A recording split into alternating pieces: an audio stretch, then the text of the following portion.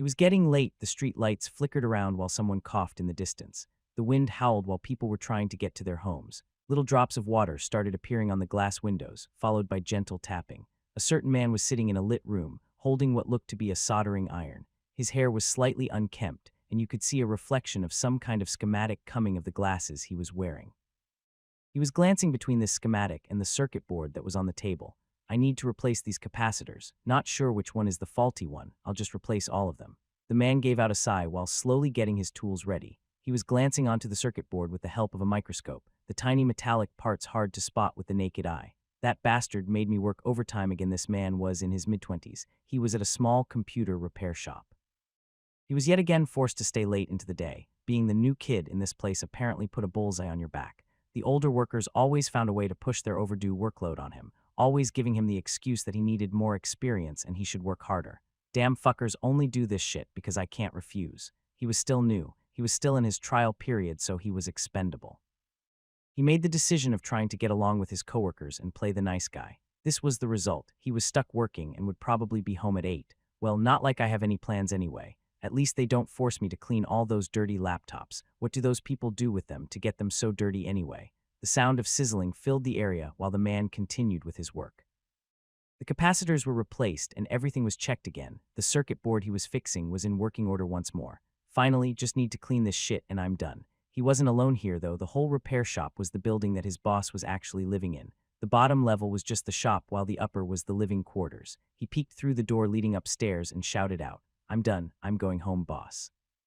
He heard some kind of grunt that was muffled by the sounds of a TV. He just shrugged and grabbed his coat to go. Luckily, he took his umbrella today. The moment he walked outside, he was hit with a sudden gust of wind that almost snapped it in half though. God damn, if I left normally, I wouldn't be stuck in this damn storm. He kicked a pebble while his umbrella shook from the pouring rain and strong winds. He felt dejected with his whole situation, but not like he could do anything about it. He was living alone and needed it to pay rent. He barely had enough for an internet connection and food, and was living from paycheck to paycheck.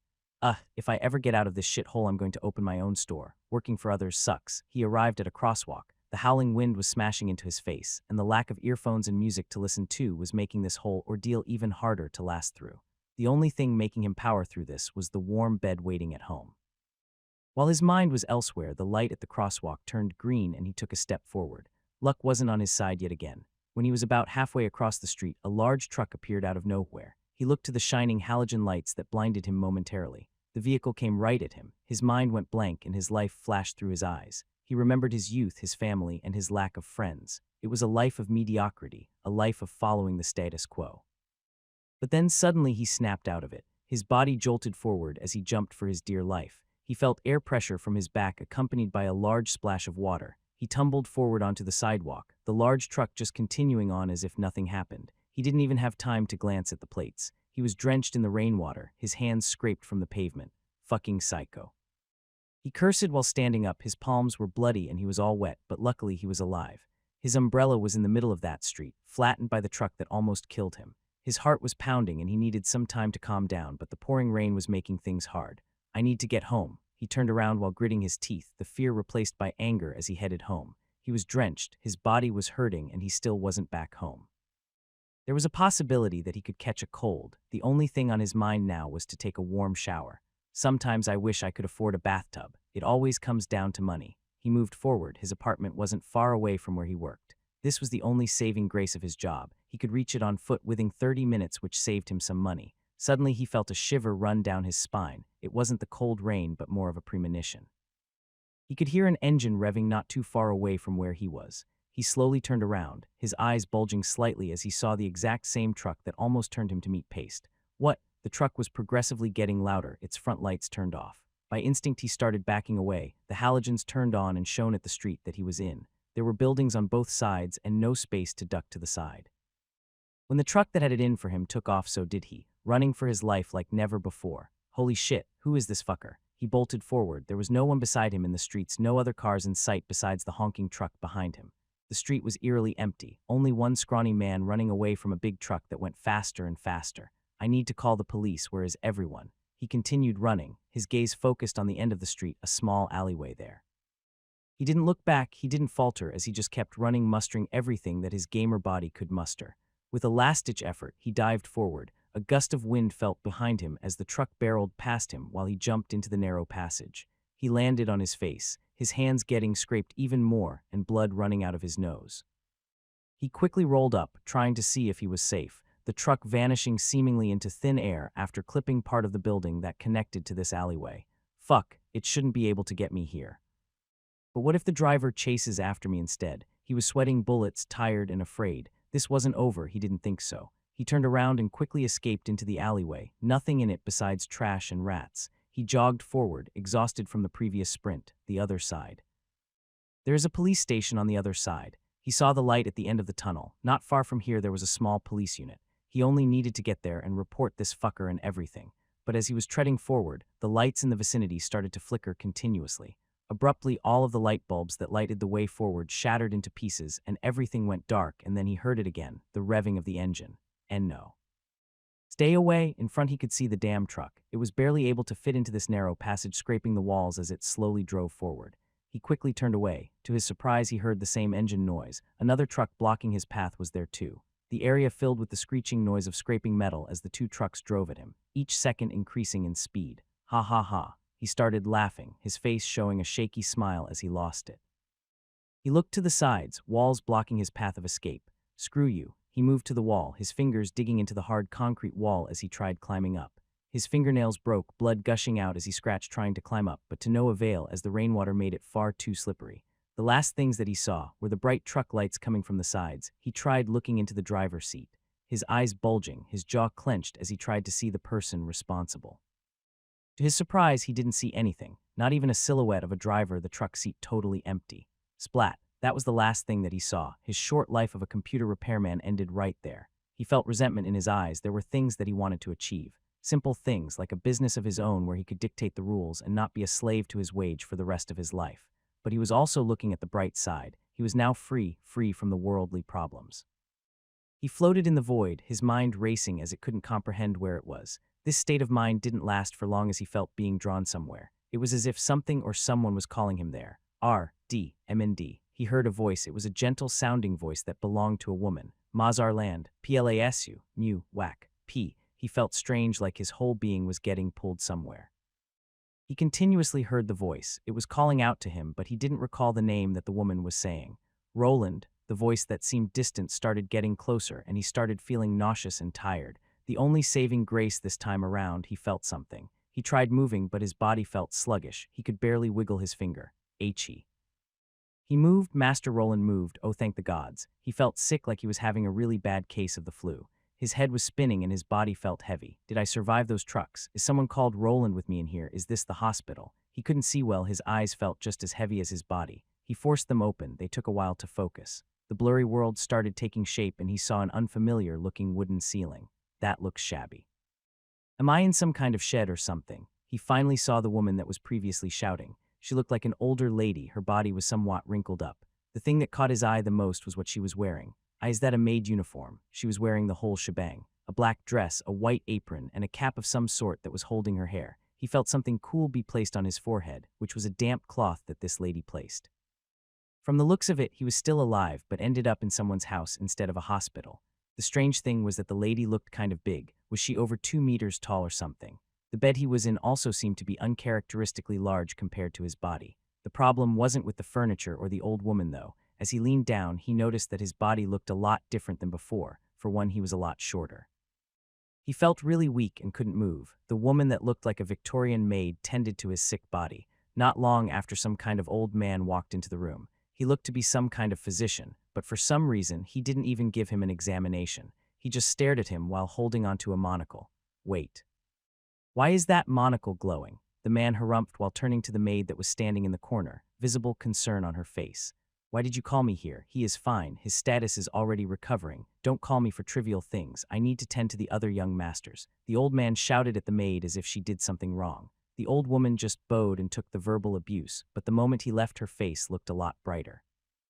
Thank the gods, young master. You had me worried sick. She smiled while replacing the damp, wet cloth for a new one. She didn't stay there for long, though, saying that he should sleep for now and that she would be back in a couple of hours to check on him. After the coast was clear, Roland managed to raise his upper body. He looked at his hands. They were soft and small. His body looked thin and slightly malnourished, but that wasn't the main problem here. What is this? Did I become a kid?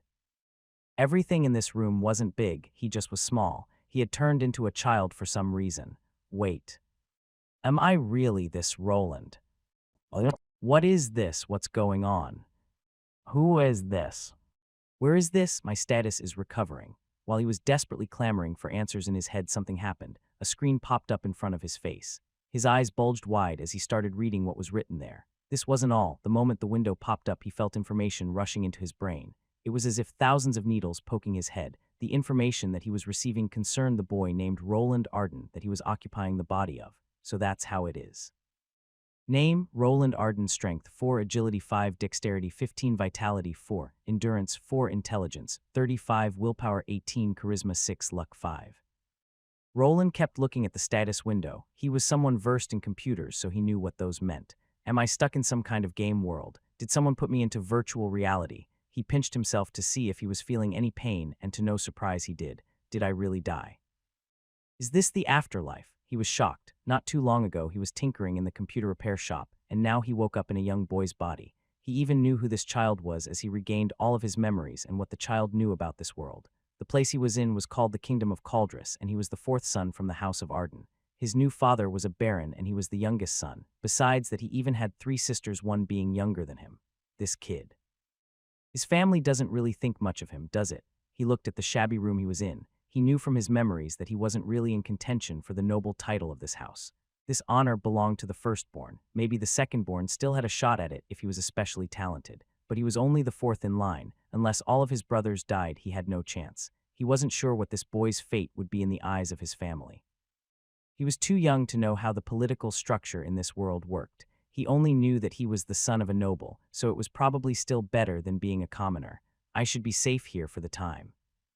Not sure what the age of adulthood in this world is, but the bigger question is, he looked to the hovering window in front of his face. It looked like some kind of status screen of an RPG character. It had things like strength and endurance, just like in games that he used to play. Most of his stats were low, but some of them stood out. My intelligence is quite high, so is my willpower and dexterity. Aren't the first 2 mage stats? He needed more information first. He needed to figure this status screen out. This was something that the people leaving in this world saw as natural. The boy's memories reflected that as he could recall him using it. Okay, I need to think status and it should show up. He strained his thoughts, the game-like screen appearing in front of him again. He could see all of his main stats. If he guided his gaze to the desired option, he could even get some flavor text to give him an explanation. Name, explanation. Strength, indicates the physical power of an individual, increases attack damage and stamina slightly. Agility, indicates how agile and nimble a person is, increases speed, quickness, and stamina slightly. Dexterity indicates skill in performing tasks, especially with the hands, increases attack damage with finesse weapons and attack speed. Vitality, increases health points, defense, physical resistances, and the lifespan of an individual. Endurance, increases an individual's stamina regeneration, and health points slightly. Intelligence, increases an individual's mana points, magic attack, and learning speed. Willpower increases an individual's resistance to elemental attacks, status effects, and mana points slightly. Charisma indicates an individual's charm, a measure of personality, persuasiveness, leadership. Luck increases the chance or critical attacks and other various skills related to chance. He started reading the short explanations for the attributes and looked at his own to see what he was good and bad at. Most of his stats were quite low, but some were uncharacteristically high compared to the others. For one, his intelligence stat was really high at a whopping 35, followed by willpower at 18 and then dexterity at 15. Intelligence increases my mana and magic attack. Am I a mage or something? I'm resistant to status effect and good with my hands. Besides those 3, everything else was below 10. He had no idea how the stats of an average person's in this world looked like. He tried recalling something from the memories that he got from this child, but there was nothing concerning this. The boy left a boring life without anyone really telling him anything. This was due to how low his social standing was in this family. He was the lowly 4th son, and he wasn't even the child of the main wife, but came from a mistress that wasn't even allowed to live together with him at this estate. He tried recalling how the boy's mother looked, a face or even the shape, but he couldn't. Don't think he ever saw his mother. He tried thinking about what kind of world he was in now. There was a window in his room, but he was still feeling sickly. By the looks of the doctor and the maid, he was somewhere where the technological advancement wasn't that great. How am I supposed to live without the internet now? He became dejected. All those shows and movies that he was eagerly waiting to devour in his free time were all gone now. What was he even supposed to do here? Go to school like a normal kid and then become some kind of court official? Is that even an option? My status is fairly low. Won't they just toss me out or tell me to go join the army or something? He wasn't sure how things worked. From his internet knowledge, he knew that noble sons sometimes became servants of higher nobles. Some were even forced to join the clergy to become a monk. I don't want to shave my head. Or be forced to take some vows. He moved his attention back to his status. Did it always look like this? He tried recalling the memories of the boy that had previously looked at his own attributes. I'm sure those 3 stats were lower. Though his intelligence was above 10 from the start, he had somehow influenced these stats, but what was the reason? He decided to investigate and looked at his status screen again. What is that? There is a skill menu. He willed the skill menu to open. With some mental gymnastics, he managed to bring out the window. This one showed him all the skills and traits that he had. Name, type, description, debugger, L5 passive skill allows the user to find and resolve defects. Bonus to intelligence +5. Logical thinker trait. A person with this trait thinks calmly, can analyze the problem and come to a rational conclusion. Receives a bonus to intelligence +5 and willpower +5. Circuitry L6 passive skill bonus to repair and creation of circuits or circuit equivalents. Bonus to dexterity +6 and +6 intelligence. Fast learning trait. People with this trait absorb knowledge at an increased rate. Bonus to intelligence +5. Knowledge retention trait. A person with this trait is able to retain more information and at a faster rate. Bonus to intelligence +3 and willpower +5. Sleep resistance L4 passive skill. You require less sleep and feel less tired. Tinkerer L5 passive skill increased proficiency in the creation and repair of various components. Bonus to dexterity 5. Identify L1 passive skill used for identifying and analyzing the world. Mana sense L1 passive skill allows you to sense mana. Roland's eyes went wide. He didn't expect to find so many various skills in there. He knew that most of those weren't in here before. This also explained why he had an increase in stats. Most of those passive skills and traits increase my intelligence, willpower, and dexterity. The traits and skills that were there before he got here were fast learning, knowledge retention, identify, and mana sense. He could also recall that this kid read a lot of books in his pastime, though that probably had to do with the fact that there was nothing else for him to do besides that. Those nights I spent playing games must count for that sleep resistance passive. Okay, so why am I here? Did I overwrite this brat's brain, or did he die and then my soul jumped in or something? He tried recalling why the boy was sick. The moment he did, he got a slight headache. He recalled that the boy was trying to do something. He managed to see some kind of glowing mist in the air, and he tried to somehow absorb it into his body. Then something went wrong and he got sick. Didn't that doctor say something about my status already recovering? He looked at his status screen again. The moment he thought about it, the window expanded and showed him a new part. Roland Arden HP 4052 MP 492 492 SB 3567 status effects. Sickness recovering. Sickness. Why are there question marks there? Do you need some kind of knowledge to see what it actually is? He squinted and concentrated on the question marks, but nothing changed. He did have some kind of identification skill, but maybe it wasn't high enough being only at L1. Well, he got sick after that glowing mist entered his body. Does it have something to do with that mana sense skill? I sure have a huge amount of MP compared to everything else. This was a really odd situation to be in. He thought of what happened that night.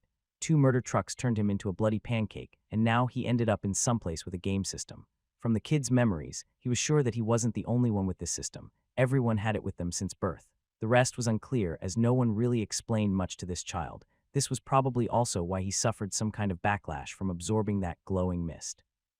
While he was at it, he looked at his stats and then compared the bonuses from the passive skills that he was receiving.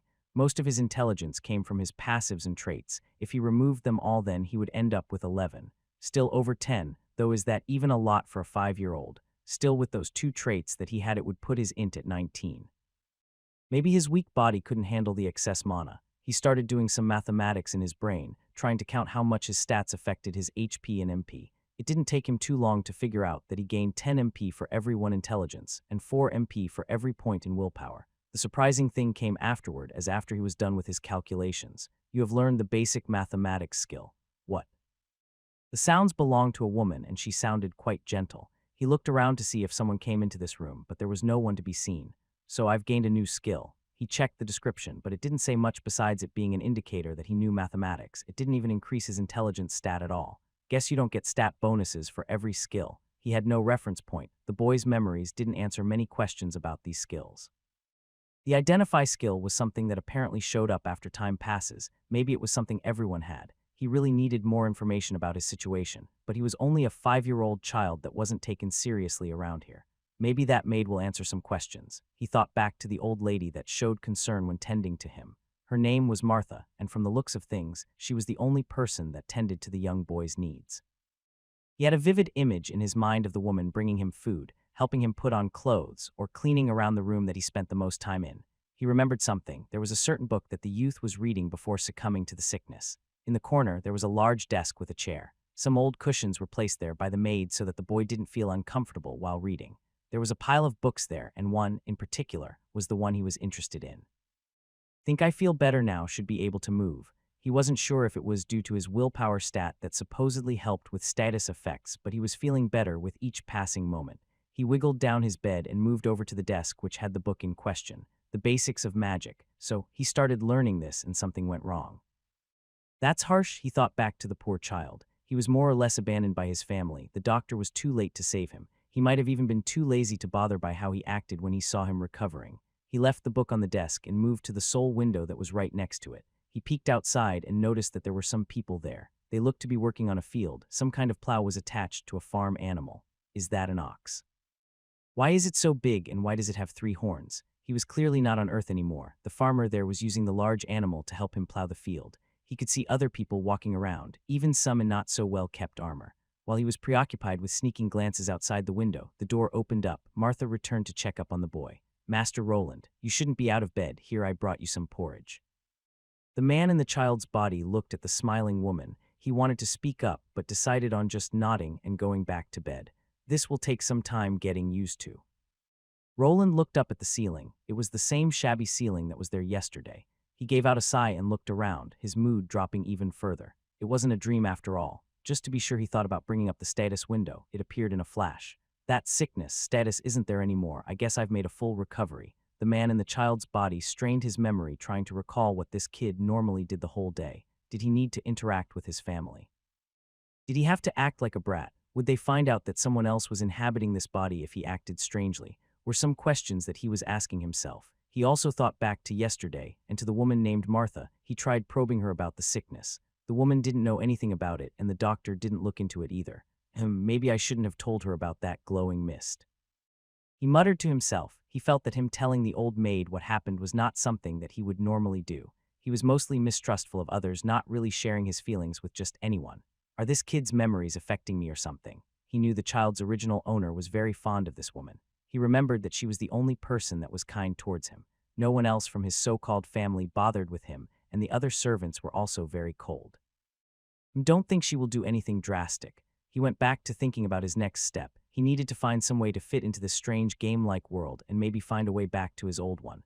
The thought of murder trucks chasing him was still bothering him. While getting up from his bed, he heard a knock on the door. His maid Martha walked in with some bread, water, and what looked to be meat. "Young master, you should still rest." She placed the food on a nearby table and moved towards the child, concern on her face. "I'm fine. The sickness status isn't even there anymore," he replied while not wanting to go back into that bed. He spent an entire day there just looking up at the ceiling and his status screen.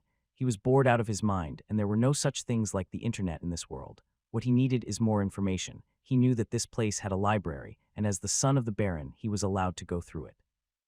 From the child's memories, he knew that this was mostly what this kid did. Probably this was why his intelligence stat was so high. Is that so? "Young master, your father wants to see you later in the day. Keep that in mind. Let me help you get dressed first." That was a quick change in attitude. The mention of no status effects was enough to deem a person cured apparently. "He wants to see me. What was this about?" He racked his brain and couldn't recall any recent memories where his father paid any attention to him. Could he be worried about Roland's health? But why now? Did he mention why?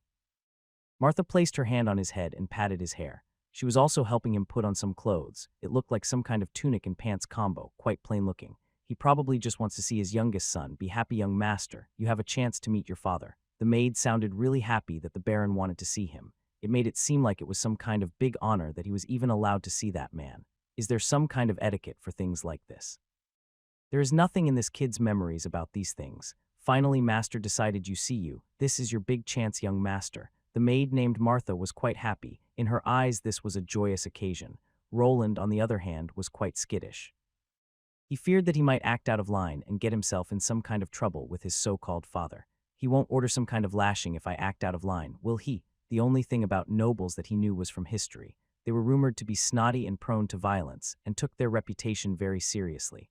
While Roland's imagination was pushing him into a certain direction, he finished eating and getting dressed.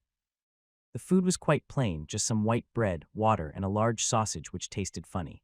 Martha, I want to go to the library. The books in his room weren't what he was looking for. He wanted to see where he was. He needed some history books or ones about geography. A map of where he was would be nice too. He wanted to know where he ended up. Besides knowing the name, he had no idea what this place was. The library. Think that's okay, but be sure not to spend too long. You have to remember the Lord's order. By the looks of it, this meeting couldn't be avoided. His maid would probably drag him there even if he refused. He finally left his room and could stretch his legs. He was on the top floor in a side wing of the Arden family mansion. He was someone that had spent his life living in small apartments and lofts, so this place felt huge. Think a baron is on the bottom of the noble ladder. I guess a noble is still a noble. He stepped outside. The door that led out of his room creaked as if he was in a haunted house. Thanks to the original Roland's memories, he knew exactly where the library was located. The boy was quite smart when it came to studying, but he felt like he had holes in his knowledge. The process that passed the memories of the original Roland wasn't perfect. He could see some servants here and there, but no one really paid any attention to him. He thought that as a young noble he would be greeted or receive a bow. This didn't happen. The people looked in his direction but went on their way as if he wasn't there. I guess that's how an illegitimate son would be treated. He remembered that he was a bastard, someone that was born from a commoner that the Baron had his way with. He still had no idea what his mother was up to, but he was sure that she wasn't in this mansion. They finally arrived at the library. The doors were large and old and screeched when he opened them up as well. Inside he saw shelves with various books. The place looked very old and was dusty. The servants didn't take care of it as the Baron focused more on practical things like swordsmanship. Ah yes, the only bookworm of the family. Martha left. This was a place that the young Roland visited frequently. Most of the time, he just took some books that were interesting, like fables and tales about legendary heroes. No one bothered him here, and he didn't need to fear his older brothers that didn't seem to like him all too much. Okay, I need to find some kind of map. Where am I and how big is this country? He was short at about 105 cm, which was normal for a child his age. Due to this, he needed a chair if he wanted to reach the books that were placed on higher shelves. Why do they have this library if no one even uses it? He rummaged through everything and managed to find some history and geography books. There was even a map with the names of the countries. The country I'm in was called the Kingdom of Caldris. The map was a bit dusty and the ink was slightly faded, but it was readable. So I'm here. The map that he was able to procure wasn't a world map, but just of the continent that he was on. This was enough to get a general idea. His country had 4 other countries around it, which wasn't good from a military standpoint. Hope those countries don't decide to invade us. He went through the books that he grabbed and soon found out the power of his fast learning and memory retention trait. He could remember most of what he had read on the previous page. His learning speed was astonishing. I could have used this back at the college days. Maybe I can become a scholar or a court official in this world, if they have anything like that. He was unsure of his future, but he would rather be a researcher than a knight. Damn, these history books are too vague. How old is this even? The books weren't helping that much without a reference point. He forgot to ask his maid about the era he was in. He didn't know what year it was either. The geography books were more helpful, though. From them he found out that the kingdom that he was living in was fairly large. It was even larger than the largest country that he knew back on Earth, surface-wise. This is only a partial map. Is this the only continent? If not, then this planet could be a lot bigger than Earth. He continued with the reading and finally found the name of the world that he was now on, along with its size. The planet's name is Terra. Think I've heard that somewhere before. The size. This isn't the metric system anymore. Do I need to find a math book now? He had the world name, but the size was unknown to him. He shrugged as it didn't really matter, knowing that it was big was enough. While he was rummaging through the books, he heard the large door opening up. Martha stepped through them, probably here to remind him about the appointment with his father. Young master, it's time. The new Roland felt nervous for some reason. He had a hard time remembering the Baron's face. The man didn't really visit him that often. The last time he saw him was on the boy's 4th birthday. On the 5th one, he didn't even receive a present from him, just a quiet party with his maid that brought him some cake. This is going to be awkward. Do I need to call that guy father? Will he hit me if I annoy him? He was sure that he was the lowest-ranked person from the whole family, and he remembered that his older brothers didn't take him seriously either. He had to do it, though, so he followed after his maid that guided him to the dining room. Are we going to eat dinner together or something? He racked his brain. He couldn't remember the last time Roland was invited to dine with his family. He mostly spent his days alone in his room reading books and dreaming about fun and adventure like any young boy his age. His maid stopped before the door to the dining room. She smiled at him but knew that she wasn't allowed to go any further. "I will see you later, young master." He nodded and entered the room. Inside he saw a large table. Servants were bringing in food and drinks alike. Some of his brothers were already here, like the third son, Robert. The youth was 8 years old, and the moment their eyes met he scoffed, as if Roland wasn't supposed to be here.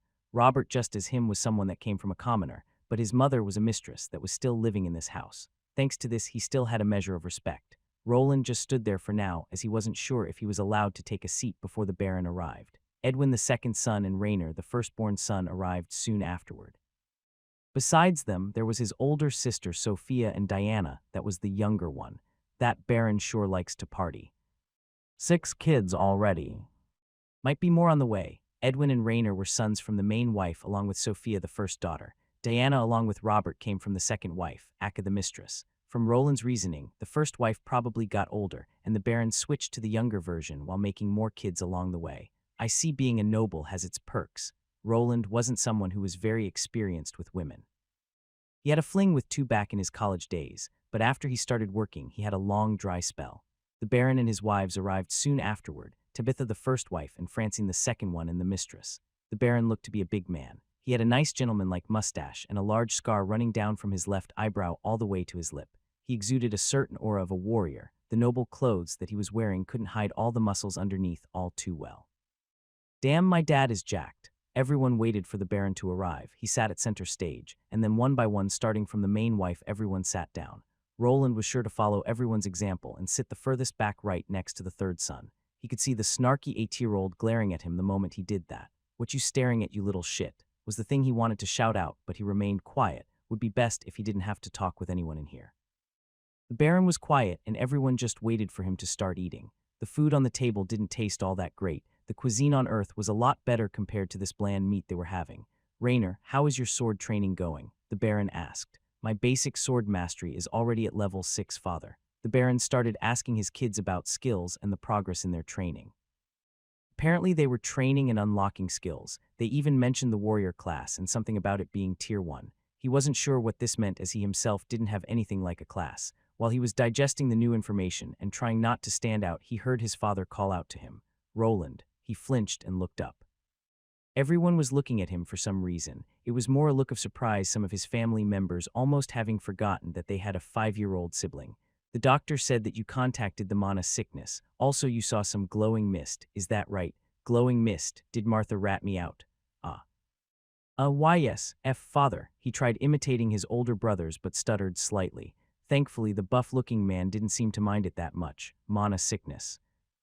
Do you perhaps have a mana-related skill?" His father looked at him. Everyone else did the same as they waited for a reply. "Why yes, I have the mana sense skill." "What?" the oldest brother shouted out while looking at Roland, his eyes squinting. "What you staring at me like that for? I'm just answering the questions here." "Ho, mana sense. You're not lying to me, are you?" The Baron gave Roland an intense stare. The boy shrunk down as he felt as if he was getting rocks pilled up on him. "And no, I have it." He spoke out in a meek voice while the Baron rubbed his chin. "Is that so, Adam?" He could see the other kids and even the wives looking at him. It was as if he was doing something out of line, but they were afraid to speak up while the Baron was talking. A man with gray hair stepped out. He was wearing a black tux. "If the boy has the mana sense skill we need to check, bring someone who can perform a test. If he passes, look into procuring a tutor and some books related to magic." Roland looked at the large man that was asking the butler-looking fellow for some test. Was he about to get a magic teacher? Was it going to be that easy? He expected to have to scrape by being unnoticed, but here he was getting some preferential treatment out of nowhere. Was mana sense some rare skill? He could tell that his siblings weren't happy with this. Their expressions were easy to read, as they were kids that weren't able to hide their emotions. Roland, on the other hand, was all smiles, just nodding, while his Baron of a father continued to talk. Maybe I'm some kind of genius. Am I a wizard now?" This was unexpected. It was as if he played the Uno reverse card and flipped his social status around. The next day, a person came to check upon him. His father stood true to his word and brought someone over to test if he had talent in magic. It was apparently one of the more rare gifts in this world. Roland thought that they might try reading his status screen in some way. That would in turn reveal his circuit and debugging related skills. Luckily, you had to have an evolved version of the identifying skill to be actually able to that. This cost a lot, so his father opted out for a lesser measuring item in the shape of an orb. It tested someone's aptitude in some way and gave out a faint blue glow, which indicated that Roland did indeed have the mentioned mana sense skill. His life got flip-turned upside down. He was suddenly accepted into the family inner circle together with the other kids. His living quarters were moved, and even the servants were bowing at him now. The same couldn't be said for the other sons, though. They all saw him as an eyesore. They were quite competitive and prideful. Still, he was the only one from the family with this so-called talent. This meant more work, though. He received many new books on how to train his skills. He didn't get a tutor for one reason or the other, but he suspected that even with this, he was still considered only slightly more useful.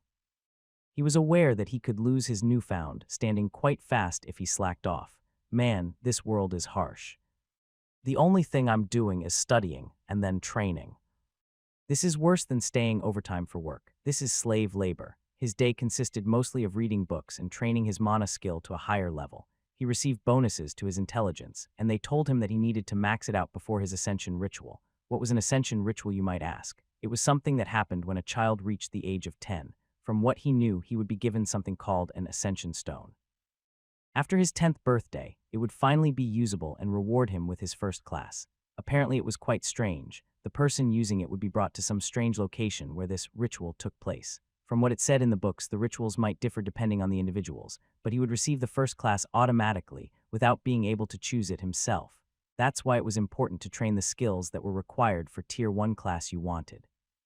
Yes, classes came in tiers. The most basic Tier 1 classes that existed were Warrior, Archer, Mage, Thief, Blacksmith, and Acolyte.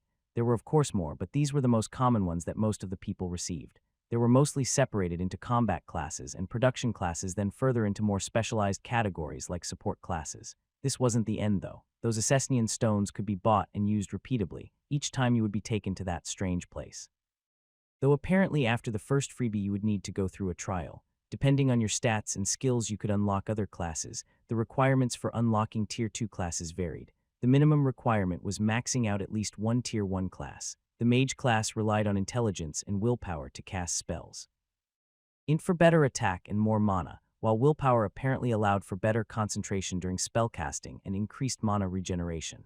The basic books he was learning from didn't go into too much detail, and his family wouldn't be spending more cash on him until after his ascension ritual. Still, I'm going to be a damn mage. Why should the next Mage King do this kind of shit? Roland grumbled while doing push-ups. An angry-looking man was looking at him. This was a soldier that was working for the Baron and his personal trainer. The Baron, whose name was Wentworth Arden, was a musclehead through and through. What kind of name is Wentworth? His father was a military man as well, so he wanted all of his children to have basic training. This mostly consisted of endurance and muscle building training along with basic swordsmanship.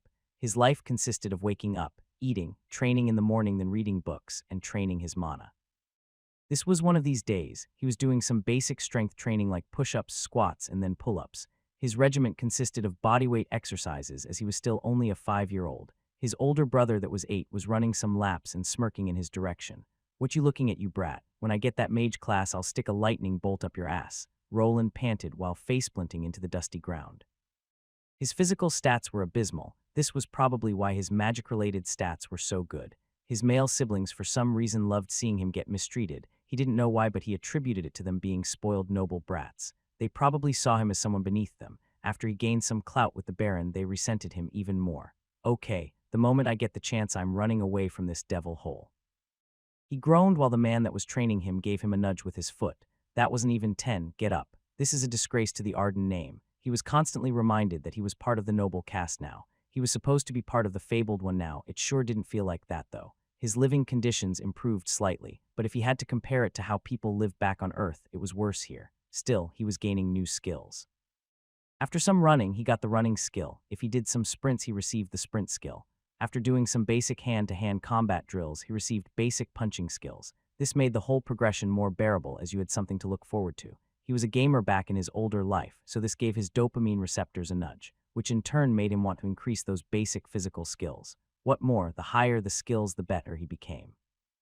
The moment he received one, he instantly felt the change. He could run faster, jump higher, and punch harder. He would even receive bonuses to his endurance and strength stats if he leveled up these skills high enough. This is slightly addicting, he said while looking up in the air. He was sitting on his bed and looking at the glowing fog around him. His mana sense skill was already at level 3 at this point. This skill didn't do much besides letting him see the mana around him. It looked like a faint blue fog, but he couldn't really do anything with it. Leveling this skill only widened the range of his mana sense and made the fog slightly more distinct. Well, from the books I read, I should get this to level 10 before the Ascension ceremony, and I'm almost guaranteed a mage class. I will gain some skills directly from the mage class at L1, ones that will help me shape mana and expel mana, or ones that will let me absorb more and raise my mana regeneration. He balanced a pen between his nose and upper lip and looked outside. There were two moons shining brightly, one was red and the other was blue. This was a reminder that he was really in another world. His family was gone, all of his old friends too. Everyone here felt like a stranger. He didn't feel like he could bond with them either. His so-called parent was distant. He only gave him attention the moment he found out that he had a rare skill. He knew people like that back from Earth, the ones that only stay with you while you are useful to them. When your usefulness runs out, they will drop you like a sack of potatoes. I really need to get out of here. This mage thing is supposedly very prestigious, so if all goes right, I will be able to pave my own path. He wanted nothing more than to leave in peace. He was starting to hate being caught up with others. He just wanted to be left in peace and do things at his own pace. Wonder what a mage actually does for a living. Will I have to participate in monster subjugations? Wars? He tried thinking back to a couple of RPGs he used to play. In most of those, some kind of chosen one set off on a quest with a party of adventurers. The most basic one was the one where you defeated some powerful monster like a demon king. Me a hero, huh? That probably won't happen. He gave out a sigh and dropped the pen. He was tired and bruised. The idiot of a drill instructor had given him a couple of good whacks with a stick when he was taking his time while running.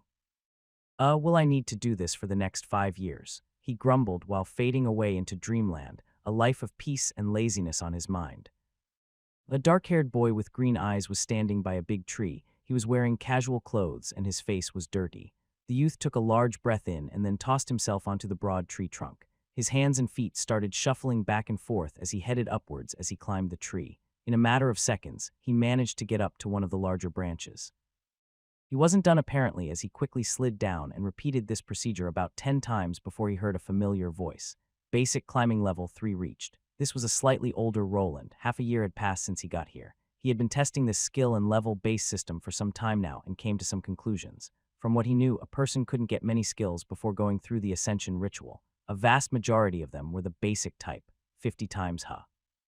I guess it's not a 10-time multiplier. The narrative has been taken without permission. Report any sightings. Roland rubbed his chin. He had trained his climbing tree on this exact same tree from level 1. After getting up the first time, he had earned basic climbing at L1. After the next 10 tries, he was at L2. Then after 50 times, he got it up to level 3 now. Not everything can become a skill, though. He had tried various approaches. He had a small ball, and he tried tossing it up against the wall multiple times to see if he would gain some kind of throwing skill, but it didn't work. Then he gave it another try with a rock and a training dummy, and was able to attain a basic rock throwing skill. Might have something to do with the way I was throwing it, or with the item being a toy, and a rock might be considered a projectile or a weapon. He came to the conclusion that most of the skills you could gain were used for combat in some way. He needed to throw a spear to get a basic spear throwing skill, but for some reason couldn't achieve the same by throwing a stick that wasn't accepted by the system as a weapon. It's a little bit vague. Also think there's a clear achievement-based system working in the back that levels the skills up when you pass the threshold. He had tested the climbing skill just for that reason. The level up points was at 1, 10, and then 50. The further you went, the harder it was to level up a skill. Wonder if I climb a taller tree if the time required to level up the skill will change. Martha was standing to the side while holding her cheek. She had been watching her young master climbing up various trees and scribbling something down into a notebook. At some point, he would stop and look at the things he wrote down. His eyes would narrow or bulge out in an odd way. Young master has become quite active lately. I should add more meat to his diet. The woman went away to do some chores while Roland continued testing the skills. He had become quite infamous among the servants. People started finding him hiding in the closets or sneaking into the basement. When they asked him about an explanation, he always replied that he was testing new skills. His older brothers started ignoring him after they saw him try to scale the mansion walls while muttering something about a strange monster called a truck. More time passed, and Roland had learned most of the basic skills that he considered useful and easy to pick up. There was one thing that was bothering him, and that were the skills that he was sent to this world with. Even after testing, he couldn't figure out what his circuitry or debugging skills could be useful for. The third one that was tinkering proved useful when he tried rearranging a clock. He never worked with clocks, but he somehow knew where the parts should fit in. He didn't believe this was the work of the circuitry skill, as circuits and cogs in a clock weren't even close. The application of mana sense was also something he couldn't figure out. There was also that thing where the original host of the body died due to trying to absorb the mana fog in the surrounding. After further research, he concluded that before reaching a mage or acolyte class this was impossible and would result in mana poisoning. No one explained it to the original kid. I guess I'll have to wait with any magic-related testing after I'm older. Roland wanted to start playing with mana, who wouldn't? This path was blocked for now, so he focused on other things. His identify skill went up the more he read or identified things. The sleep resistance was also self-explanatory. After the youth had gained a plethora of basic skills like sprinting, climbing, throwing, he looked into other things. One of these things was class-related skills concerning crafting. He had the tinkering skill, so maybe he could learn to smith or work the forge. Why young master if the Baron finds out? You can't learn class skills like this. The Baron will be mad. Roland was now standing with a mallet in his hand, hitting it against some heated-up iron. He had gone over to the blacksmith that was working and used his name of one of the Baron's sons to force the blacksmith to teach him something about crafting. This didn't go the way he had planned, though, as he wasn't getting any skills from hitting the heated-up horseshoes. Maybe I'm missing a step. Hey, what's the most basic blacksmith skill? He was sure he would gain some basic skills if he worked with the smelter, or if he hammered away at heated metal. For some reason he wasn't getting anything at all. All the other basic skills were a lot easier to unlock at L1. Master Roland, if you don't unlock the blacksmith class you can't learn any smithing skills. Apparently the only skills he could gain just like before were ones related to combat. The only hammer-related skills he could get were ones related to fighting proficiencies. This doesn't make much sense. Maybe the people or gods that developed this didn't want to have child labor or something. In the end, the Baron found out that Roland was spending his time working at the forge. He was forced to abandon his smithing testing after they proved ineffective. He was also forbidden from doing tasks like this as they were unfitting of a noble's son. Time moved on. Roland kept training his basic skills to their maximum while trying not to die from boredom. Doing repeatable tasks like this just to hear the system ding wasn't as rewarding as one might think. Then his 9th birthday came. He didn't receive any presents, though. He got something else entirely. Roland looked at the sharp object in his hand. It was a short sword fashioned out of steel. He was about 140 cms now, quite tall for a 9-year-old child. He glanced at the weapon he was holding, his identifying skill even giving him some basics. Short sword, common attack. Defense, a common sword made from steel. Yeah. That helps a lot. Why was he holding a weapon for killing people, you might ask? Also, why was he in a dim-lit room with a green-looking creature looking at him with those beady eyes? The Baron liked to keep his boys on a tight leash. He was just 1 year short of receiving his ascension. The House of Arden had a tradition, a very bloody one. Children that reached the age of 9 were to take a certain test of bravery. He was taken to the mansion's dungeon. In there, he was presented his opponent. This was something commonly seen in these kinds of fantasy worlds, but for Roland, this was a first. The people around here were all humans. If he didn't see this creature today, he might have believed that they were the only race around. Goblin L1 HP 117, there it was, green and ugly, and even shorter than him at about 120 cm of height.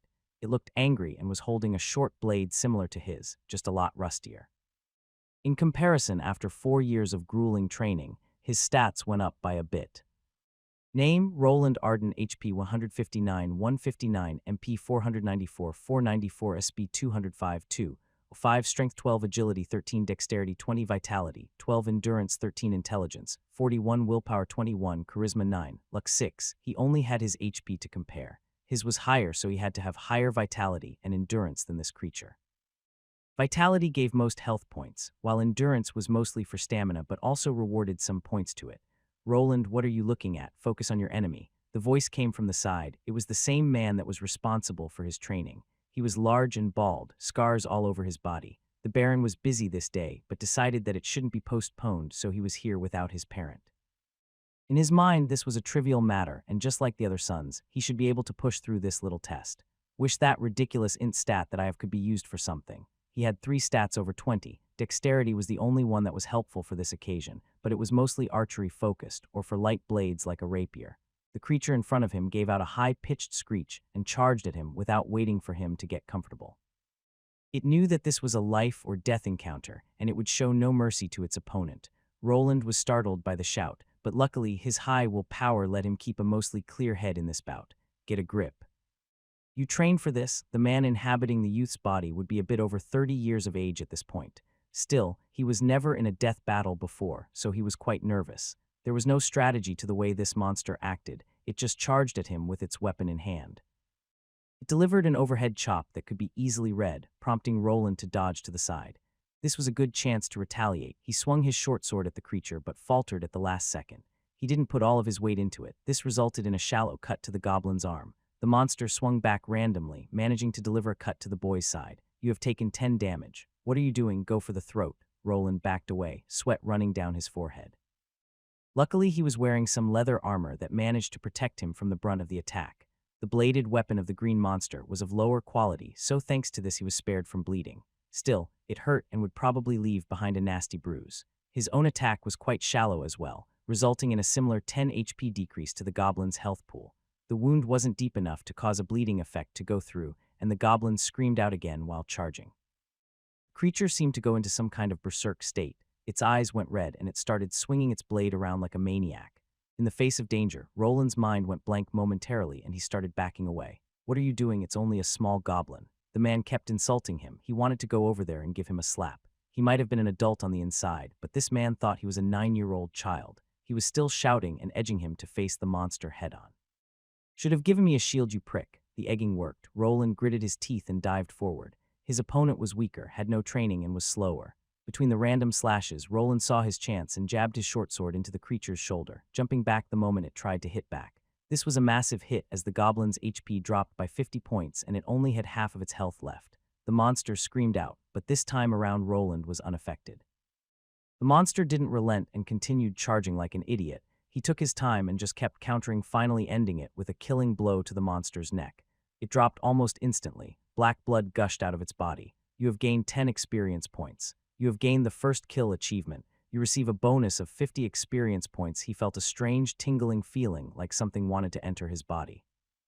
The strange phenomenon stopped almost instantly, as if being blocked by something. This feeling was the act of gaining experience, which was blocked due to this world's restrictions.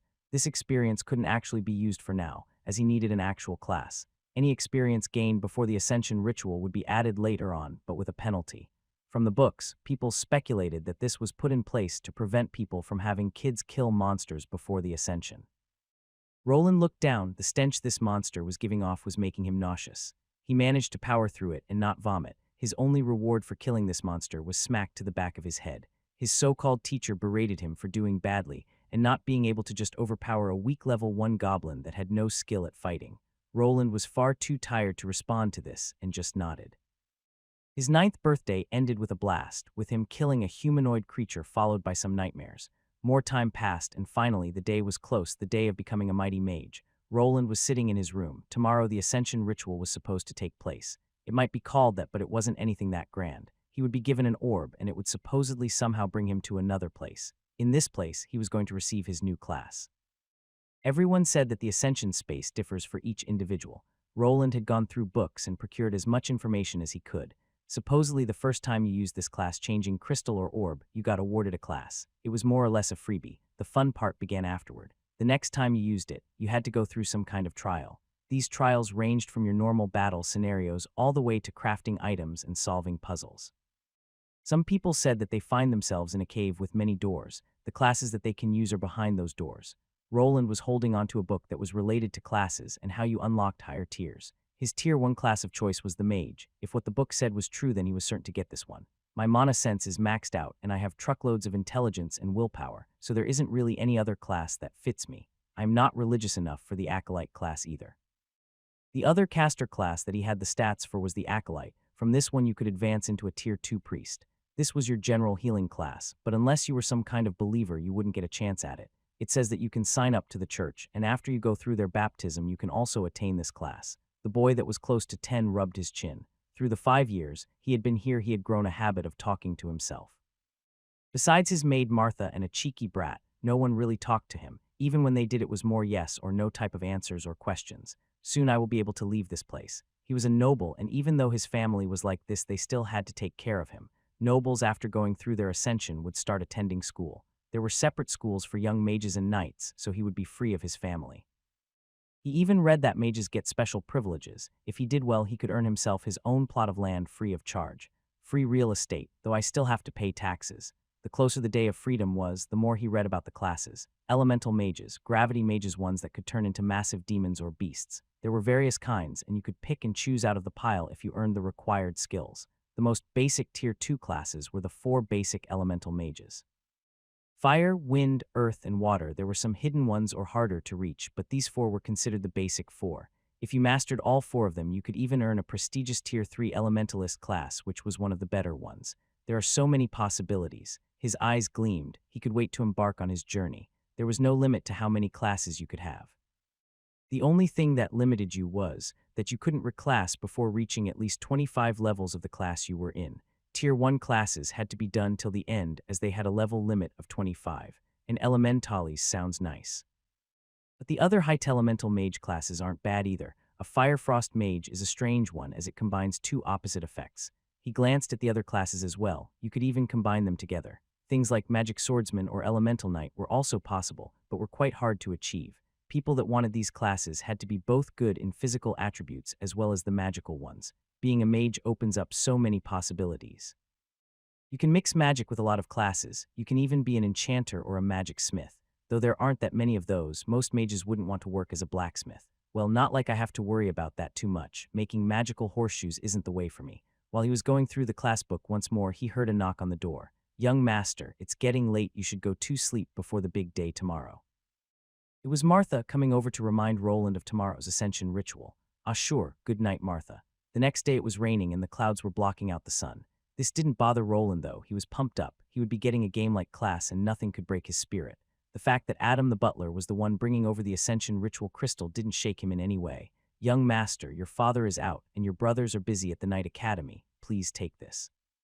He handed him the crystal. It looked like a slightly blue quartz crystal and was quite symmetrical. "Ah, sure, busy as always. What else is new?" The Baron was a busy man. He rarely spent time in his mansion. He was a high-ranking official in the army and had to train the army soldiers. He had earned his rank thanks to his battle achievements. His whole family before him were honorable knights, but he was the first one to hit it big. "Yes, let us begin. Please sit down and concentrate on the crystal. You don't need to do anything else, Master Roland." No special place was required. Even though the crystal would take him somewhere, his real body would remain in place. If what the book said was true, then even if he stayed in the trial space for months, only seconds would go by in the material world. People speculated that some kind of powerful magic pulled the crystal user's soul somewhere where time and space worked differently. Roland nodded and sat down while holding the crystal with both his hands. Some other servants along with Martha were in the room with him. They were mostly here to examine if he actually received the mage class and pass it on to the family head. He read it in the book, and it said that there was nothing special to activating this crystal.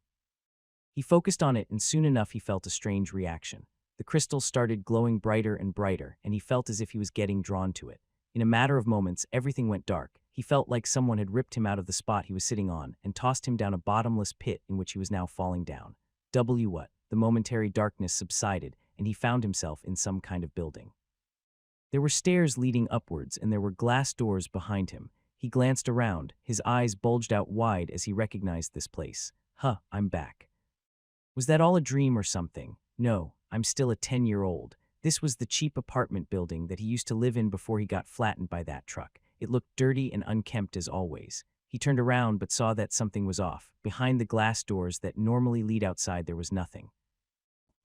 Why is it so dark outside? Can't see anything." It was pitch dark as if there was nothing there. He reached for the door handle and tried pushing it down. It didn't budge an inch. He pushed and pulled, but nothing happened. He even started kicking the glass, hoping to get some kind of reaction, but it was as if he was hitting hard steel. He finally turned around, his face filled with confusion and sweat. He went for the first apartment, knocking and trying to frantically open it. "Hey, is there someone inside?"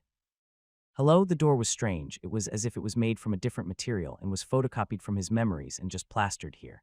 The same thing happened when he ran up. Each door was unmoving. He couldn't even get the handles to budge in any way. That book said that this ascension space could be strange. "I guess this isn't my old apartment building." He climbed up, finally realizing where he was. His old apartment was on the top floor. He remembered always getting winded while going up. This time around, with the increased stats and stamina, he felt normal. Stood in front of his apartment now, the number 19 written on it. Well, here goes nothing. He grabbed the door handle and flicked his wrist. The familiar clicking sound of a lock opening was heard. He pushed the door open and just looked inside. It's really my room. He slowly entered his old home. It wasn't big or anything. There was a living room and a small toilet. The kitchen was combined with the living area, and he only had enough space for a bed on the side, along with a desk for his PC. Ah. This good old shitty apartment. The items in this place were all real and fully recreated. The mattress that he used to use even had a hole in exactly the same spot that he remembered. He sat down on his old bed, and even this old thing was better than the bed he was using back at the Arden estate. When he asked about a change, they just said something that it built character if he used a hard bed and that he shouldn't complain. So what is this place supposed to be anyway? The windows couldn't be opened and the water in the faucets wasn't running either. There was sufficient light inside this room, but the scenery outside was pitch black. This made him feel like he was in some kind of Twilight Zone episode.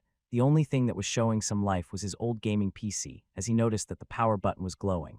He sat down in his old gaming chair. It was still comfy as ever. He pressed the button with a shaky finger and heard the familiar booting sound. The computer booted up into Windows 10, and even his old password worked. The only thing out of place was the blank desktop with only one icon right in the middle. I guess I'm supposed to click this. The icon was a drawing of a large shield in the back and a sword and magic staff in the front. He slowly delivered the double click and waited for this program to load up. He was greeted with a sprite of himself, or at least it looked kind of like him, as the resolution was quite low. Is this pixel art of me or something? There was an arrow moving away from his sprite that was looping a 3-frame walking animation to the side. There was another grayed-out sprite that the arrow was pointing at. It looked like a pixel version of him in a robe. Could this be my Tier 1 class? Looks like a magician. He was kind of baffled about the way this Ascension trial worked. Before clicking the mage sprite, he looked back and glanced at his old apartment room. He lived here for only a year, but he was closer to this place than to that noble mansion he was at now. He wanted to just turn around and flop on his bed. Maybe if he woke up he would be back on Earth and could go back to his boring job. I probably should get on with this Ascension. He grimaced and placed his hand on the mouse. The cursor went over to the tiny sprite and he clicked it. The moment he did that, he received a prompt. Do you wish to change classes to the Tier 1 Mage class? Yes, no. He hesitated for a while but finally clicked yes. The computer screen flashed for a moment and a little animation of the arrow filling up as an upload screen appeared. The tutorial will be initiated. Please put on the VR headset. He received another prompt followed by a strange sound coming from above. Then a VR headset appeared out of nowhere and fell right into his lap. I never owned a VR headset. He looked at it and it was a model he was familiar with. He wanted to buy one of these in the past but didn't have the cash to spare. He decided to follow the instructions and put it on. The moment the VR headset was strapped in, something happened. He expected to actually see some instructions while getting a regular VR experience, but instead he found himself in a strange white room. There is nothing here. He couldn't feel that he was wearing a VR headset anymore and couldn't take it off. It was as if he dived into the Matrix. He looked around while wondering what he was supposed to do. After some seconds, the whole place flickered and the scenery changed. Wait. Is that me? The white room switched to a grassy plain. There was a wooden training dummy standing in one spot, and opposite it was a person. This person looked like Roland. He was wearing a mage robe, and his facial expression was non-existent. His copy raised his hand upwards and held his palm towards the training dummy. Roland had his mana sense skill maxed out, so he noticed the change in mana around that person. The Roland clone opened up his mouth. Some words escaped its mouth. He stared at the talking person, and he noticed the shift of mana around the clone. The mana moved through its body and towards its palm, and something started forming. A small ball of energy was created. This ball gradually increased in size before it was shot forward. The wooden dummy received the hit, the wood splintering to the sides as if it was hit by a small cannonball. Whoa. Was that magic? His copy didn't say anything, but dropped its hand down and then turned to face him. The Roland copy had a blank expression and then started slowly walking towards him. This put the original Roland at attention. What was this clone of him trying to do? Wait. He tried backing off, but his back hit some kind of invisible wall. Out of surprise, he turned around and tried hitting it with his fist. His sudden opponent didn't stop, though, and continued walking. Hey, you think I'm afraid of you? Roland took a fighting stance. He went through 5 years of training and knew basic hand-to-hand combat as well. He decided to take the offensive, thinking that his opponent wouldn't have enough time to react. But his punch didn't hit anything but air. It literally went through his copy's head. What is this? The clone was apparently a material or a hologram. The moment it touched Roland's body, it faded away. This wasn't the end, as Roland felt a sharp pain. His head felt like it was getting a needle stuck into it. You have attained the Tier 1 Mage class. Basic Mana Shaping Skill unlocked. Basic Mana Regulation Skill unlocked. Mana Bolt Spell L1 unlocked. Basic Incantation L1 unlocked. He heard the familiar voice announce that he had changed classes while the pain was subsiding. He shook his head and could feel that he had learned an actual spell and had his stats slightly raised. The skills he gained helped him in shaping spells and regulating the mana inside of his body. He wanted to test his newfound skills out, but before he could do that, the space he was in started flickering. He wasn't sure if it was due to a time limit or if after a class up you got kicked out. Everything went dark once more, and he found himself falling into the darkness again. He gasped out as he found himself back in the Arden estate, the servants looking at him from the sides.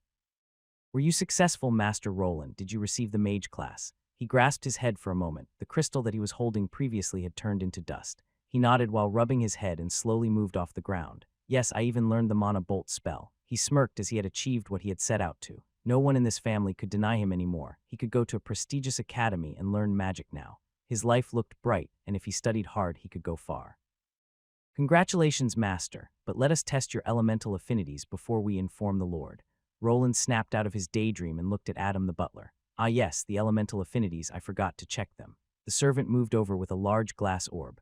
Roland placed his hand on the measuring device, not thinking anything of it. His affinities would decide what elements he was best at. This was nothing more than a formality, but would show him which element he should focus on. He didn't need much. Any kind of number would let him advance further, so he wasn't worried. The orb glowed slightly, but nothing out of the ordinary happened. The butler looked at the measuring device for a moment with a strange expression on his face. Could it be broken? "Young master, could you look at your elemental affinities and see the values?" The elemental affinities were a hidden stat that was only unlocked after the first class.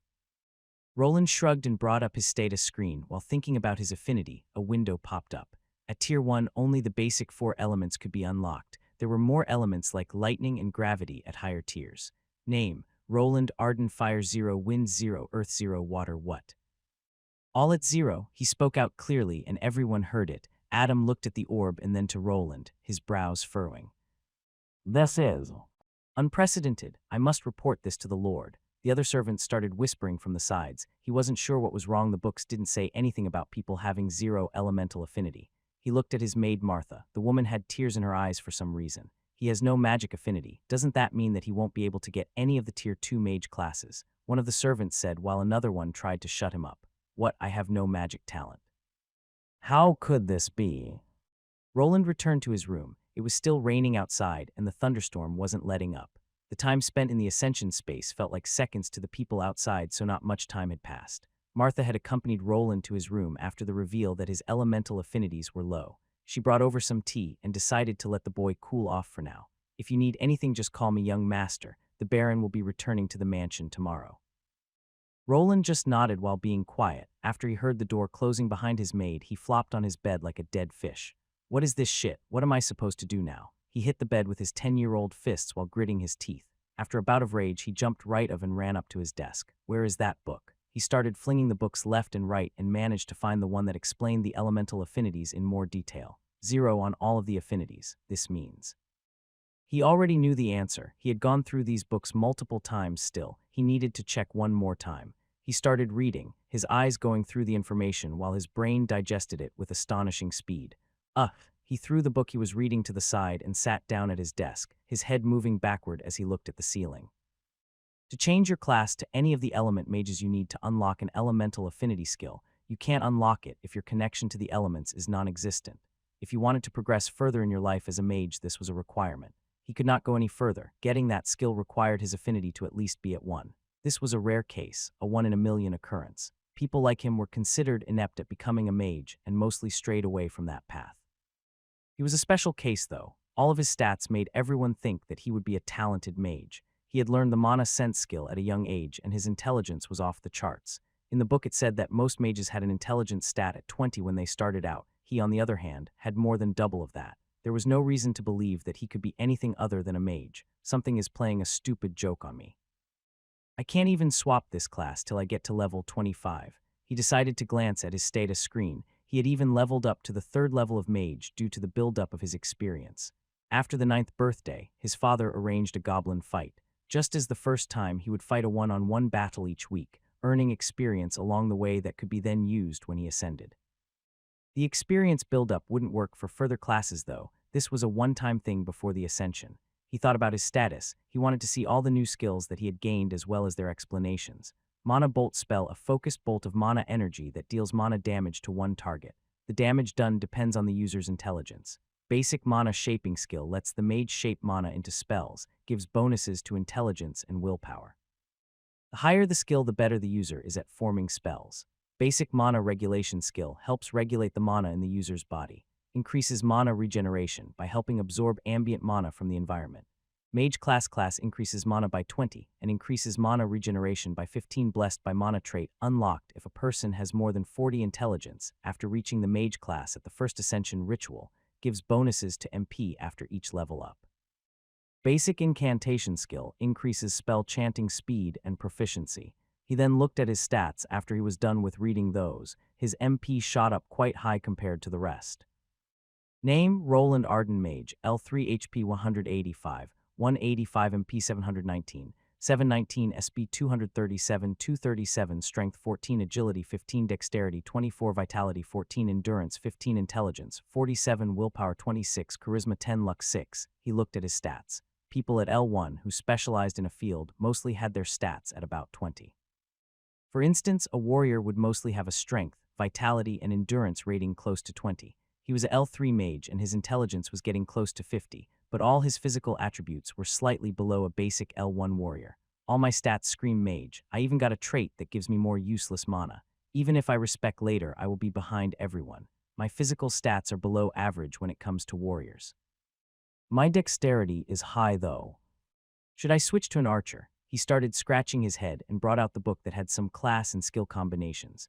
This was something that a noble title got you. Most of the people outside didn't have the luxury of planing, and most of the class combinations were off-limits to the commoners.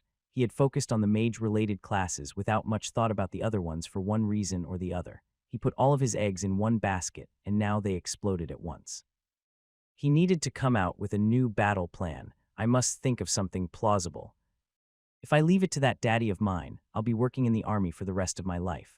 All of his brothers were on a one-way ticket to the army. His father was quite the militaristic nut and didn't consider people that didn't work in that field as much. At least that was how Roland saw it. He couldn't be sure as the interactions with his father were limited. He also tried to avoid him most of the time along with the other brats from his family. Enjoying the story.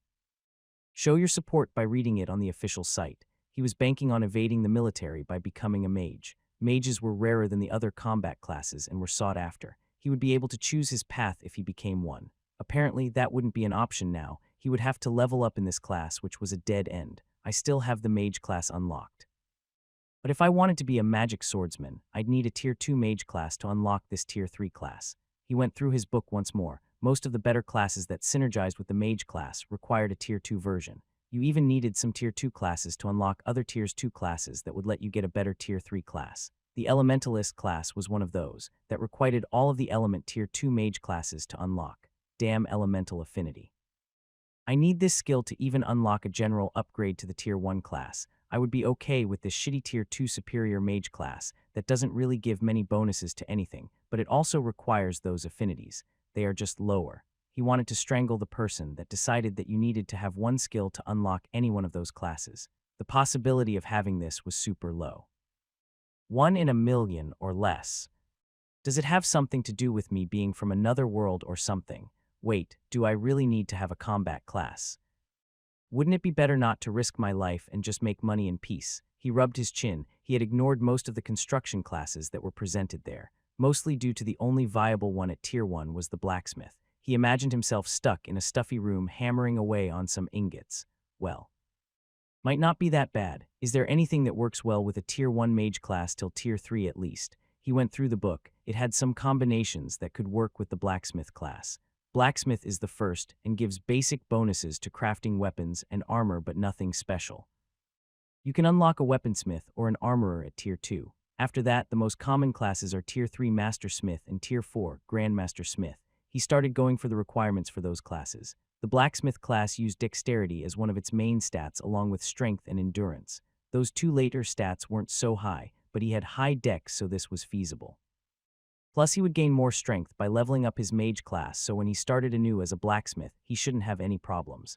I need to find something that combines with those first. He looked for the page that described good combinations with these manufacturing classes. He knew that enchanted weapons were a thing, so there should be a class that was primed for that.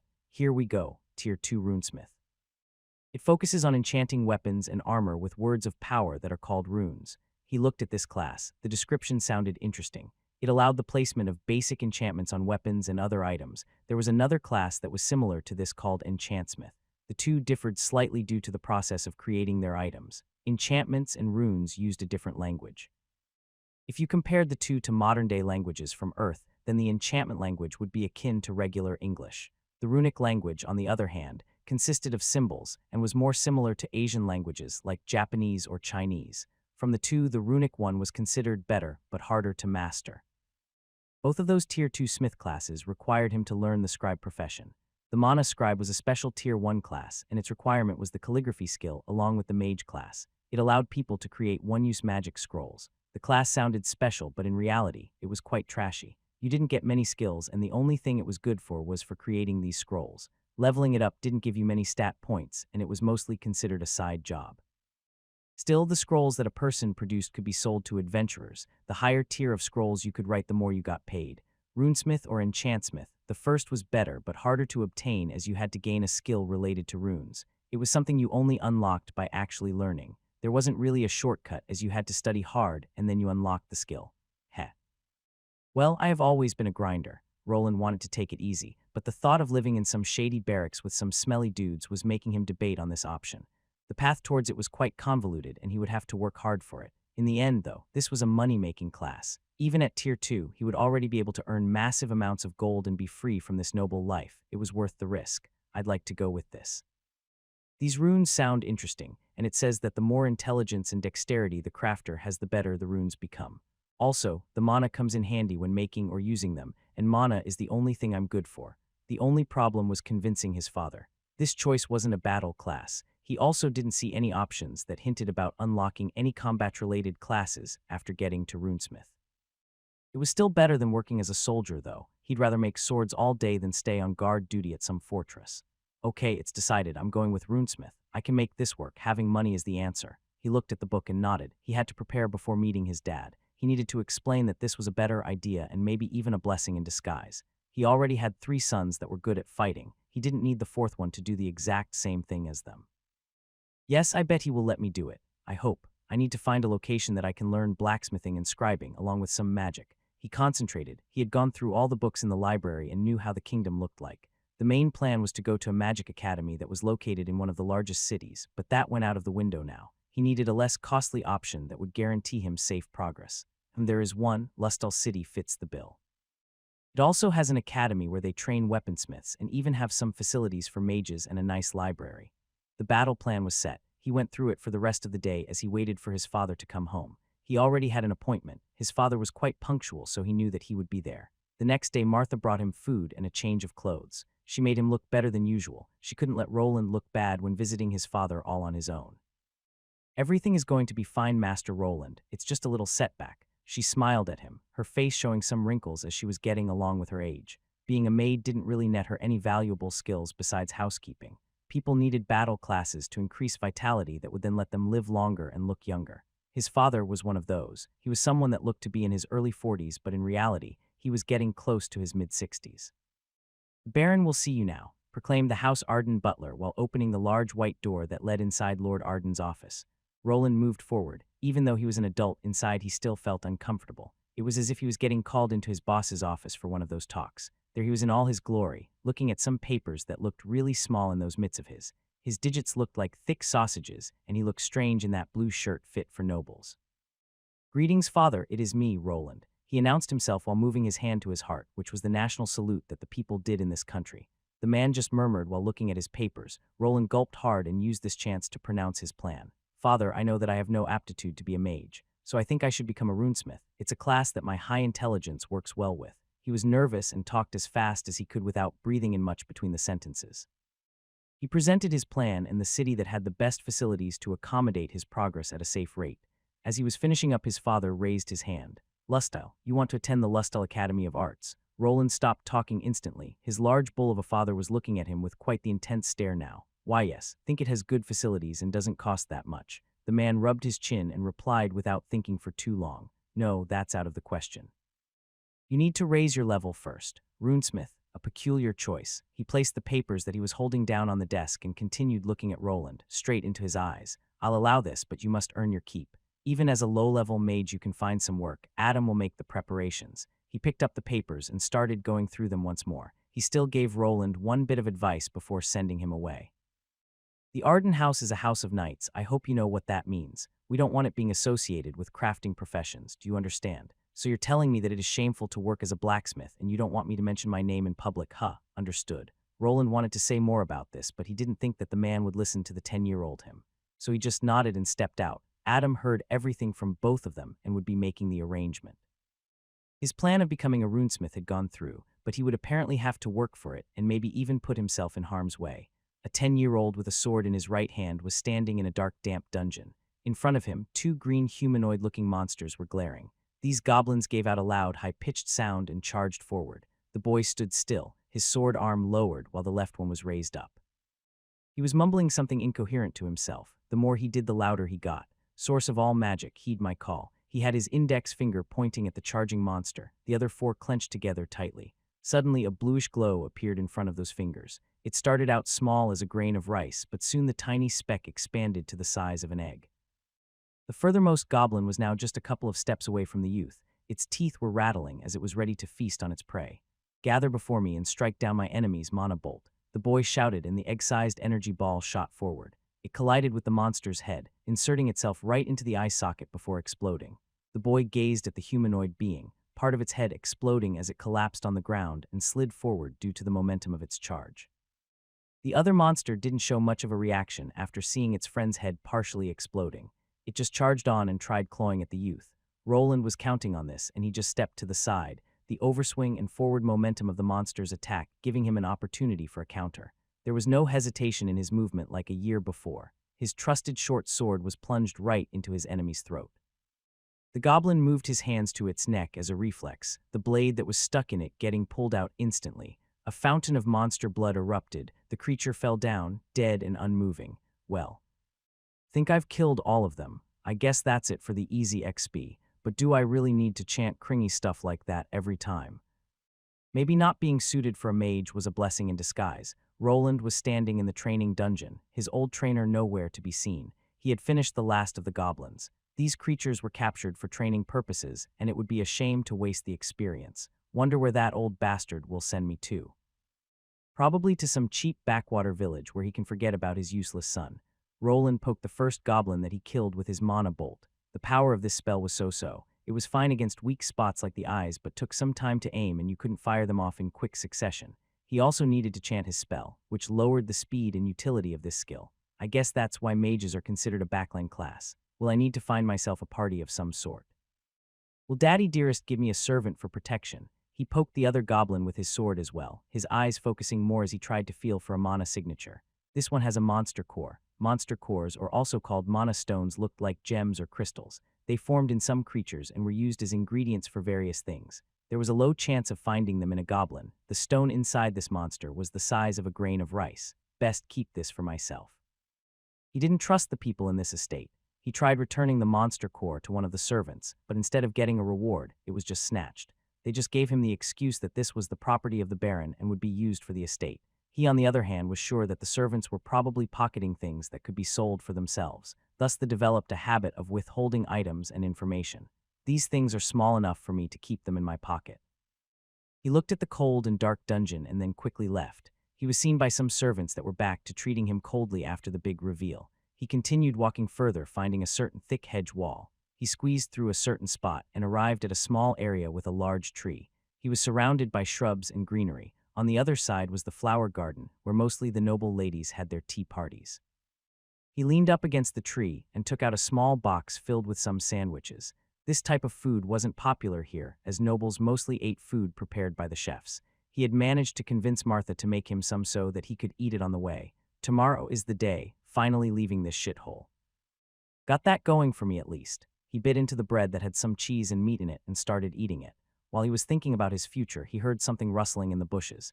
Even without looking in the direction, he knew who that was. Big Brothua Rowand. He heard a child's voice. It was high-pitched and the pronunciation wasn't quite there. This was his new younger sister. His dad couldn't keep it in his pants, and the mistress gave birth to this child. It's not Rowand, but Roland Lucian.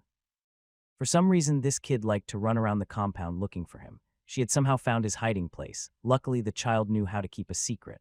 She was even super happy when he told her that it would be a secret between the two. Lady Francine doesn't like it when you talk to me. She'll give you and me an earful if she finds out. The small girl with golden locks didn't seem to care, as she just ran up and gave her big brother a hug. Roland felt a bit uncomfortable from the show of affection and reluctantly petted her head. Ich oith mwami won't find out, the small girl proclaimed while looking at the sandwich that was in Roland's mouth.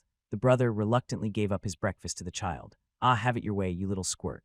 Brasier my birthday ith shun don't forget though come. Roland looked at the girl and gave her chubby cheeks a little pinch. Your birthday, yes it should be in a couple of weeks. It would be her third birthday this time. While he was in the family's good graces, he was allowed to take part in it, even though he mostly just sat in the corner not doing much. I will see what I can do. Now run along before your mother catches you here. He ruffled up his sister's head before escaping her big green eyes. He didn't want to lie to a child of this age, but it was better than making her cause a scene. He would be leaving tomorrow and he couldn't do much about it. She'll forget me after a few months, not sure if I'll ever return to this mansion after I leave anyway. He left towards his room. He was mostly packed, all thanks to his trusted maid Martha. The same woman was now hugging while weeping. Calm down, Martha, I will be fine. No, young master, I will go to the Lord and ask for permission to come with you. How can he send you away unattended? The woman was quite attached to him, but he wouldn't be allowed to take any servants with him. Adam said that I will be looked after there. Don't need to worry about anything. This was bound to happen. The woman dried her tears with a handkerchief while looking at the smaller boy. Young master, be sure to write a letter if there is something bothering you. You're such a brave young lad. You never did cry or complain about anything. Such an obedient child. She continued hugging him while sobbing. In the end, he had to push her out of his room. He needed to check if he took everything that he could. He decided to take some blank papers and some calligraphy books. He needed to heighten this skill to the maximum sooner or later. The night went by fast and he was ready to leave. The only person to send him of was of course his personal maid that looked like she didn't sleep too well. She sure loved this Roland boy, didn't she? The new Roland didn't feel like this woman's affection was focused on him. She was probably just a gentle soul that cared for the child that once was inhabiting this body. From his perspective, if she ever found out that it was occupied by some weird nerd from Earth, she would probably do a quick 180. Still, he felt a bit sad to leave her here with these posh assholes. Maybe in the future, if I have enough money, I can hire her myself. He stepped into the coach. His bags were ready. He waved at the friendly lady and was finally able to leave. The next destination was the train station. Yes, this world had trains. There were also flying airships, but they were above the Baron's pay grade. Roland had once visited one of these magic stations. The contraptions looked like old-fashioned steam trains, but instead of steam, they run on mana stones. There was no one to send him of. The coachman and his helper just carried his bags to the train and that was it. He waited there for the mana engine train to arrive. Compared to the earthly counterparts, there were a lot more wagons getting pulled behind it. Besides transporting people, it was used for moving various goods. Well then, I'll be off. He muttered to himself. He had slowly gotten used to the solitude that this world provided him with. He sat down at his designated seat and looked at other families sending their loved ones off with hugs. He could see some of them smile and others were even crying while waving at the train that was leaving. Family, huh? He turned away, not sure what to make of this, his eyes closing as he tried taking a nap. The ride was going to be a long one. Back at the Arden estate, Adam was getting called in by the Baron for a little chat. Did he leave? Yes, my lord. He didn't reject the offer. Did you make it clear? Yes, my lord. He knows the destination. The muscly man tapped the desk he was sitting on while looking out the window. He is surprisingly headstrong. His performance against the lesser monsters was satisfactory. The butler nodded. If you compared the boy to the other young masters, he lacked the stats of a warrior, but he was very resolute and clear-headed. Even during the first fight, he didn't suffer much of a setback. His brothers, on the other hand, mostly failed and had to be rescued by their helpers. With some training, he could pass for a knight. He wishes to be a lowly smith, though. The man frowned. He couldn't let the other nobles know what he had a son working as a blacksmith. Don't worry, sir. Everything was prepared. The boy will probably ask for assistance in due time. The Baron nodded and waved his servant away. He was smoking quite a large cigar. He blew out some smoke through his nostrils before speaking out to himself. If he doesn't, then so be it. It will be his choice. He is old enough to make his own mistakes. He placed the cigar to the side and then focused back on the military papers in his hand. He was still lagging behind schedule.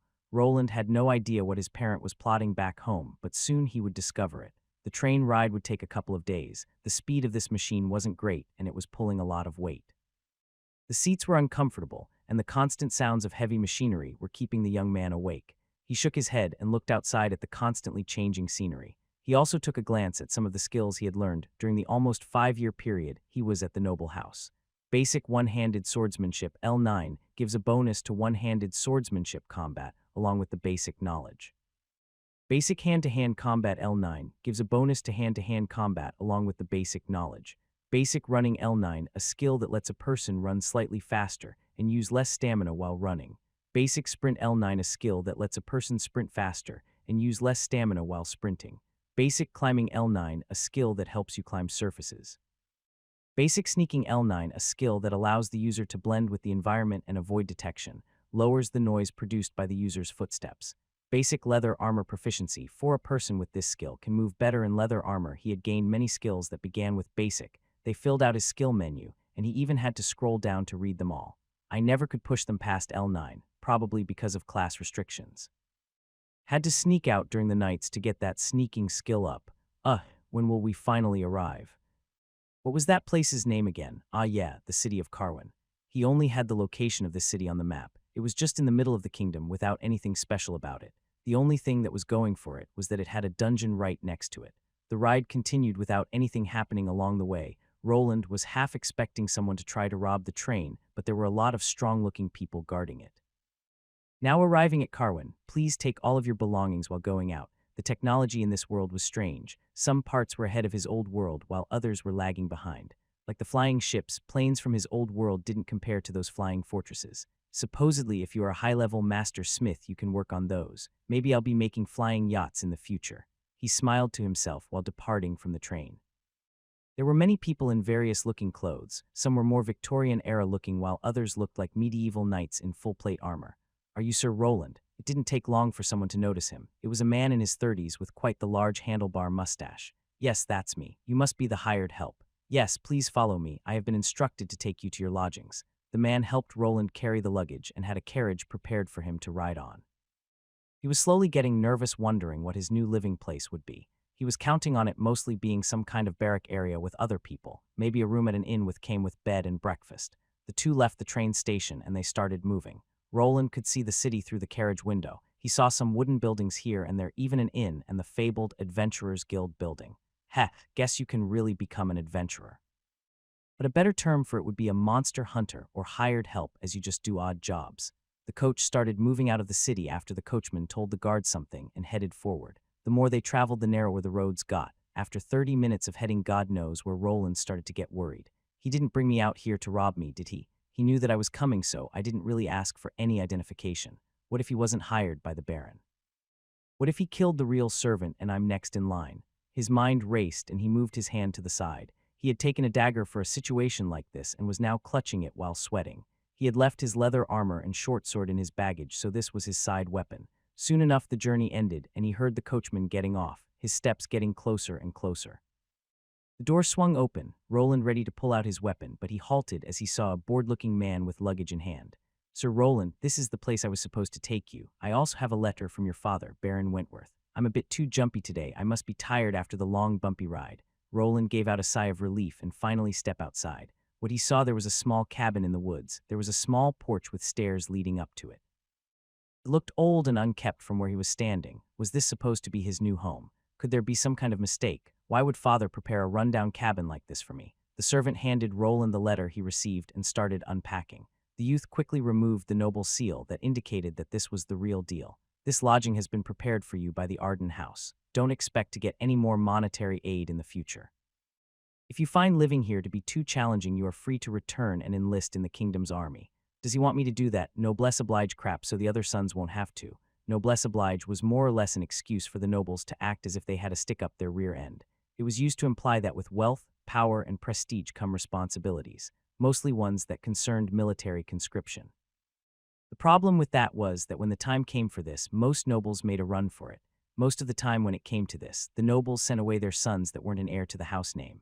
Roland was just the person that fit that bill, born of a commoner and with no backing at all. Roland crumbled the paper up, his eyes bulging and his face going red. I will be leaving then, Sir Roland, or do you wish to return? I was instructed to take you back if you wish for it. Roland snapped out of it and glared at the coachman. No, this is fine, just leave. I will be fine. Yes, sir, there is a well to the east if you walk for 10 minutes towards the city. There is also a spring to the west if you go deeper inside of the forest, but you must be wary of the animals. He was left alone. The sun was going under and he was feeling cold. He started carrying all of his belongings into the wooden cabin. Inside was little space and even less helpful items. There was a shabby bed with a mattress that was just cloth filled with straw and hay. There was something akin to a stove in the corner, some chairs, a wooden desk, and some animal pelts. He sat down on one of those chairs, the crumpled-up note in his hands getting surrounded by his mana, which caused it to catch on fire. Mana was still a type of energy, so it was able to produce fire in some form if it came in contact with flammable items. So this was it. He wants me to give up so that he has an excuse to shove me into his little army. I bet that's why he agreed to it so easily in the first place. He doesn't expect a 10-year-old brat to manage on his own. He wants me to come back crying. He took out the pouch with his money and counted it. He needed to see how much it would last him. He needed food and water. The rest were all secondary. Think I'll have to pay that Adventurers Guild a visit. Roland opened up his eyes. His body was stiff and sore. This new bed was even worse than the one at the noble estate, and it was terribly windy in this cabin. He needed to procure some wood for the fireplace and also clean everything in here. It was dusty and even moldy in a couple of places. It didn't look like a place a 10-year-old should be living in. I need to eat something. He had some food packed, but it wouldn't last him long. He needed to depend on the meager amount of coins he had received. From what he counted, they would last him about a month. At least the lodging is free here. Maybe I'll move to an inn when I earn something. I need to get to that Adventurers Guild, but will they even let a 10-year-old work for them? Roland knew that adventurers existed in this world. They were mostly considered sellswords. They were more or less hired thugs that hunted monsters for parts and defended merchant convoys from bandits most of the time. They were the odd jobbers of this world. If you gave them enough coin, they would do it. At least I managed to get this thing. He pulled out a crystal. It was similar to the one used for the Ascension ceremony and worked in a similar way. Roland knew that they cost a lot, so he nabbed one from the Baron's estate while no one was looking. With this, I will be able to respect to a blacksmith or mana scribe. Not sure what is better. He nodded and hid the items. He was living in the middle of nowhere, and there was a possibility of his house getting sacked while he was away. He couldn't be sure. From a logical standpoint, someone wouldn't put their son in a place that could get robbed. But it's the Baron we are talking about. He might even hire some goons to rough me up to prove a point. He decided to bury the class up stone away from the log cabin, making sure that it didn't stand out. He had quite the memory, so he didn't need to mark the tree he buried it by, which could only alert someone to the buried treasure. How much money do I have? Not sure about the market value of food here. They never let us shop for ourselves. He returned to his cabin and emptied the coin pouch that he had. All of the coins were stacked on one pile. He didn't even need to count them thanks to his arithmetic skill. He just needed to look at the pile on the table, and a number hovered about it, giving him the exact amount of coin he had. This comes down to exactly one small gold coin. Or 10 large silver coins. What I have here are, in this world, there were 3 types of coins with 2 variations. Each coin had a small and large version. The cheapest one was the small copper coin. 10 of those made up one large copper coin, and 10 of those were worth as much as a small silver coin. You went all the way up to golden coins. Above a large golden coin stood a royal golden coin that was larger and rectangular in shape, some copper coins and silver ones. Wonder how much this will last. Should I cook for myself and save on money, or... He glanced to the side and looked at the shabby stove and some rusty pots and pans in the corner. The idea about cooking for himself went out of the window. At most, he would buy things like apples or sausages that he could eat without cooking. He looked at himself. He managed to take a small mirror from the noble house. He was wearing standard black leather armor. It consisted of a chest piece, pauldrons, a sword belt, arm guards, a belt with a pouch, and leather boots with some knee protectors. To the side, he had his short sword. He also nabbed a hunting knife from one of the workers while packing. This would save him money on skinning utensils. The knife could also be used as a last-ditch effort of defending himself. Alright, time to head out. He left the shabby log cabin. The thing had a small lock, but if someone decided to kick the door down, it would snap in half. Roland had to move somewhere else. He was in the middle of the forest with no protection. In his mind, this was something that his father set up. He was probably getting watched by someone. I bet he told people in town to keep an eye out for me. Well, at least he cares. Though I bet it has more to do with the House Arden reputation. Can't have some kid be loose shouting his noble name everywhere. He was convinced that his so-called dad didn't really care for him. He probably left some guards so that he wouldn't croak on the first day, but from what he saw in the letter, the man probably wanted him to join the army. Roland, on the other hand, was set on never returning home. He had enough of living under the rules of other people. It was time for some freedom. Even back in his old life, he felt like he was too dependent on others. It was time for a change. Well, I just need to make enough money. Then everything will work out. It was time to go back to the town he had arrived. He remembered the path that the coachman took and backtracked. He was slower on foot, but with some jogging, he could make it in half an hour if he wanted to. The first obstacle proved to be the guards at the entrance. They demanded a fee of 5 large copper coins right off the bat. Kid, you new here. One of the guards asked while giving him 5 large copper coins back in exchange for the small silver coin. Yes, is the Adventurers Guild recruiting? The guard raised his eyebrow and looked at the child in front of him. Roland was a bit taller than other kids, so he could pass for being older. Still, he didn't look older than 12 or 13 at the most. You. An adventurer? You sure you don't want to work as a stable boy instead? The guard smirked his buddy laughing on the side while Roland left slightly annoyed. Damn assholes, will I have to pay an entrance fee each time I come here? I'll be out of cash in no time. After passing through the checkpoint, he kept walking while looking at the surroundings. The main road was made out of large stone blocks and stretched through the city and right towards a large castle-like structure in the distance. The castle was probably where the city lord stayed in, or either the noble house that was responsible for this plot of land. He continued on while paying attention to the structures more than to the people. The whole place looked like a medieval fantasy city. The buildings were mostly made from stone, and the roofs were slightly tipped at an angle and made from what looked to be thin red brick tiles. After some more walking, he found himself standing in front of a large building with saloon-like doors. It had a sign with 2 axes on the sides and 1 longsword in the middle. Above the symbol, the words Carwin Adventurers Guild was written. It will be fine, right? He gulped as all of his future plans depended on this. If he didn't manage to get a job here, he would be forced to work somewhere else. That stable boy job might not seem that outlandish at the time. He started getting nervous and just stood there in front of the door not doing anything. While he was hesitating, some people walked out. It was a group of adventurers, 4 of them. Roland snapped out of it and moved to the side. The people gave him a side glance before departing. Wait. Was that an elf? And that was a dwarf. Right? Roland kept his eyes on the backs of the people that just walked out. In his noble house, there were only humans, and he never saw any other humanoid races anywhere besides the goblins that he trained on. One of the adventurers was an elven woman with long golden hair and wearing green clothes. She had an arrow quiver on her back and a longbow to go with it, indicating that she was an archer class. Next to her was a short man, below 150 cm in height. He made up his height disparity with his width. Roland could clearly see he was quite muscular and was carrying a long axe weapon.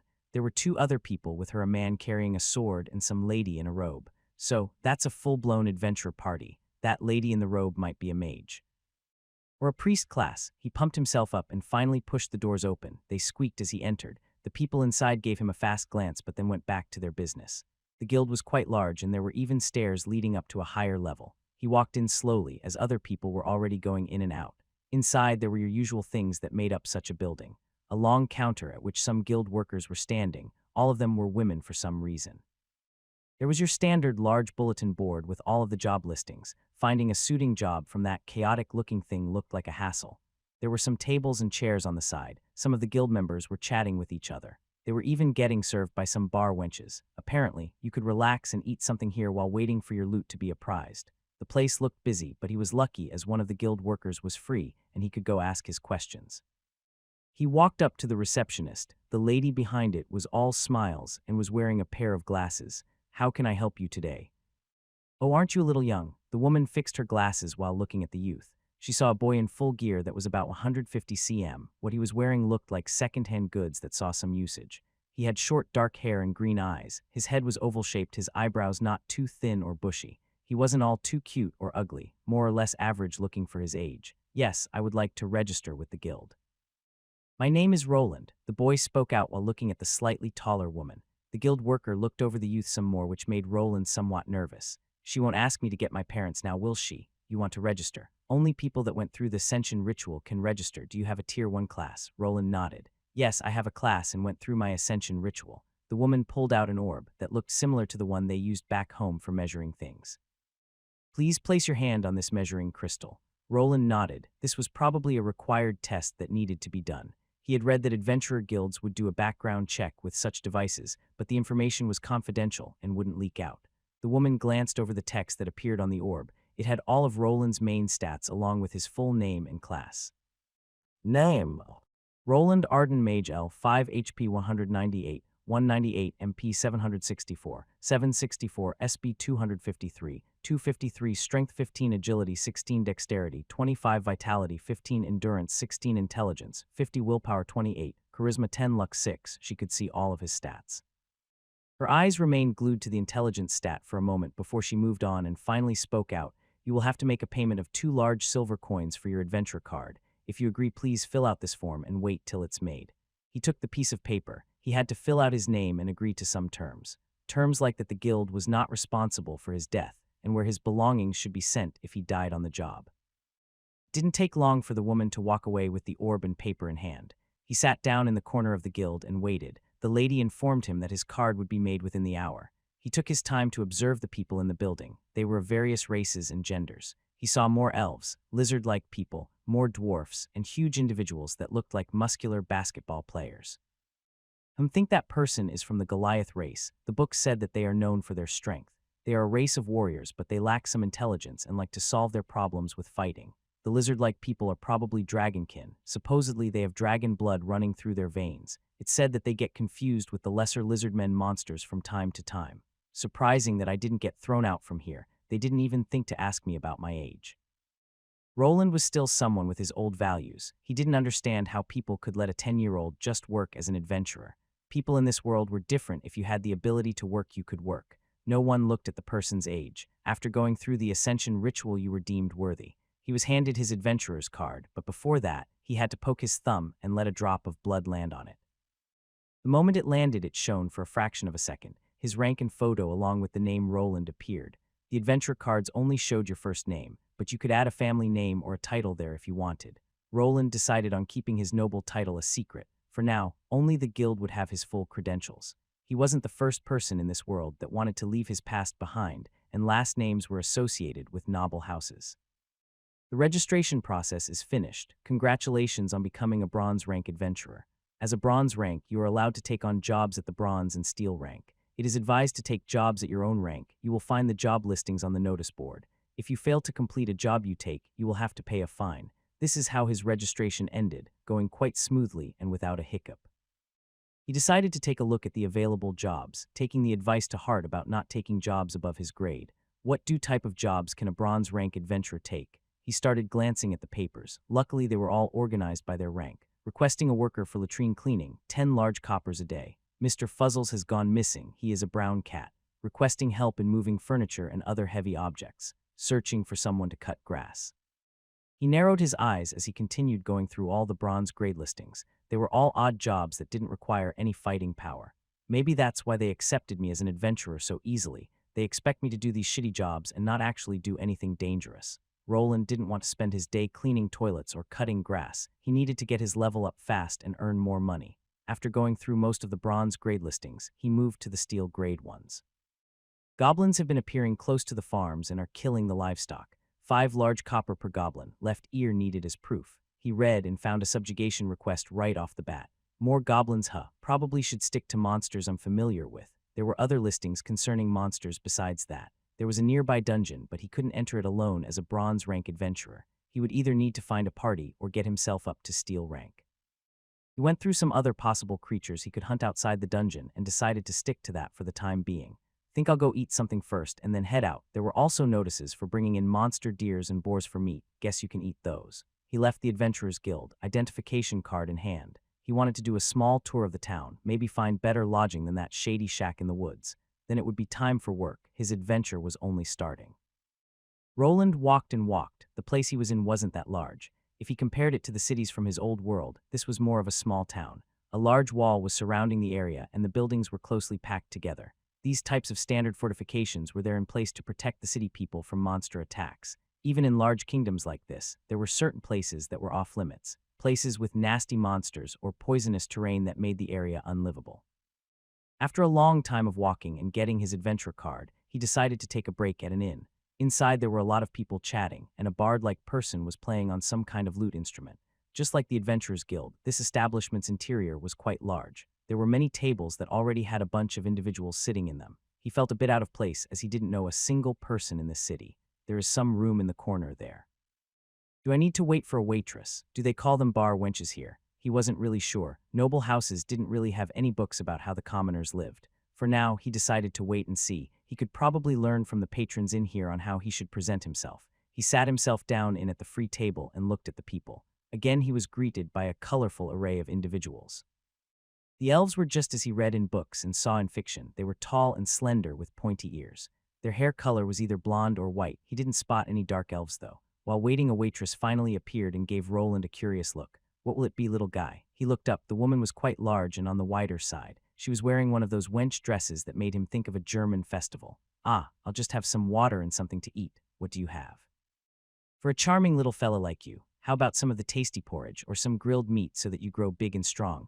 Roland thought about it for a moment and ordered both. He wanted to test the food here out. If it was abysmal, he would try a different place. The woman smiled and walked away. He saw her move towards the bartender. The woman was quite loud, so he overheard the two talking. One order of meat and some porridge for our young customer there. The man standing at the bar was quite large and muscular. He was even missing an eye and had a large scar in its place. What, you got someone to order that shitty gruel? Did you blackmail him or something? The woman frowned and tried smacking the man with the empty tray she was holding. Shut your trap, you idiot, before I make you sleep outside again. The man grumbled and went back into the kitchen. Roland, on the other hand, was deliberating on walking out. He didn't like the sound of that. Could this porridge be spoiled? Well, this was quite bland. He looked at the empty plates. The porridge was made from some unidentified grains. The meat was just dried jerky. Nothing was seasoned, nor did it taste like anything. The food here was literally hard to swallow. I'm already missing Martha's cooking. Is this what the common people eat? The whole thing cost him 7 large copper coins, so I need to kill 2 goblins to even have enough for a single meal. Guess life doesn't count for much here. I should have asked that guild attendant about how much I can get for a goblin mana stone.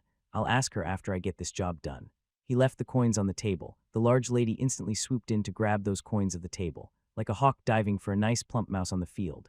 He asked about the lodging fees and was said that it was 2 small silvers for a night, and 5 large copper coins extra if he wanted breakfast to go with that.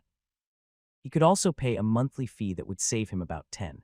I have enough money to last me slightly above a month of lodging. He needed to go hunt some goblins first. Killing 5 of those a day would be the minimum amount of work, though he would probably be starting with only 1 meal a day with that. And that's not taking any other expenses into consideration. This sword will also need repairing after a while. He frowned. This wasn't turning out to be such a dream job after all. He needed to start somewhere, though. He was already used to slaying goblins and was already a L5 mage. He only needed 20 more levels, and he already had the stone for the class change. The only thing I still need is a map of this area. He had the world map at his old home, but there were no city maps besides the capital and the city his family lived in. He headed over to a library and had to spend another small silver coin to get himself one. He made a mental note to check this place out later. Maybe there would be some new books to read. The more he read, the more his identification skill leveled up. Knowledge was power, and this skills level was an indicator of it. It's strange how that skill works. Why would general knowledge help me identify things I have never seen before? He left through the main gate again. This time he flashed the guards his new adventurer's card and was let out without a problem. Okay, these are the farms that have been getting attacked. The goblins are probably somewhere in that forest. Goblins were creatures that lived in groups. They had a strength-based hierarchy structure similar to some human tribes. The strongest member was the tribe chief. The leader was mostly an evolved monster, either a goblin soldier or a goblin shaman that was more intelligent than his tribe counterparts. I sure hope it's not a hobgoblin, though. I don't think it'd stand a chance. He wasn't planning on going too close to the monster base or doing a silly thing of clearing it out himself. No, he would just hunt some lone goblins in hopes of getting a free mana stone together with his kill. Should be careful, these goblins will probably be of a higher level than the ones they let me kill back at the Arden estate, though they are still only goblins. Even on higher levels, they are quite weak. Enjoying the story. Show your support by reading it on the official site. He checked his items again and then took out his short sword. He didn't bother to talk with the farmers and just went inside. The forest was densely packed with trees, but thanks to his smaller stature, it wasn't too difficult to move around. This is when someone with a tracking class like a hunter would be helpful. He wandered through the forest while on his toes. He moved slowly while hiding behind the bushes and trees in hopes of getting the drop on the monsters. This proved to be the right choice as he spotted 2 goblins just lazing around by another large tree. There we go. If I only didn't need to chant this shit. Level 3 and a level 4. Should be fine. He could whisper the chants while casting, but that lowered the spell's destructive power by a notch. It would be enough for these goblins, though. His magic attack was quite high thanks to his high intelligence stat. Source of all magic, heed my call. While performing the incantation, Roland thought back to the time of his spell training. He did a couple of tests, mostly trying to somehow circumvent those chants and incantations. He tried gathering the mana around him, and through this body with the help of his skills. It worked great all up to the moment of shaping the mana ball that would be the bolt. Right at the end it always evaporated into nothingness. It just didn't work unless he chanted while manipulating the magical energies. It was as if the spells required two passwords, one being the chant and the other shaping the mana required for the spell. Mana Bolt. The mana bolt whizzed through the air and landed straight on the goblin's face. Roland wasn't sure why, but his aim was quite good. Maybe his dexterity had something to do with it. The other theory was the number of FPS games that he played in his previous life. The goblin's head flew backward as if hit by a bowling ball. The small creature fell back and against the tree, blood gushing from its wound. As it slowly faded away into oblivion. You have gained 20 experience points, GGI. The other goblin looked at his companion with surprise in its eyes, but soon it realized what transpired. Roland charged out from his hiding place, short sword in hand and ready to deliver a killing blow. The other monster was slow to react, but it looked towards the charging 10-year-old and gave out a high-pitched scream. It moved the club it was holding up into the air, bringing it down on its enemy while jumping right at him. You goblins are easy to read. Roland skillfully evaded the attack and just jabbed the pointy end of his short sword into the goblin's chest. The moment the attack landed, the monster gave out a wail and started thrashing about with its club in hand. The youth backed off, letting the monster tire itself out before delivering the finishing blow. You have gained 18 experience points, that's 2. Not that hard. Roland looked down at the two defeated monsters. He was panting as the adrenaline pumped through his body. Through training and time, he had started getting accustomed to fighting monsters. From his perspective, a clear grasp of the situation during a fight outweighed pure stats. He pulled out his hunting knife and went for the ears, making sure to get the right one that the Adventurers Guild was asking for. He didn't feel any mana coming from these two dead bodies, which meant that they had no mana stones. This was one of the more useful uses of his mana sense skill. He could easily sense if a creature had or didn't have a mana stone in its body. Thanks to this, he saved a lot of time. Wonder if how other people do it. Do they just butcher each monster to see if it's there? Maybe they have some detection items. He squatted down and looked at the monster bodies. Their weapons were just wooden clubs and they had no armor whatsoever. He wouldn't be able to sell anything off them. I don't think anyone would buy stained loincloths. I should probably. His body jerked to the side suddenly, just in time to dodge an incoming wooden spear that came flying in his direction. He brought out his sword to defend himself and saw two other goblins charging at him. Did the screams from these two alert the others? He had miscalculated and remained here for too long. He was used to killing monsters at a safe location, but these creatures were tribal. When one of them fell, the others would come to help. The high-pitched battle cries that these little monsters gave out were to signal their allies. Shit, he didn't think that he'd lose to these two, but there could be more coming. He couldn't stay in this location for long, and his magic bolt spell that he used as a surprise tactic was a one-time thing before the battle. He couldn't use it while running either. If he panted during chanting, the spell would collapse. He ducked for the bushes on the side while the two angry green men chased after him. He wasn't sure how their tracking skills were, but they shouldn't be all that great. He was also faster than the two buggers. If he gained enough space, he might have been able to recast his spell. This class isn't good for solo leveling. He found himself running away just to stop and chant his incantation. When one of the goblins arrived before him, he would send a mana bolt spell right at their face. He wasn't concerned about being quiet anymore either, so his spells were packing a lot more this time around. This had the adverse effect of alerting more goblins to his location. Mana Bolt.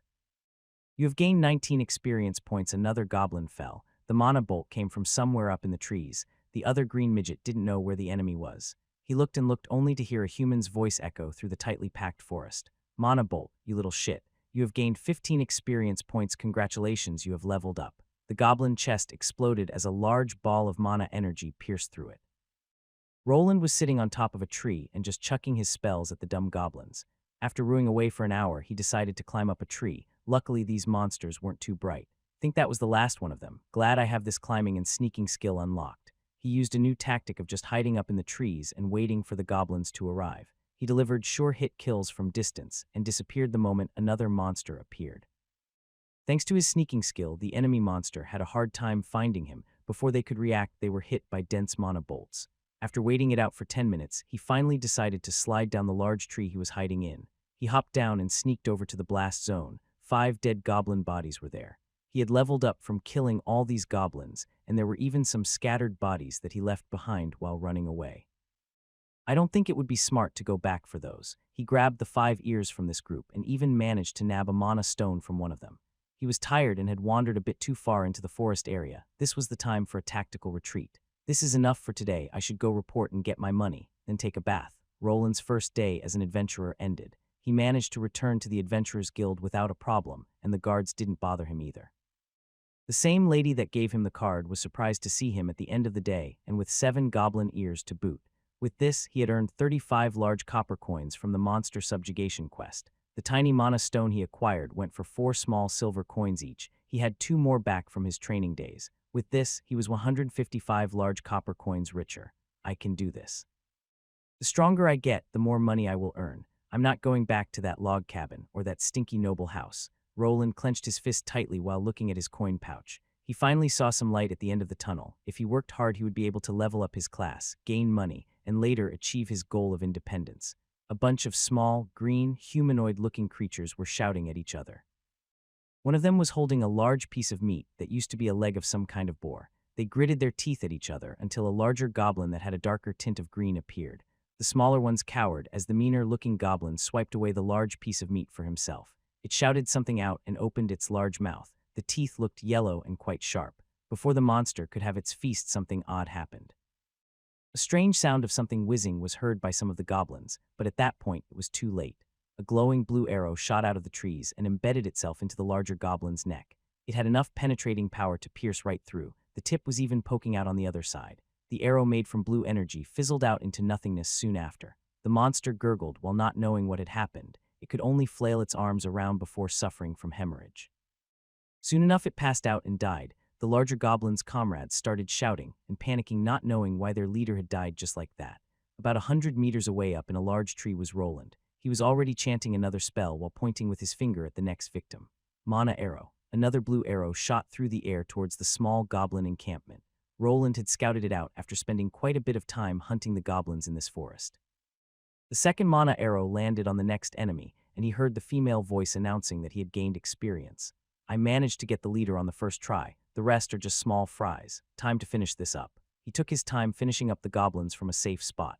He descended only when the enemy numbers dwindled enough for him to engage them in melee range. The normal goblins didn't pose much of a threat to him at this point, and he knew their attacking patterns by heart. Now he just needed to pick up the loot and head back. The only problem was that he had to go to the Adventurers Guild again. The Adventurers Guild was bustling with people. There were various people of various races coming in and out of the building.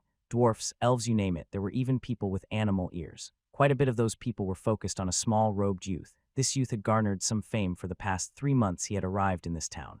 Hey, it's the little goblin slayer. Did he wipe out a nest? I think he even managed to get a shaman last time. The people from the side gossiped while looking at Roland. He was one of the rising rookies here, mostly due to having a knack for killing goblins. Most of the adventurers didn't bother with those. They were busy with dungeon exploration that had more to offer than pesky goblins. Roland grumbled while trying to cover his face with the new robe that he bought. He didn't like the attention and didn't like to stick out. I've earned a strange title. It's even in my status now. Goblin Hunter title. A person with this title is feared by goblins. Goblins might suffer a fear debuff while fighting with a person with this title. Works only on goblins below the title holder's level. Might suffer. So it's just a random effect. Titles like this could be earned by hunting monsters. There were various levels of titles, and some even gave bonuses to attack or defense. Roland took his money and left the Adventurers Guild while the other guild members laughed and cheered. For some reason, he had become some kind of mascot to these adventures. They would shout out, "Little Goblin Slayer," the moment they saw him, which started to annoy him. Whenever he shouted back, they would just laugh at him and egg him on even more, treating me like a kid. He entered the inn he was staying at. This was the same one that he ate his first meal at. After going through the whole city, this one was the one most in his price range. He had rented one of the rooms upstairs for himself and was staying here for the time being. He was already high up with his levels thanks to the constant monster hunting. Roland glanced at his stats while eating some beef jerky. Name: Roland Arden Mage L, 20 HP 289 289, MP 1304 1304, SB 368 368, Strength 21, Agility 25, Dexterity 36, Vitality 22, Endurance 23, Intelligence 72, Willpower 50, Charisma 11, Luck 6. He also looked at the spells that he knew how to cast. He had made some progress there too. Mana Bolt L7 spell, a focused bolt of mana energy that deals mana damage to one target. The damage done depends on the user's intelligence. Mana Arrow L5 spell, an arrow made purely from mana, has increased speed and penetrative power compared to the Mana Bolt spell. Mana Shield L3 spell, a mana shield that shields the caster or their allies from harm. Ember L6 spell. By causing friction with mana, the caster can create a small fire. Mana Hands L5 spell, the caster can create hands made from mana. The weight. and distance this spell can be used for is dependent on the intelligence stat. He had gained access to these spells, mostly by leveling up. It was a strange thing after he attained a certain level, the game-like system would give him a prompt that he had learned a spell. The knowledge of how to cast it would somehow be inserted into his brain. He would instantly know the incantation and how to construct the spell with his mana. This wasn't the only way you got spells. You could learn some yourself, some people could even create them. The classes offered a limited array of spells that they could use. If he wanted more, he would have to experiment himself or buy some magic books that would explain the spell process to him. His mage class came equipped with 3 basic spells: Mana Bolt, Mana Arrow, and Mana Shield. He had learned the Ember and Mana Hand spell thanks to a book he had previously obtained at the Arden Estate. Spellbooks were extremely costly, so he was only able to get some rudimentary knowledge. The whole process of spellcasting was hard to explain. The mage had to guide the mana outwards in a certain sequence while focusing on the spell formula. This spell formula was also called a spell circle. The mage had to perfectly imagine the spell circle, while at the same time shaping the mana and chanting in sequence. This was quite the hard process that didn't allow for any of the steps to fail, otherwise, the spell would sizzle out. Luckily, the Tier 1 spells were quite easy to master. The spell circles were just basic symbols and didn't take much brainpower to produce. This is why it was important to have a high intelligence stat that helped the caster with visualizing and recalling the spell circles. The Tier 2 classes and above were apparently even harder to work with.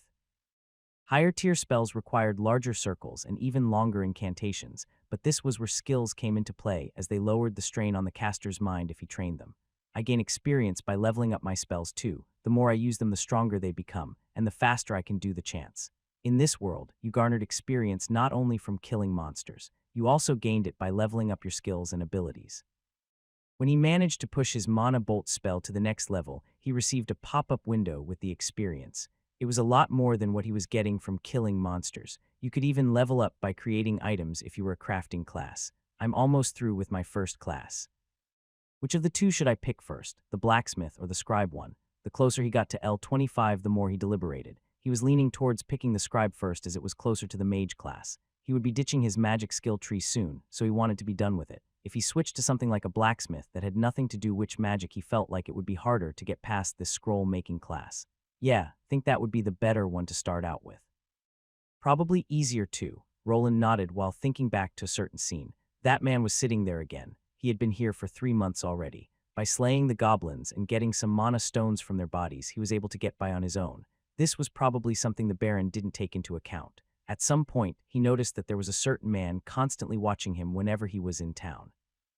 He is probably a guard sent by Daddy Dearest. I'm not sure if I should be happy that he cares, or afraid that they might drag me back home and I just gotten used to this place.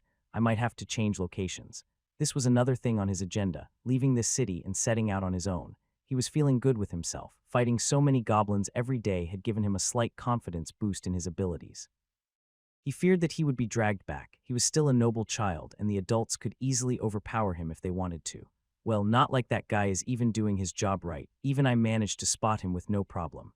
The man tailing him was quite bad at it. He only kept an eye on him during the day and while he was in the city. He never followed him into the goblin-infested forest. Roland theorized that the people at the Arden Estate didn't want to spend too much coin on his tail, so they ended up with an incompetent one. He was even passed out drunk that one day when I came back. Wish my job was so easy. Roland had already chosen his next destination. This town he was in wasn't really suited for his needs. He was aiming to be a mostly crafting-oriented class. This city didn't really have that. It was a place for adventurers and had a dungeon, but there weren't really many places where you could learn a smithing profession. Most of the goods were shipped over from other cities that were closer to mines. The people working at those professions didn't like living next to an active dungeon. The monster-infested areas like the forest Roland used for grinding didn't help either. Yeah, the best city for me now would be Edelgard. It has the facilities that I need, and if I have a crafting class I can get an apprenticeship. Roland was already bumbling around with his mage class. He felt like he would know many more spells if he was at some sort of academy and had a teacher. He didn't want to get hired by some second-rate blacksmith and spend years on leveling up. You could actually just level up by creating items, but he wasn't sure of the logistics of that quite yet. I can learn both of those at that city. It's renowned for its crafting classes, just need to get those 5 levels up. On the next day, Roland headed out once more. Even though he had killed many goblins, the pay wasn't all that great. His leather armor was getting worn down and he had to have his sword repaired. While grumbling to himself, he moved towards the notice board, his eyes going to the iron-class job offers. I don't see any goblin notices. Did I get them all? Maybe they run away deeper into the forest. He was known as the Goblin Slayer for a reason. He had cleared out quite an amount of nests in these past 3 months. He mostly used guerrilla tactics of luring a small group out for slaughter. He used the tall trees and thick bushes to his advantage and even managed to level up some of his basic skills to normal ones. While Roland was contemplating his next move, a person moved over to him. The voice seemed to belong to a girl. "Excuse me, aren't you who they call the little Goblin Slayer?" Roland frowned instantly. He wasn't sure why, but that nickname ticked him off. The person who asked him was a red-haired girl. From the looks of her gear, she was an archer. Roland looked at her from top to bottom, coming to the conclusion that she was probably a young adventurer in her mid-teens. I guess that's what people call me around here. My name is Roland, though, he responded while grumbling slightly. The girl smiled and then continued with the conversation. Great, it's rumored that you are a mage in training, is that true? Roland raised his eyebrow and kind of figured out where this was going. The girl didn't look dangerous or nefarious, so he just nodded. He could also ask the guild staff about any other adventurers if it was required. Yes. Here is the deal, our party is missing one person right now. We could use someone for the backline. The girl pointed to 2 other people that were standing in the back. With the archer, they would make a group of 3, which was slightly small for a full party. From what Roland could see beside the red-haired girl he was talking with, there was a warrior with a shield and what looked to be someone who used daggers, either a thief or scout. The only peculiar thing about this was that all of them were female. Are you heading into the dungeon? The girl nodded. This wasn't anything out of the ordinary. People constantly formed new parties or exchanged members with others. Yes, we will of course do an even split 4 ways. He wanted to rub his chin to think. He was running low on monsters to kill, and he wasn't allowed to go into the dungeon by himself with how low his rank was. This group consisted of young girls that weren't probably much stronger than him, but he could very much use the help. He didn't really have a reason to refuse. He could also ask the guild staff about these 3, and if they weren't shady later on, then decline if they were fishy. Are you sure? I'm still just on my first class. The red-haired girl smiled and tapped him on the shoulder. No need to worry, we just need some backline support and you are quite famous around here. No need to be afraid, these big sister will protect you if something happens. He twitched a bit. He almost forgot that he was a 10-year-old here and looked like a little brat with some baby fat on his face. For the time being, he nodded, and he and the red-haired girl moved over to the other 2. The warrior woman was clearly from the Goliath race. She was 2 meters tall and was quite muscular. Her skin was brown in tone, and her nose looked like it was squished back by a brick. The other girl was slightly taller than he was, at about 160 cm. The moment he walked up, he noticed the large animal ears coming out from the top of her head, along with a bushy whitetail in the back. Her hair was gray, and her eyes reminded him of a wolf. She was wearing leather armor and had 2 long daggers strapped to her side, indicating that she was probably primed more for agility. The last girl was the redhead. She was taller than the previous girl at about 170 cm. She was wearing a really tight uniform. Around her chest was some kind of belt, probably to connect a quiver to. He is so tiny, you sure he can handle this, Rebecca? The large warrior girl looked at Roland while leaning down, her mouth showing off those pearly whites as she grinned. Hey, don't scare him, Sahilder. I had enough trouble convincing him to come here. The third wolf girl didn't say much. She just gave him a glance and then sat down at the nearby table behind them. Ah, let me introduce you. The large dumb one here is Sahilder. The quiet one back there is Raina, and my name is Rebecca. You can just call me Becky. The 3 were peculiar looking, but they had some charm to them. They all sat down by the table and started chatting. So our 4th party member had left our party, and I think you would be the perfect fit, Becky proclaimed while looking at Roland with sparkling eyes. Ha, you mean she left us hanging and run away with some guy, that damn harlot, replied Sahilder while smirking to the side. For some reason she looked like she wanted to give Roland a tug on his cheeks. The 3rd lady remained silent while munching on a chicken leg. Is that so? Well, I don't have a reason to refuse. Saw you looking at the notice board, run out of the gobos, huh? Little goblin slayer, please don't call me that. Roland groaned while the girls smirked at each other. Before we proceed, I need to ask. Is there any reason why your party only has women? Roland asked while Sahilder was the one to reply. That's easy, we just don't trust men. They always try to start something during the night camps. Hey, does this brat even know what I'm talking about? The woman made a circle with her hand and index finger and then started sticking another finger through it. In and out it went. She only stopped after Becky gave her a glare. Roland deadpanned at the explanation. He looked at the 3 but wasn't all that attracted to them. It was probably due to his mental age being at 30. These girls looked to be 16 and weren't really in his striking range. He was also stuck in the body of a 10-year-old, so that was also a factor. But I'm also a man, Roland replied while the girls looked at him. They promptly burst out in laughter. What are you, like 11 or 12? Don't think you will be making any night visits anytime soon. Becky moved her hand over her mouth while trying not to laugh. So they don't want to form parties with men as they try to climb into their beds at night. I'm 10, so they feel confident that I won't try to start anything. Seems logical, 12. Sure, let's go with that. Ho, so mysterious. You're not 11, are you? No, I'm 12. Are you sure? Do you even have hair down there? This is sexual harassment. Please stop. The group of girls started laughing while they continued to chat. Roland also discovered that all there of them were on their second, Tier 1 class already. Most Tier 2 classes had that requirement, so this wasn't something odd. He remembered that most people didn't have the luxury of having their ascension right after their 10th birthday. There was also a slight experience gain debuff to the second Tier 1 class. It also depended on the type of class and what it gave you. Combat classes had the biggest debuffs, while some lesser crafting classes could be leveled up the fastest, but they mostly gave subpar stats after leveling.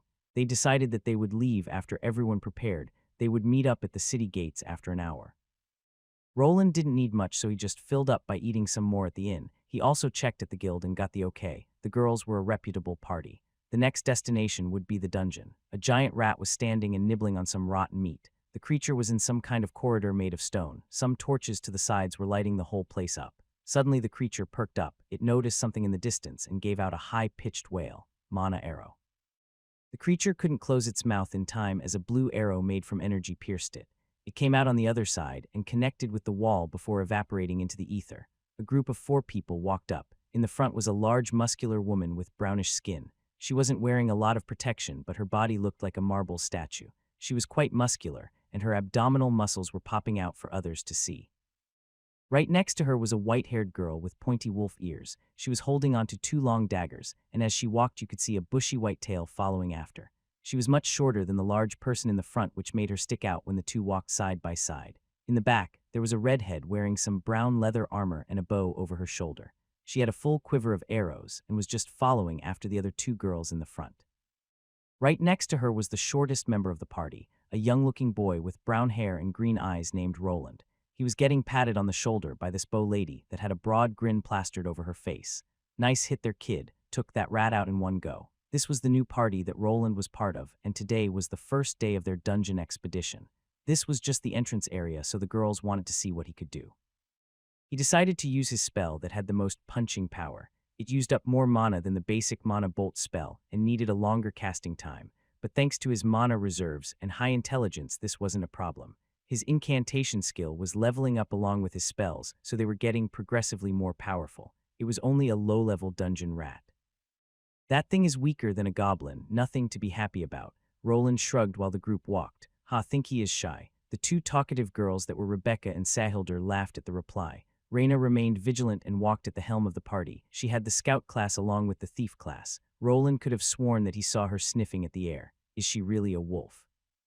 Maybe just a hunting dog instead. The girl was part of the beast race. This race was divided into various tribes that mostly stayed separated from the other ones. There were various beast races, feline ones, ursines, and even ones that resembled lizards. Even those had variations in them, like people that were closer in appearance to lions and ones to tigers. Due to the varied appearance that this race had, it was hard for them to get along. It's your first time here, Roland. You might not know this, but this isn't really the dungeon area that adventurers like us explore. Roland looked at the corridor. It was wide to fit in a truck into it. They have been walking through a couple of those, which made him think that it would be one of those maze-like dungeons. This is why his eyes went wide as he saw light coming from afar. When the group walked out, they came out into a wide-open space that looked like a jungle forest. Welcome to the real dungeon. This is the first floor, Becky proclaimed while holding both her hands on her hips.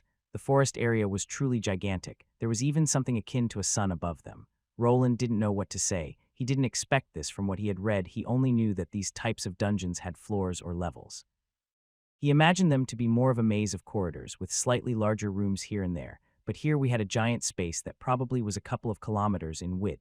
This is the first level of the Carwin dungeon. It's called the Emerald Wilderness. This is the hunting grounds for the steel-ranked adventurers like us. The levels continue all the way to the 10th. On that level, you have to beat the dungeon boss.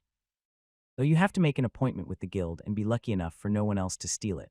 Steal it? Roland asked while stepping into the first dungeon level. The ground and grass felt normal, like he was stepping onto a real forest, but he could feel that the mana here was a bit peculiar. Yes, the boss takes a whole week to respawn. Some strong adventure parties or guilds will hog the boss room for resources. Oh, that makes sense. Roland replied, as that would probably be something that he would. If it was like in games, the bosses probably dropped some rare items or materials. If you could hog those resources for yourself, you could make quite a bit of cash. It was natural for the ones on top to try and hog the resources for themselves. You're quite chatty today, Becky, showing off in front of our little goblin slayer here. The large lady smirked while pushing some bushes to the side as they continued walking. The wolf-like girl was still in the front, sniffing at the air. The red-haired girl blushed a bit while glaring in the direction of her party member. Roland just chuckled while walking along with her. Hey, I'm just being a good senior adventurer here. Enemy. While they were talking, Roland heard an unfamiliar voice. It was coming from the front and belonged to the wolf girl party member. It sounded quite cute and high-pitched. It also had a tint of drowsiness to it, making her sound sleepy. So she can talk. Their tracker moved to the side while Sahilder moved to the front. She was holding a rather large two-handed hammer that probably weighed more than he did. Everyone got into their positions, which consisted of two girls in the front and him together with Becky in the back. Some bushes in the front started rustling, and soon enough a monster charged out, going straight for the nearest person. The monster looked like a large boar.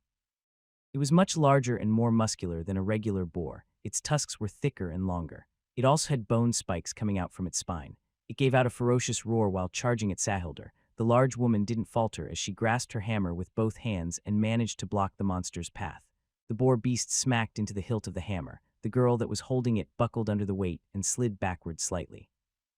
Her muscles bulged out and Roland could see her veins popping out as she kept the beast from moving forward. The others weren't passive. While the monster was busy with the party's warrior, a dagger plunged into its side.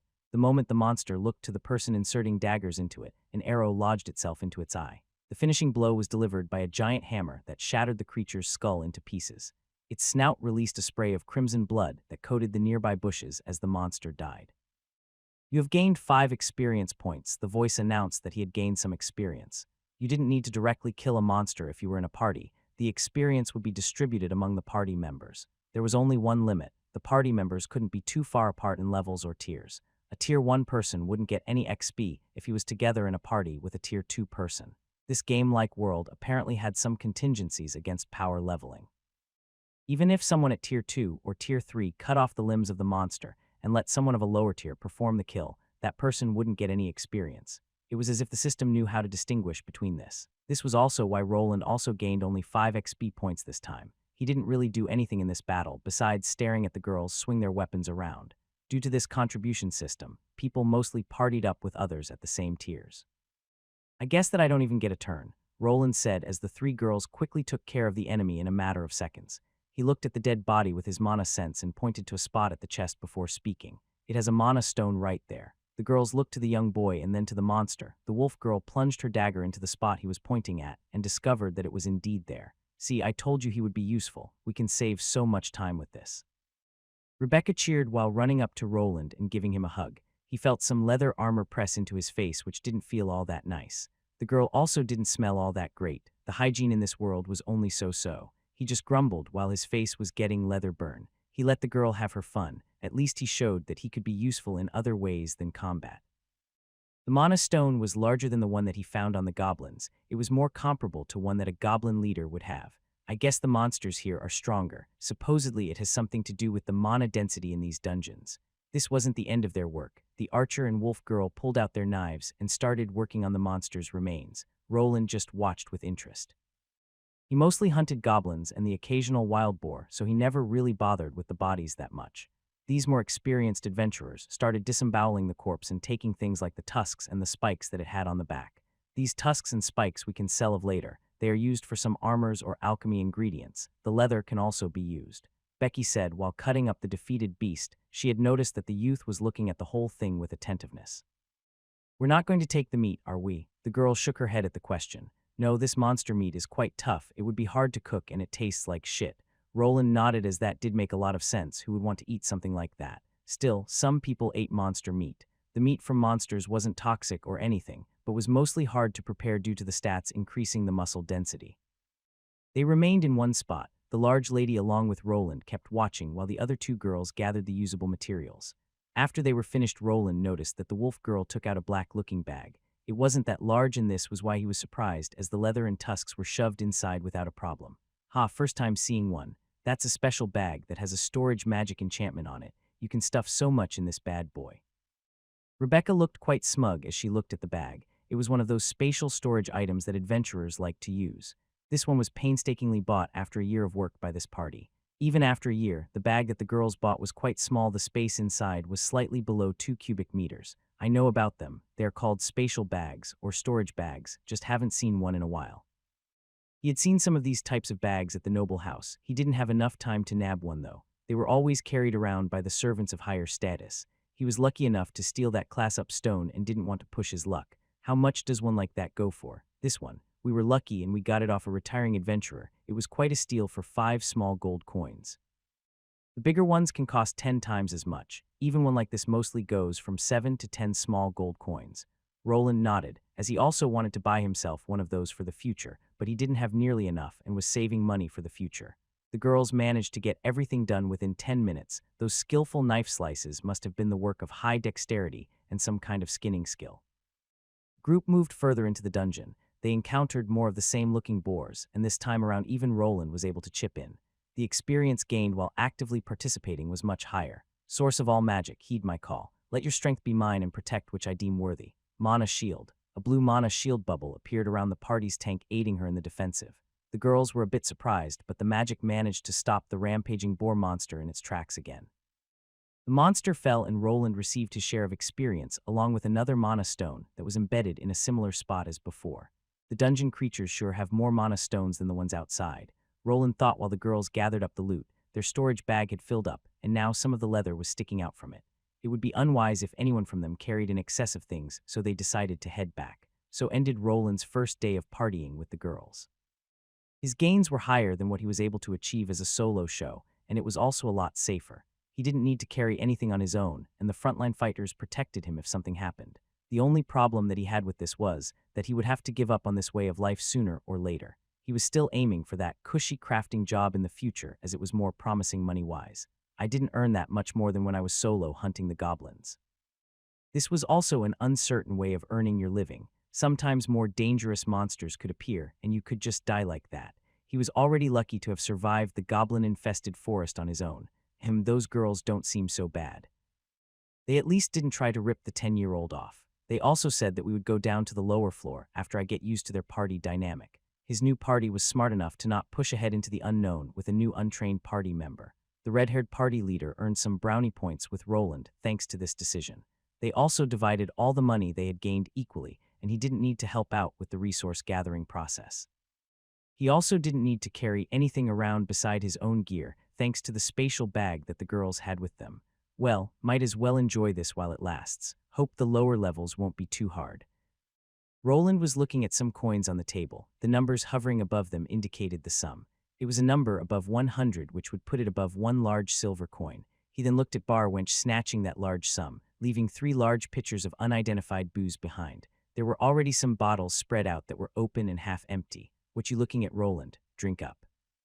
Sahilder shouted out while she herself grabbed one of the large pitchers and started drinking directly from it. Roland wasn't sure what kind of alcohol was in there, but it was dripping down this muscular woman's mouth and right onto the table. He had been doing business with the girls for a couple of weeks now, and they were having a little party at the local tavern. He had apparently gotten through the trial period, and they now wanted to go deeper into the dungeon with him. You sure you should be bringing a minor here? Roland narrowed his eyes at the 3 girls. Even though he was an older gentleman on the outside he was a 10-year-old. His party members thought that he was slightly older, and apparently in this world after you obtained your first class, you were considered an adult. There was no such thing as an age cut-off for drinking, so they didn't see anything wrong with this situation. Minor. What's that? Is that some good liquor? Rebecca asked while pouring herself a tall glass of the alcoholic beverage, then chugging down on it. Roland was amazed at how well these 2 girls were handling their alcohol. Even if he thought back to his old college days, he couldn't recall anyone being this much of a binge drinker as these 2. I guess no one cares as long as they have the money for it. He grumbled under his nose, mostly saddened by the fact that he got peer pressured into chipping in. He lost a whole 20 large copper coins that were worth close to 4 goblins. He suddenly felt someone's hand on his shoulder and spotted the 3rd party member looking at him. It was Raina the wolf girl. Her face was all red and her wolf ears were twitching all over the place. She had an uncharacteristic shit-eating grin plastered all over her face. Arland, what I dotin', drink with bingshies. She was already quite drunk and pushing a glass of booze against his face. The moment he got a whiff of it, he almost gagged. How can these people drink this? He started pushing the white wolf girl away with both his hands, but the stat difference started getting apparent as she didn't budge from her spot. You sure are chatty today. He bobbed and weaved while trying to evade the smelly cup of alcohol. The wolf girl was quite persistent with her assaults. The other two just watched and laughed from the side. This is a rite of passage, druink upu. She jabbed her finger into Roland's side, which made him open up his mouth. The wolf girl's eyes shone in a golden hue as she skillfully deposited the beverage into his gullet. At least that's how it looked like from her perspective. In reality, she just splashed the whole thing onto the young boy's face. Roland closed his eyes and spit most of the alcohol out, but some made its way down his throat. It had a familiar cheap taste, and also he could feel it burning his throat. Bah, this is badly distilled booze. He was a drinker as any college student, but after one night of heavy drinking, he had sworn never to drink again. He had a criminally weak stomach and had to suffer each day after such events, so he had decided to just stop. Sahilder and Rebecca decided to join in on the fun. They held him tightly and forced more alcohol down his mouth. The two watched the liquid slide down one of the bottles as the boy chugged. Hick, drink up, boy. Men have to be able to hold their liquor. Hick, basic alcohol resistance gained. The rest of the night was a blur. He remembered vomiting quite a bit while dancing with his shirt off on the tavern table. Some other people were cheering him on while shouting out his Goblin Slayer nickname. He woke up on the other day in an unfamiliar room at some inn. He was with the rest of his party members that were passed out. His head was killing him along with his back as he spent the night face down on the hard wooden floor while the girls were sharing one bed together. Oof, my head. He held his hand over his mouth and bolted out of the room. He managed to run outside the inn door and then instantly vomited again. The people just gave him some side glances as this wasn't anything out of the ordinary. I need to get out of this city before those 3 idiots kill me. He wiped his mouth with his forearm and dragged his body back into the inn. This one wasn't the one that he was using, so he concluded that his female party members must have dragged him here. He couldn't recall much from what happened last night. He got drunk rather fast, and it didn't take long for him to lose it. Guess I have a weak stomach in this new body too. He returned to the room that his 3 friends were.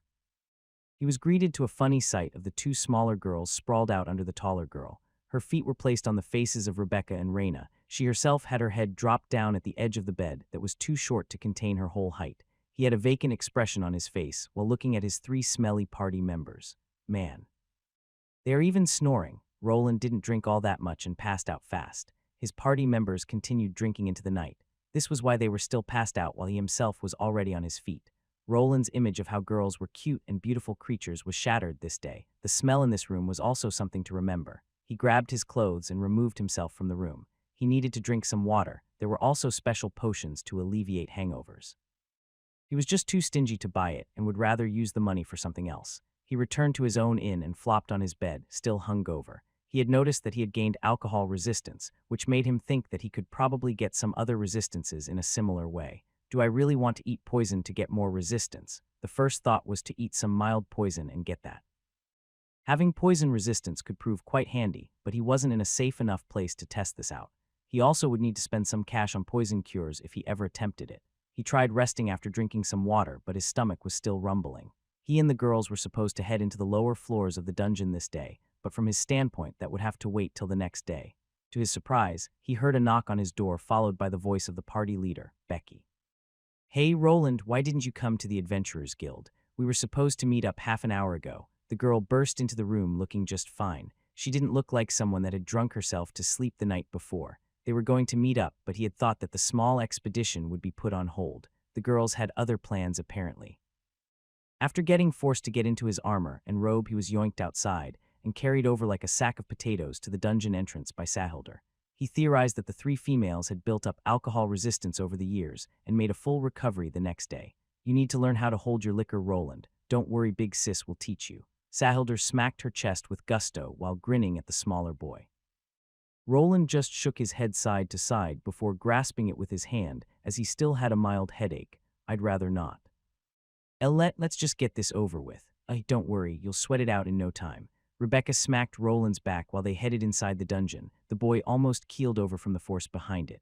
The long corridor was infested with some rats that were quickly dispatched or they just run away. Inside the first level, they followed a route that they had been taking for the past week. It was very rare to encounter more than 1 monster at a time on this level, and the large boar monster was the only type that roamed this jungle forest. Mana Arrow. An arrow of mana flew and collided with the monster boar's side. It lodged itself into the flesh and caused the beast to wail in pain. Even though his aim was a bit off, the creature didn't pose any threat to them, and they defeated it in a matter of moments. Feeling good about themselves, the group headed down to the second-floor entrance. They were greeted by a large gate and stairs leading down. The stairs were 5 meters in width, and everyone could walk side by side. Want to hear something interesting, Roland? He just nodded at the redhead leader while they walked down. He was starting to feel slightly better after moving now. For some reason, the monsters can't enter these stairs that separate the levels. If you ever need to run, be sure to head for the stairs and wait for us. The youth nodded while looking at the corridor. The torches lit up the area to the next level. Roland was wondering if they were magical in nature, as he didn't think anyone replaced them. They didn't meet any other adventure party on the way to the second level, and it wasn't any different than the first floor as it was also a forest area. This floor is similar to the first, but the probability of more monsters appearing together is higher. While talking, Roland noticed that Raina raised her hand. The party stopped and pulled out their weapons while waiting. The girl sniffed at the air and then pointed to a nearby tree. One there. And one over there, she said in a monotone voice while Rebecca nodded. She turned to Roland and while pointing to the left side. He nodded and started chanting his magic bolt spell at the enemy that was on the right. He tried pinpointing the position of the monster as he could see something green and slimy wiggling on the branch he was looking at. Mana bolt. The ball of condensed mana flew at the enemy and exploded after meeting its target. Roland saw the thing that he was aiming at exploding into chunks.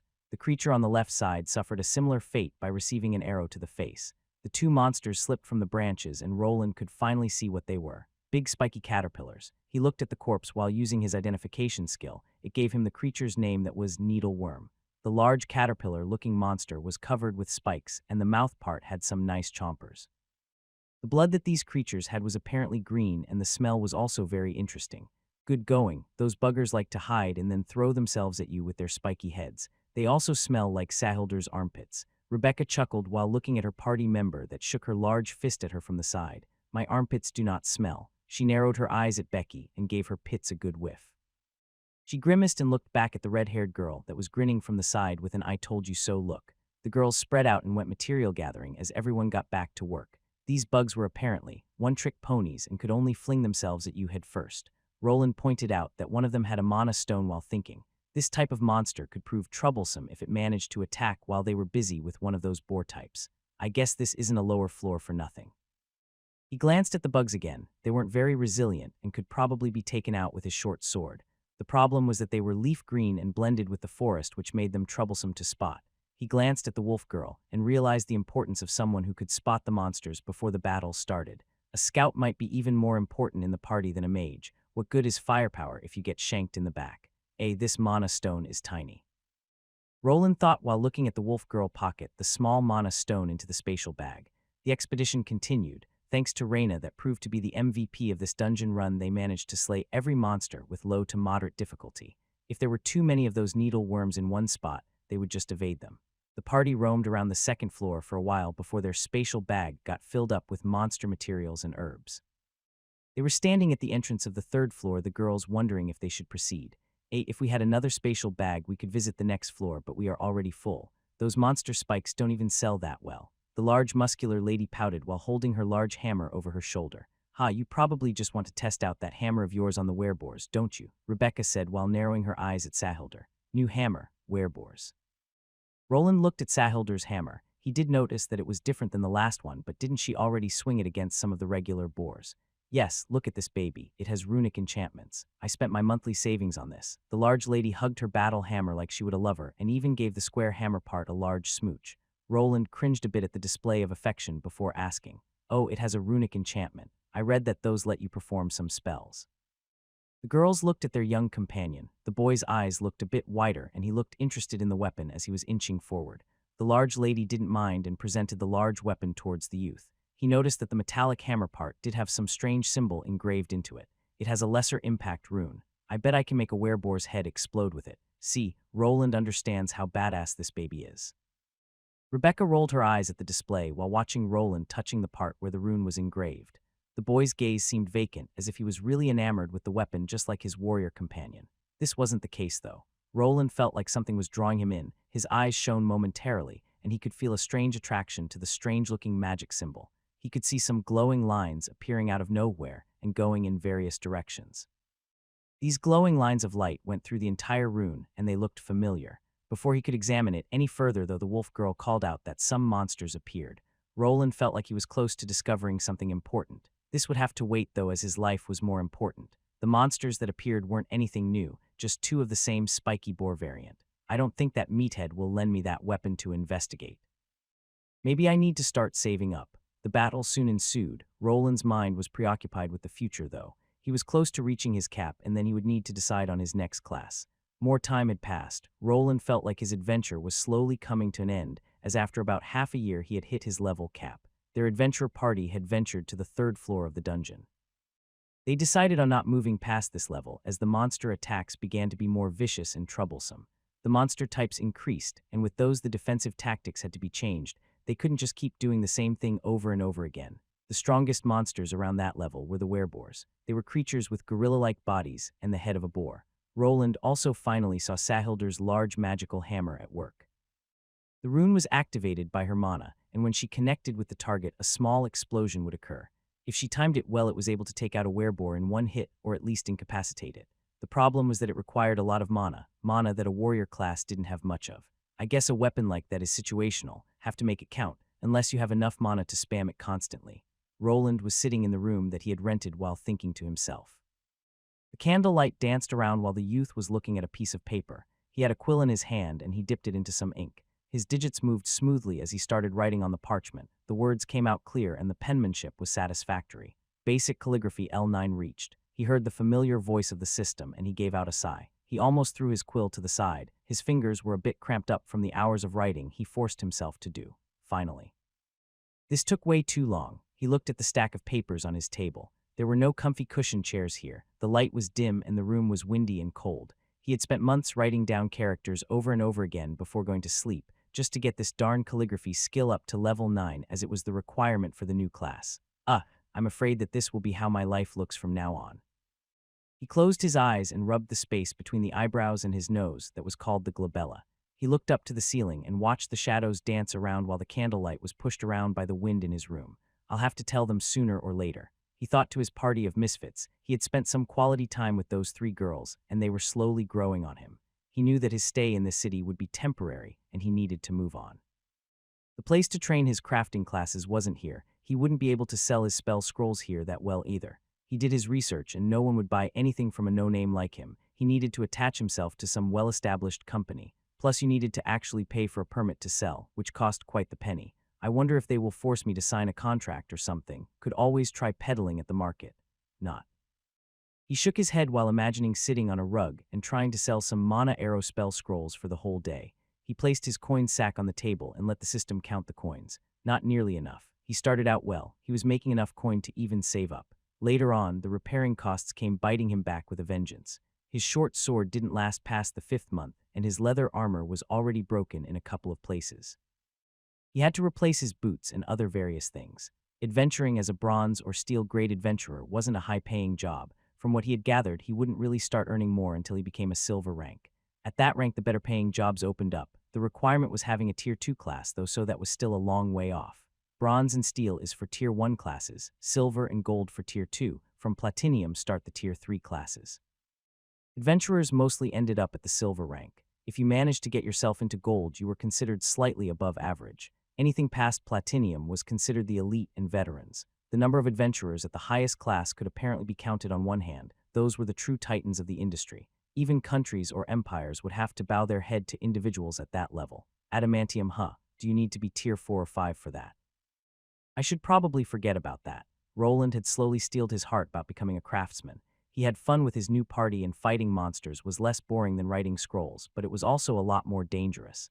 He didn't delude himself into thinking that he could come out in one piece every time. He could see adventurers dying in various ways. This was a serious and dangerous profession. Becoming a smith, earning some coin, and then finding a nice, voluptuous wife. Sounds like the plan for me. You don't earn as much experience as a crafting class while fighting monsters either. Roland rubbed his chin while looking at his stats. Name, Roland Arden Mage L. 25 HP 328, 328, MP 1483, 1483, SB 419, 419 Strength, 25 Agility, 28 Dexterity, 40 Vitality, 25 endurance, 26 intelligence, 80 willpower, 57 charisma, 12 luck, 6. My mana stat is still stupidly high. I guess I'll be able to create a lot of spell scrolls a day. Read that the more mana you infuse into the writing, the stronger the spell will be. First I need to change my class though. Still think I should buy an item with a rune. He asked Sahildr about lending him that large hammer of hers. The woman didn't want to give it up, saying that she would only lend it to him if he beat her in arm wrestling or in drinking.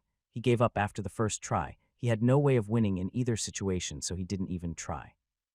He knew that the woman was only teasing him and would probably give it up if he asked enough. He looked at some more runes afterward, but he needed more time to experiment.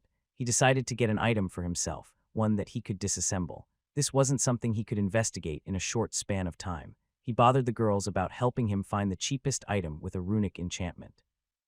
For some reason, he didn't get the same feeling when glancing on items that didn't have runic enchantments, but instead the regular ones.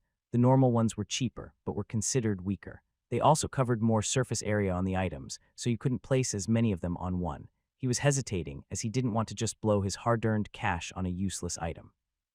His curiosity was piqued, though. He needed to examine a runic object. He had just enough to get a knife with a lesser rune of sharpness. It was an item that would be the most useful of the ones he could afford. He nodded to himself while thinking about his adventure work. I shouldn't go to the dungeon before changing my class. I'll lose out on a big chunk of my experience. Just like before the Ascension ritual, his experience would somewhat be saved over, but only to a certain point. In the long run, it would be a big loss in experience points, so he needed to change his class fast. I'll go to that log cabin in the morning, then buy that knife. Roland blew out his candle and went to sleep. The next day he got up early morning and was sure to eat breakfast before going out. He got used to the gruel that was served here. The bar lady even started improving on her recipe. The older lady gave him a wink after he finished up eating and even offered him some free water to wash it down with. Heading out early in the morning, Roland looked at the woman. Her name was Hilda, and the bartender that was her husband was named Boris. He had been living in this inn for close to half a year now and knew them well. He managed to haggle the price down a bit. People that stayed longer and paid monthly were graciously allowed a 5% discount. Something like that. Have to visit the West Woods for something. I'll probably be back in a couple of hours. The lady nodded while cleaning up. He didn't waste any more time as he headed out. He passed by the gate guards that knew him well by this point. The two gave him a nod while he was passing by. He looked at some carriages that were lined up at the entrance and walked past them. His next destination was the log cabin in the woods. Unbeknownst to him, a certain person was watching. The figure walked past the gate guards and watched from afar as the boy disappeared into the distance. The person clenched his fist while looking down to the ground as if he was deliberating on something. He soon left not long after. Should I run there? My running skills leveled up past the basic ones. He deliberated but felt kind of lazy, so he decided on walking instead. He would get there within an hour, so it wasn't that bad. His basic skills were now able to level up to the regular versions. He even received a free stat point here and there after they evolved. Skills like basic sneaking would raise his agility, while basic swordsmanship his strength. He hadn't been on this path in a while, but thanks to his high intelligence stat, his memory was great. He remembered to follow the dirt road, and even recalled that day while he was sitting in that carriage. Heh, I thought that guy wanted to murder me at that time.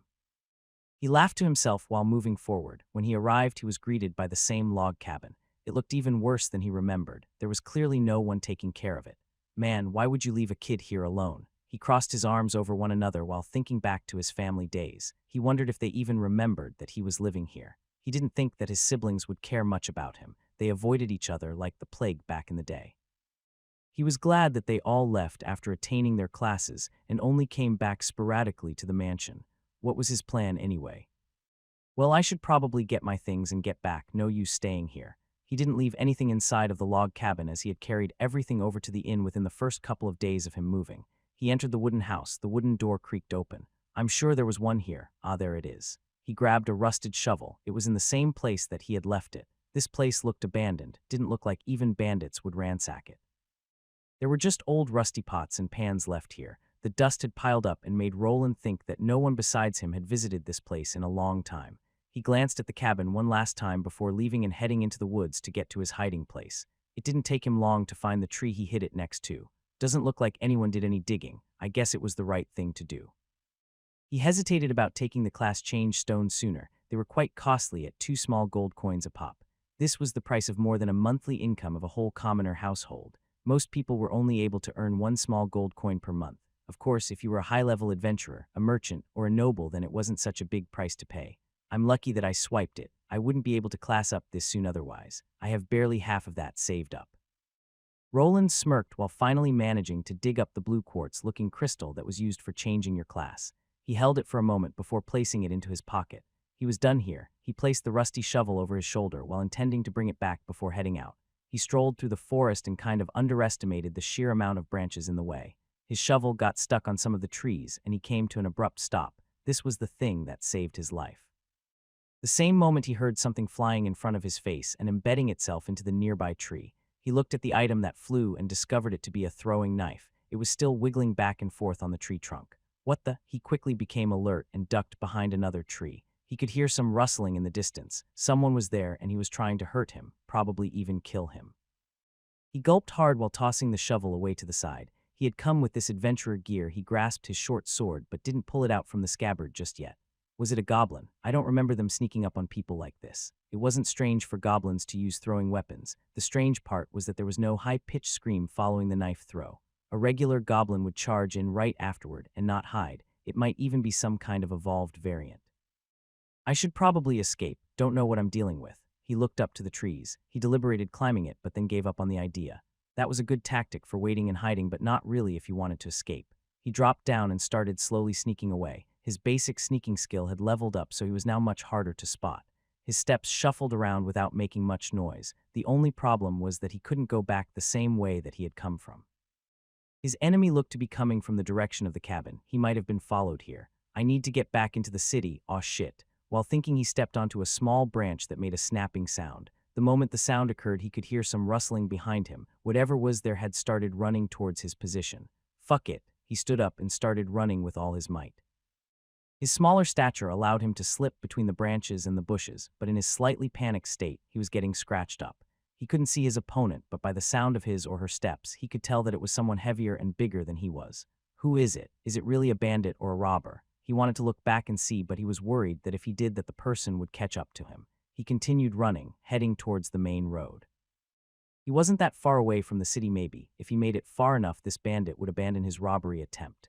He continued running, but he could tell that the person behind him was coming closer. Even though he had trained his sprinting skill and running past the basic ones, the person behind him was much faster. In no time, he felt someone's gaze on his neck. He dodged to the side as another throwing knife flew past him. It grazed his shoulder and managed to cut open his leather armor slightly.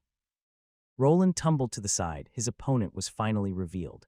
The man was taller than him, at about 183 cm of height or close to 6 feet tall. He was wearing the usual black hood to cover his face. In one hand, he had another throwing knife. To the side, he had some kind of long, thin-bladed weapon. On further examination, it turned out to be a heavy rapier. What do you want? I don't have any money.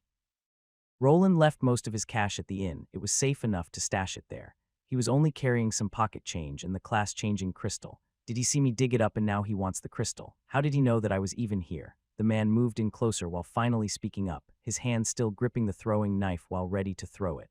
Who said I wanted your money? Like a little bastard son like you even has anything I want. Roland became confused. If this wasn't a robbery, then what was it? Then he realized something strange about how the man referred to him. Bastard son? Wait. Did the Baron send you? Why would he want to kill me now of all things? Roland asked while backing away and keeping to the trees. Luckily, those made it hard for him to get hit by those knives. Heh, I guess you aren't that dumb like you look. It doesn't matter though, I have enough of staying in this forsaken town. The man finally removed his hood and revealed his face. This was someone that Roland was familiar with. This was someone that after being here for half a year he had forgotten. It was the man that he saw keeping tabs on him before. For some reason, he was now trying to kill him.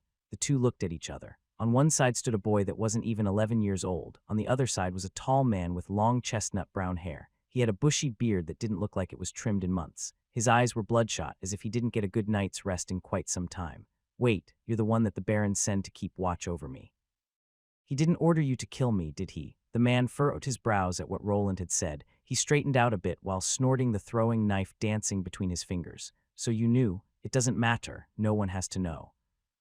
There are a lot of dangerous beasts in this forest. Roland kept backing away while the man continued to approach. He was clearly going against his initial orders and wanted to kill him for some unknown reason. Are you sane? Do you really want to kill a noble's son? Even if I'm a bastard, I'm still a noble. You will hang for this. There was a clear rule against killing nobles. If a commoner attempted such things, they would be imprisoned and maybe even killed, even if the noble was guilty of a crime. The nobles liked to keep to themselves and didn't like it if other people took the law into their own hands. "Shut it, you bastard. Do you know how long I've been here? So much time spent just watching some ignorant brat. You were supposed to go crawling back within the week. Why do I have to babysit a little bastard like you? If you're dead, I can finally go back. I'll never become a knight if I stay in a shit hole like this." Roland's eyes widened as he finally understood what this was all about. The man was hired by his father. He was probably a soldier from the army. He was ordered to keep an eye on Roland, probably to protect him if something happened. The problem was that no one expected the 10-year-old boy to last this long. He had no problems living in this town now. From this man's point of view, the short temporary job became a full-time thing. "That doesn't have anything to do with me. You can just quit. They could just hire someone else." Roland looked around while he was trying to find a good route of escape, but the man was much faster, so that was a big problem. "Ha. Look at this little shit. You think I can just refuse a direct order from the commander? If I return without a good reason, he will just send me right back or kick me out. On the other hand, if there is no reason for me to remain here anymore." The man grinned while licking his throwing knife. There was one thing that didn't make sense for Roland in that statement. Why was he not afraid of getting made an example of if he let his target die? "Wait, won't you get punished if I die? Weren't you hired to protect me?" The man just laughed while moving closer. "Protect you? Do you really think that man cares for you that much? No, I'm just here to keep them informed about your whereabouts. They never told me to protect you in any way if you die well. Some people would even be glad. But I've already said too much." Apparently his dear old dad didn't think he really needed any protection. This guy was only here to keep tabs on him and to exchange information. The big problem here was that this man had some high aspirations. He wanted to become a knight. This wasn't an easy endeavor, though. You needed to achieve a lot of military merit for that, but instead, he was stuck here not really doing anything worthwhile. The last sentence that the man muttered echoed in his mind. Did someone coax this man to do this? He made it sound like he knew who that person was. Maybe the man didn't go crazy after spending half a year in this small town. Maybe there was more to this than meets the eye. It was also strange that the man wasn't afraid of hurting a noble's son. Maybe he had someone backing him. Why anyone would want him dead was quite a surprise. He didn't think he had enough worth for someone to go out of his way for something like this. "You have taken 8 damage. Roland moved his head to the side as the man threw his throwing knife. It grazed his cheek while slicing his flesh apart. The man charged forward, his hand going for his rapier. The pointy weapon's tip shone in orange light as he plunged it forward. Luckily for Roland, there were many trees to duck behind. The moment the tip of the heavy rapier was inserted into the tree, the area around the weapon's tip exploded. Splinters of wood shoot out into all directions while the man continued with his assault. Roland could only duck down and run, hiding behind large trees in hopes of getting away. Dodging skill level 2 reached. Got him it, not now. 1 level in dodging wouldn't aid him too much, and the sound of the system announcer was just distracting. He was sure that there was no reasoning with this person anymore. His only way out was to escape. He didn't have enough time to chant a spell, as the man would use this chance to throw a knife at him or stab him with that enchanted weapon of his. It didn't look good for him at all. He wasn't even sure where he was going anymore. He was busy with dodging everything. Thanks to his smaller build and nimbleness, he was able to survive for now, but it was mostly thanks to the trees covering his escape. That is when the problem arose, as he found himself in a clearing with no trees around and only green grass. He bolted to the side, trying to get back into the forest and away from the wide-open space, but before he could, he felt a sharp pain in his leg. He tumbled to the ground while groaning, a throwing knife stuck in his calf.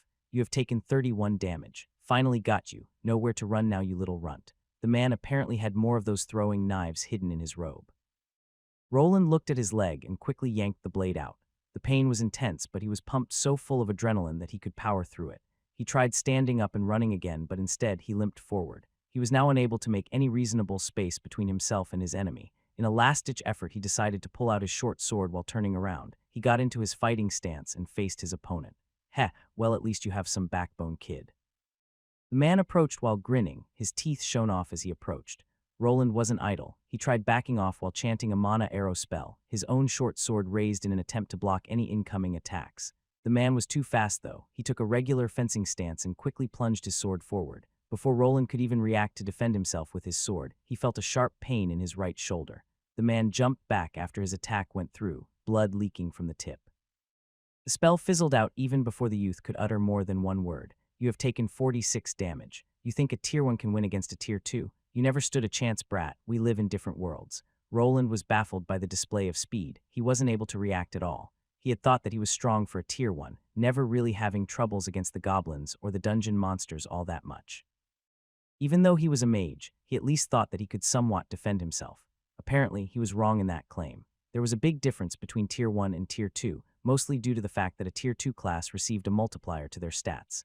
The moment they managed to get through the class up, a 1.5 times multiplier would be added to all of their stats. They would go through a qualitative change that would increase their power by a big margin compared to the lower Tier 1 classes. Don't think you can get away with this. Someone will find out the truth. The man stopped while pointing his rapier at the boy. The truth, you overestimate your worth, brat. No one cares about you and those 3 adventurer girls. I'll take care of them soon enough, hee. Adventurers get wiped out by monsters all the time. The man was really chatty. He had spent a lot of time in seclusion and without anyone to talk to. He just had to reveal his big plan like a villain of the week. As always, such behavior proved to be the downfall of most of those types. The moment he ended his sentence and was about to plunge his rapier into the boy's chest, he noticed something. He jumped back while an arrow whizzed past his eyes. Then, from another angle, a dagger came flying, aiming at the spot where the man had dodged the initial arrow. The man bent his body at an awkward angle and managed to stop his momentum and evaded this one as well. He propelled himself backward while turning, his eyes going to the spots that these 2 attacks came from. Who is there? It didn't take long for a small group of girls to appear. It was Roland's adventurer party that had came to his rescue. The first one to appear was the large, muscular tank of the group. She charged at the rapier-wielding man while holding onto her great hammer, ready to split his head. Slightly behind her was the wolf girl. She was half a step behind her party member, one dagger in her hand, while the one that she threw was picked up along the way. Roland, are you okay? Rebecca was the last one to arrive. She ran up to where Roland was limping along. Blood was coming from his shoulder and leg wound. How did you know I was here? Never mind, be careful, that man is a Tier 2, probably some kind of fencer class. Roland shouted out so that Raina and Sahilder could hear him. He was worried that they would get themselves killed against someone with superior stats. I'll explain later, let's take care of this guy first, can you fight? Roland nodded at Rebecca while limping a bit. He grabbed a recovery potion from the side and drank it fully. The rest was poured directly on the wounds. He cringed from the pain. His wounds sizzled slightly and started closing up. The potions were slow working, and it would take some time for him to recover. His HP was now slowly going up while the potion did its thing. Why yes, just let me chant my spell. Rebecca nodded before knocking another arrow into her bow and firing it off at the man. Sahilder was about to get herself stabbed in the neck, but luckily the arrow forced the enemy back. Damn, what are you 3 doing here? Why would you be here of all places? The man's face contorted in a malicious way as he glared at the 2 frontline fighters that were circling around him. The large woman tried hitting him with the big hammer while swinging wide. Every time he tried countering due to Sahilder over-swinging, the wolf girl was there to pounce from a blind spot, making the man dodge away. With the addition of Rebecca's arrows, the man was now having a difficult time. Us 3, do we know this guy? Sahilder asked while glaring. I'll explain it later, just focus on the fight.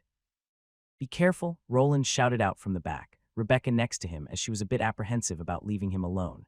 Even if it's 3, a Tier 1 is still a Tier 1. The man raised his rapier up while standing straight. Sahilder and Raina moved in, the larger one moving from the front while the smaller attempted a backstab.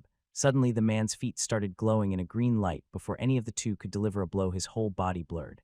Gale step. The 2 hit nothing but air while the man used some kind of movement skill.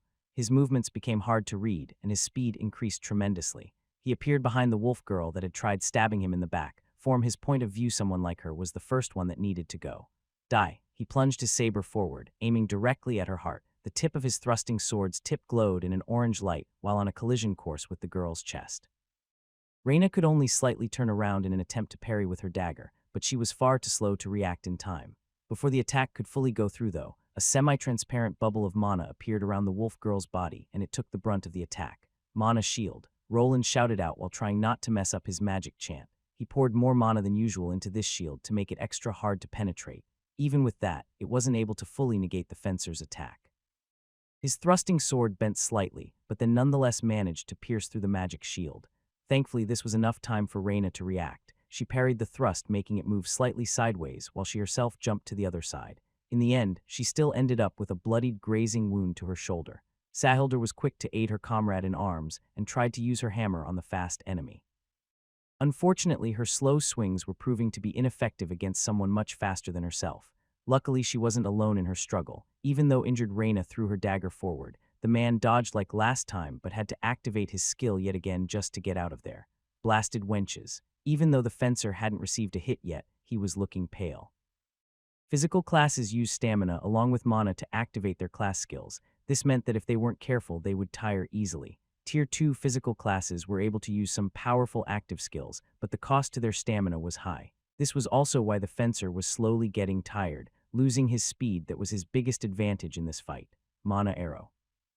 A shining blue arrow of mana flew directly towards the man's face, and as he was dodging it, a regular arrow approached him from another angle. He activated his skill once more while dodging this double-ranged assault, but only to be greeted by a shoulder tackle from the side by the large muscular lady tank of the group. Not so fast anymore, huh? You are pretty weak for a Tier 2, probably just went through your advancement.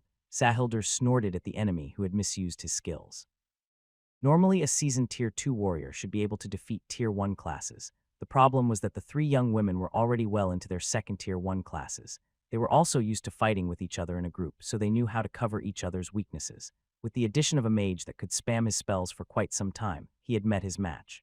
The man had used up most of his mana while using his enchanted weapon, combined with no more stamina, and he was on the defensive. Mana Arrow, Mana Bolt. Roland had mana to spare, so he continued to cast his attack spells at this enemy. Rebecca, that was next to him, kept shooting till all of her arrows were gone. The two girls on the front line continued fighting, while making sure not to let the dangerous close-range fighter approach their party members. The tide of the battle had turned. One of Roland's mana arrows finally managed to lodge itself into the man's thigh, taking away his biggest strength, which was his agility. He started cursing at the party of three girls and the boy. He was apprehensive about this loss and unwilling to accept it. In the moment of weakness, he finally fell to the large hammer that descended on his head.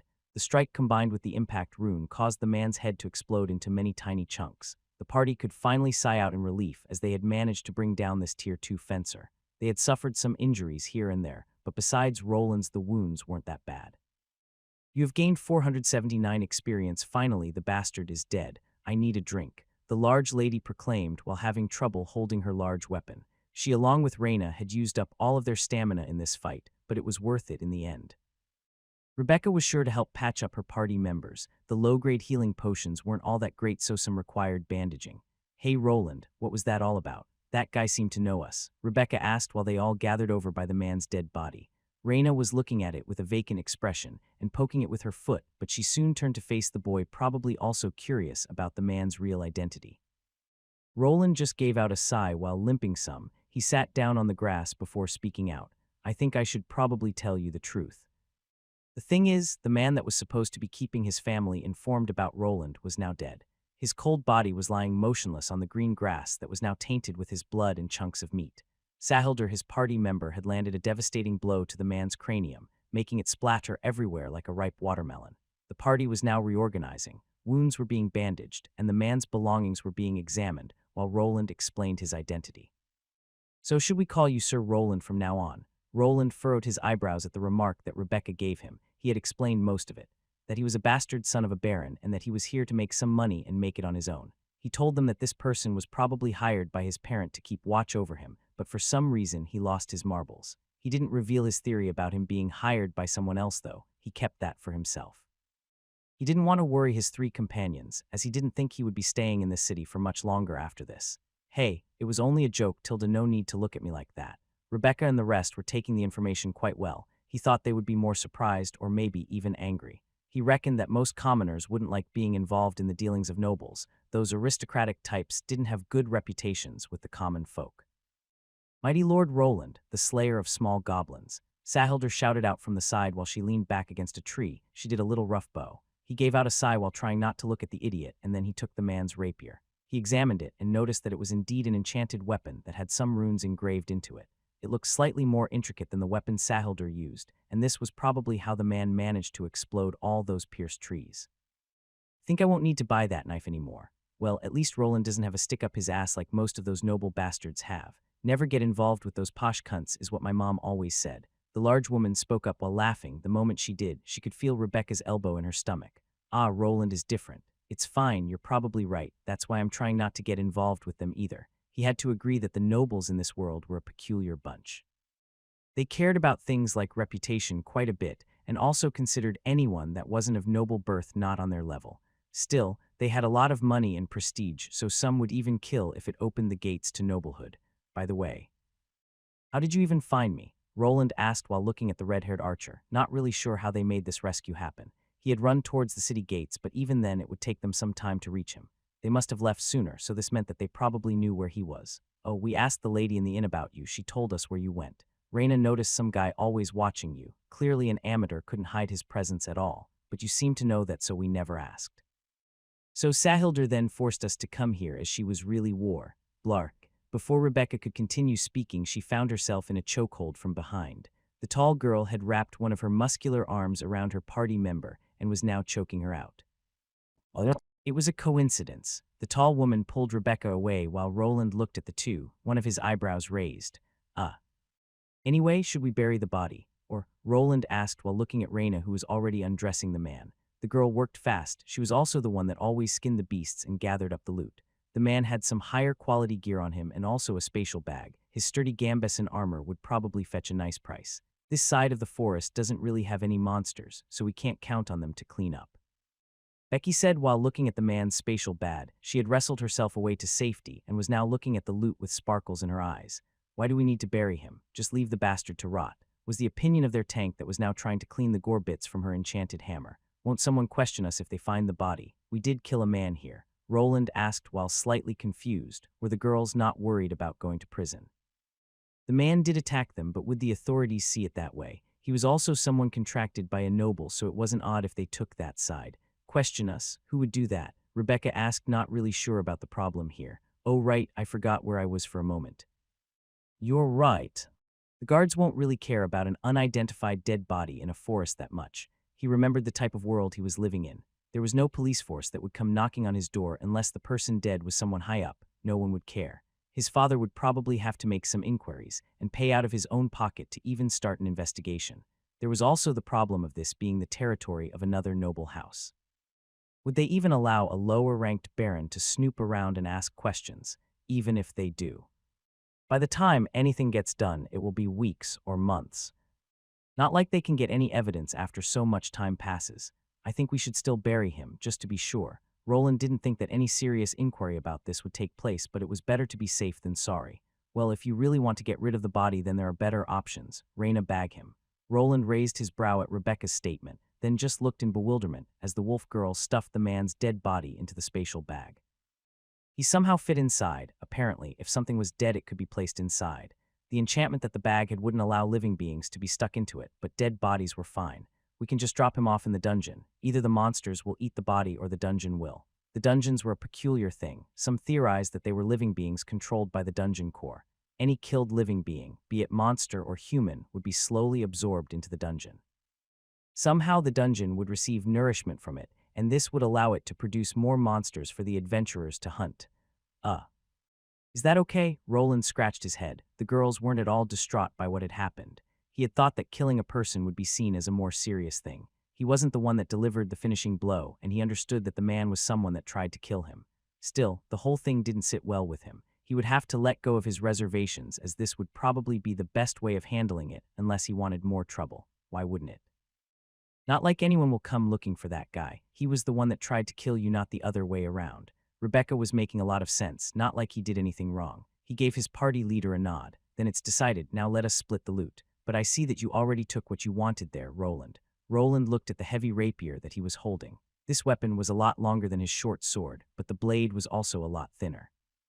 It was clearly meant for thrusting motions and not cutting motions. It had a swept hilt which was quite more intricate than the simple crossguard that his own short sword had. Well, Becky just covered her mouth after seeing the young man fidgeting around while trying to hide the long blade behind his back. That's fine, you can have it.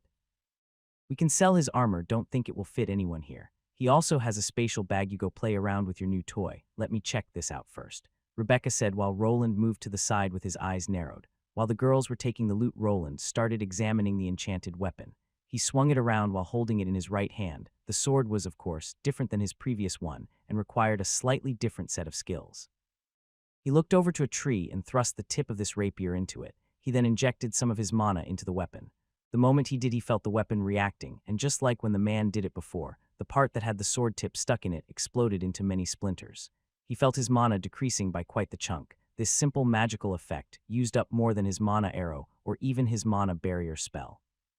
He lost close to 100 mana points, which for him wasn't that much as he had over 1,000 by now.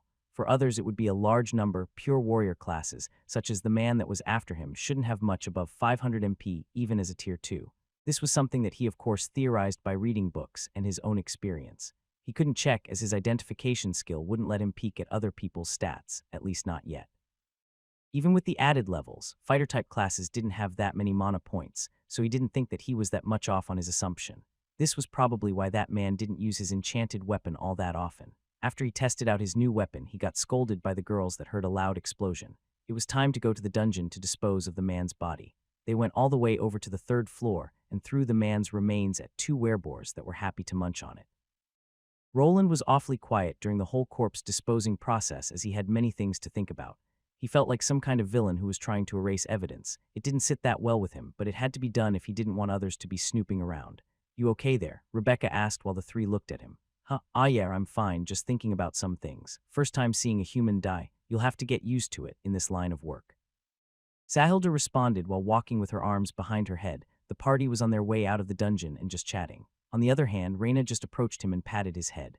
There. Roland looked up at the wolf girl that was the closest to his height, just patting away. He still couldn't figure out what this one was thought about most of the time. He pulled his head away after getting treated like a small child that he actually was. "I'm fine really, you guys don't need to worry." Still. "Thanks for the help." Roland rubbed his nose while lowering his head. In the end, these 3 had aided him without asking for much in return.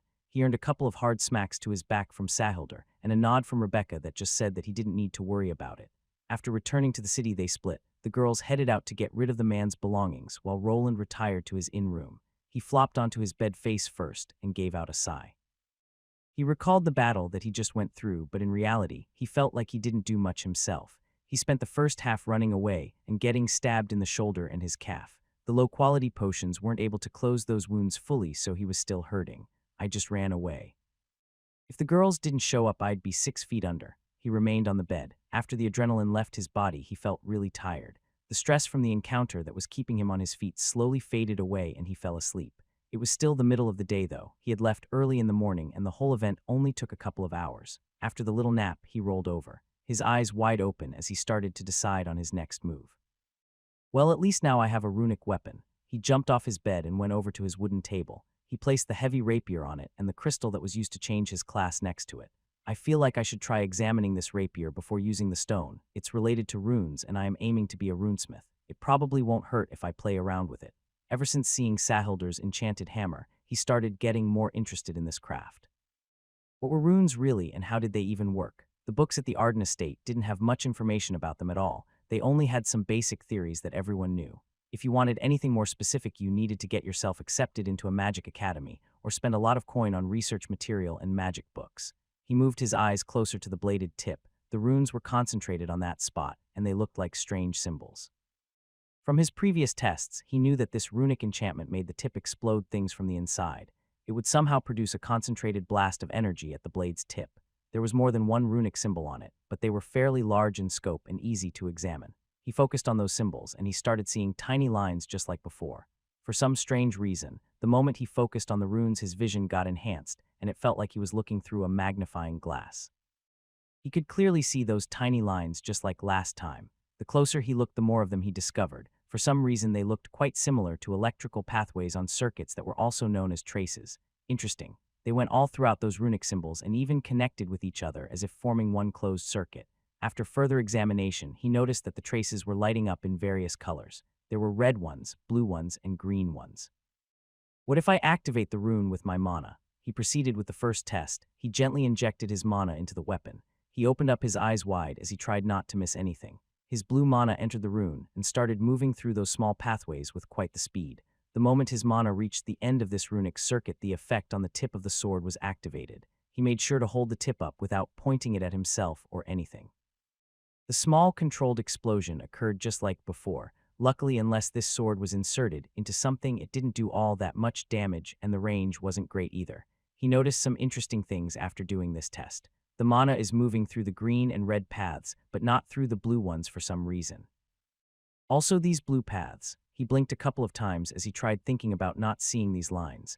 The moment he did, he saw the fluorescent lines that were over the runic pathways vanish, as if he deactivated a skill. The moment he did that, he noticed that the blue lines that he saw weren't actually going over any of those pathways, as the red and green ones did. Wait, could it be that? Why? He had a sneaking suspicion of what this all meant. First, he glanced on his mana pool. After subtracting what he used up from activating the weapon and taking his mana regeneration into account, he still had less mana than anticipated. He clearly was losing some mana while looking at those runic symbols. This meant that he was subconsciously activating some kind of skill or spell effect. He started looking over his spells and skills. He finally ended up with two that could be the culprit: debugger or circuitry skills. If those lines are what I think they are, then it's probably the debugger skill. But are runes considered some type of computer program? Or circuitry, maybe some strange mix of them both?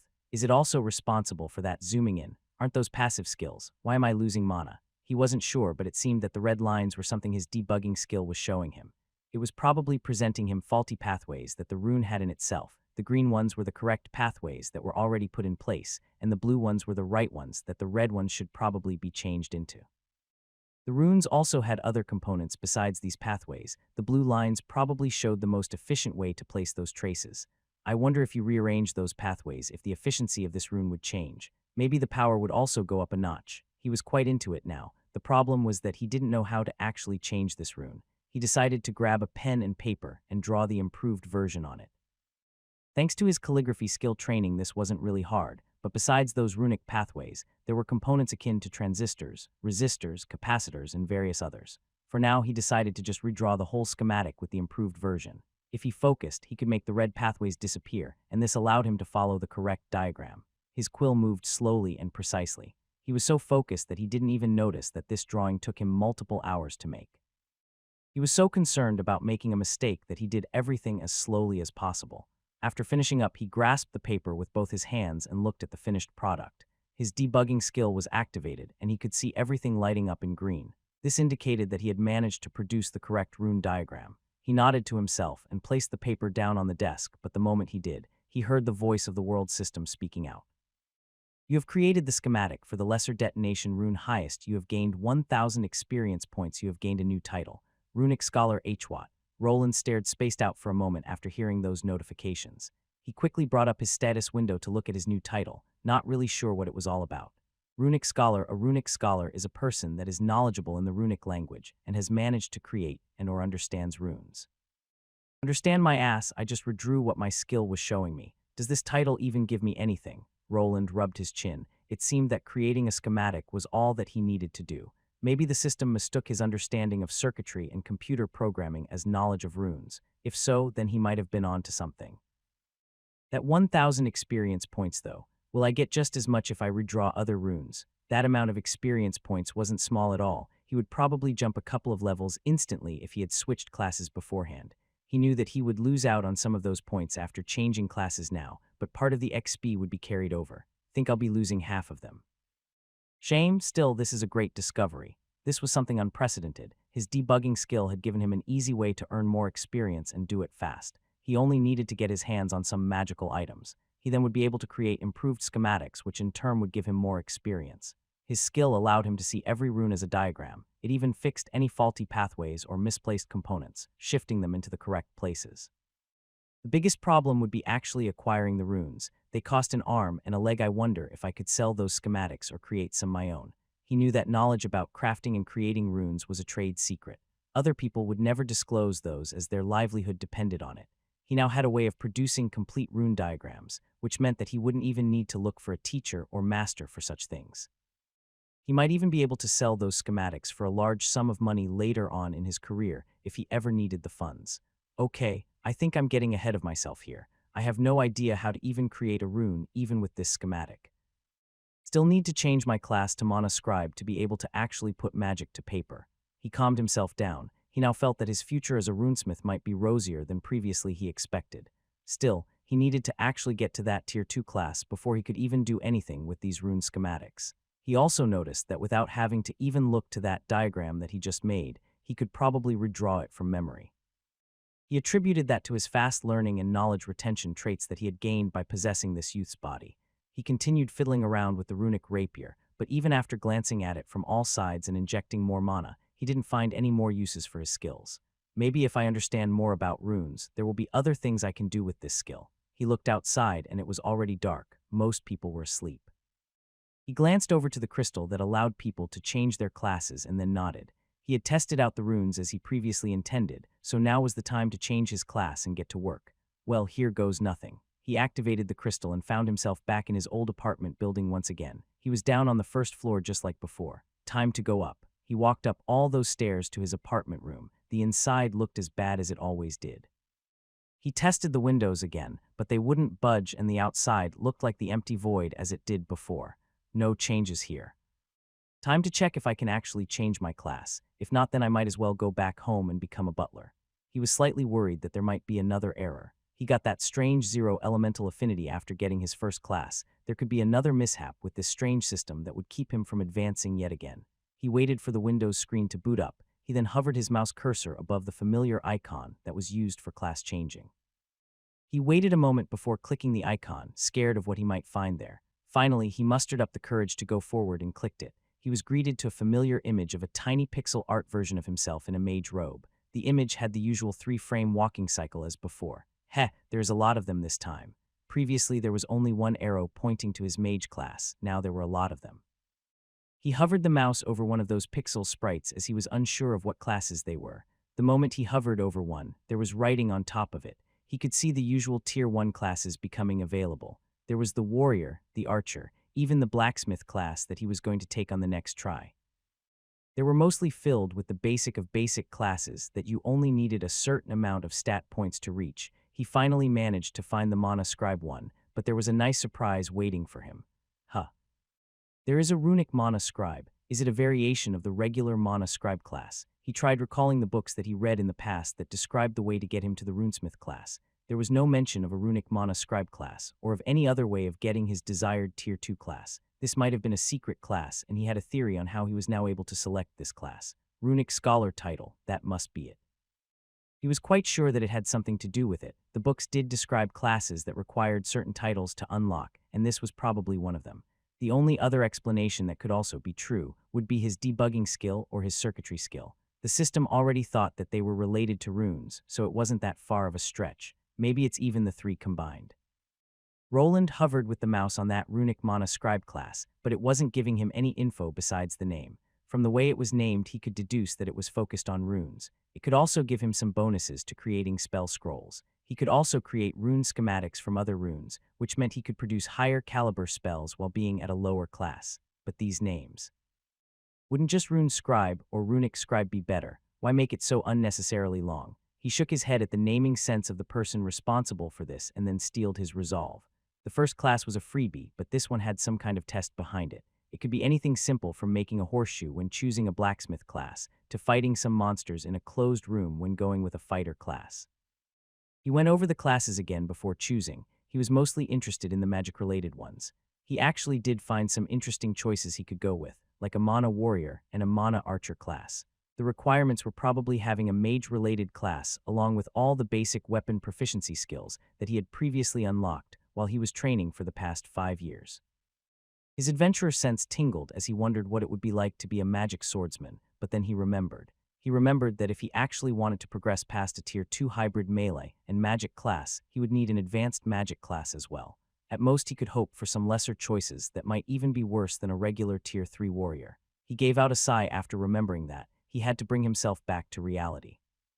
He already found a hidden class related to runes. This was probably the best choice. The Mana Scribe class was also a popular choice for mages as their second Tier 1 class before going for an elemental mage at Tier 2. There were other choices like a ritualist that lead to a Tier 2 thaumaturge and then into a Tier 3 warlock. There were other various options that gave you a wizard class or a sorcerer class. Each of those differed in the way they utilized their spells, and some were race or bloodline specific. If I go by its name, this class probably has all the bonuses of the previous one, so it is probably a better version. Though that could mean that the trial for it could be harder to pass. He gulped before finally clicking on the runic Mana Scribe class sprite. The book he read before described the process of getting the Mana Scribe version of the class. In it, he would have to use his mana to inscribe one of his basic spells to paper. The ability to do so would be somehow given to the person taking the test. If the person had the aptitude, they would pass without any problems. If you tried doing it with no talent, then you would probably fail. If you failed, the knowledge of the skill would be forgotten. The VR headset that he previously used popped out once more, and he didn't hesitate to put it on. He was greeted by a flash of light, then a quick scenery change. He was sitting in a chair in front of a large desk that was at an angle. There was a large empty parchment laid out on it. To the side, a white quill resting in an ink bottle. The room that he was in looked like the inside of a medieval castle. There were various books spread on bookshelves to the sides, and right in front of him was a large hourglass. It was at least 2 meters tall, and the sand was already slowly going down. That's probably the timer. It was one of the timed trials. He would probably fail if he didn't manage to complete whatever he had to finish before all of that sand fell.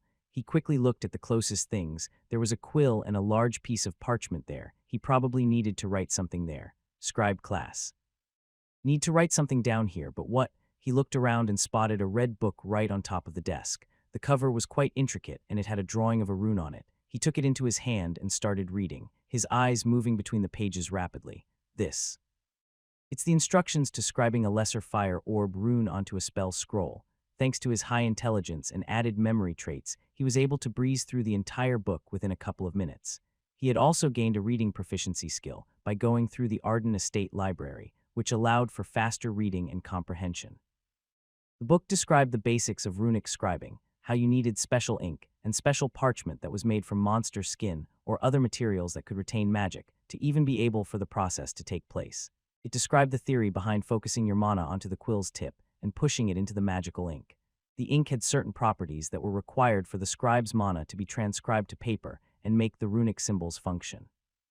This wasn't the hard part, that was to actually get the runic diagram the way you were supposed to. He had seen how intricate the lesser detonation rune was. The whole diagram that he drew of it fit on a large sheet of paper. He had to fit a similar diagram of this lesser fire orb rune on this parchment, but it had to be much smaller to make it work. Luckily, this rune was less complex than the detonation rune. He couldn't just trace the large schematic in a 1-to-1 ratio. No, he had to make it small. He needed to guide the magical ink with the quill, making many tiny mana pathways between all of the components. These components were the rune parts. In this particular runic spell diagram, there were 3 main ones. There was the basic fire rune that was the center of it all. Then there was the runic part that shaped everything into an orb, followed by parts that regulated the mana flow and made sure that the spell didn't collapse onto itself or explode. The last part was considered a type of control rune that was responsible for the spell's program, wait. These parts are similar to logic gates, logic circuits. Do runes use binary? He could tell that the components in these runes had a striking resemblance to circuitry parts, like transistors, resistors, and more complex chips. They differed from the ones he knew by the fact that they were made from magic ink and not from physical components. These chip-like sections had things similar to logic gates in them. Interesting, I think my circuitry skill is helping me understand these runes better. Though I don't think I need to understand this just yet, I just need to copy the schematic onto the paper now.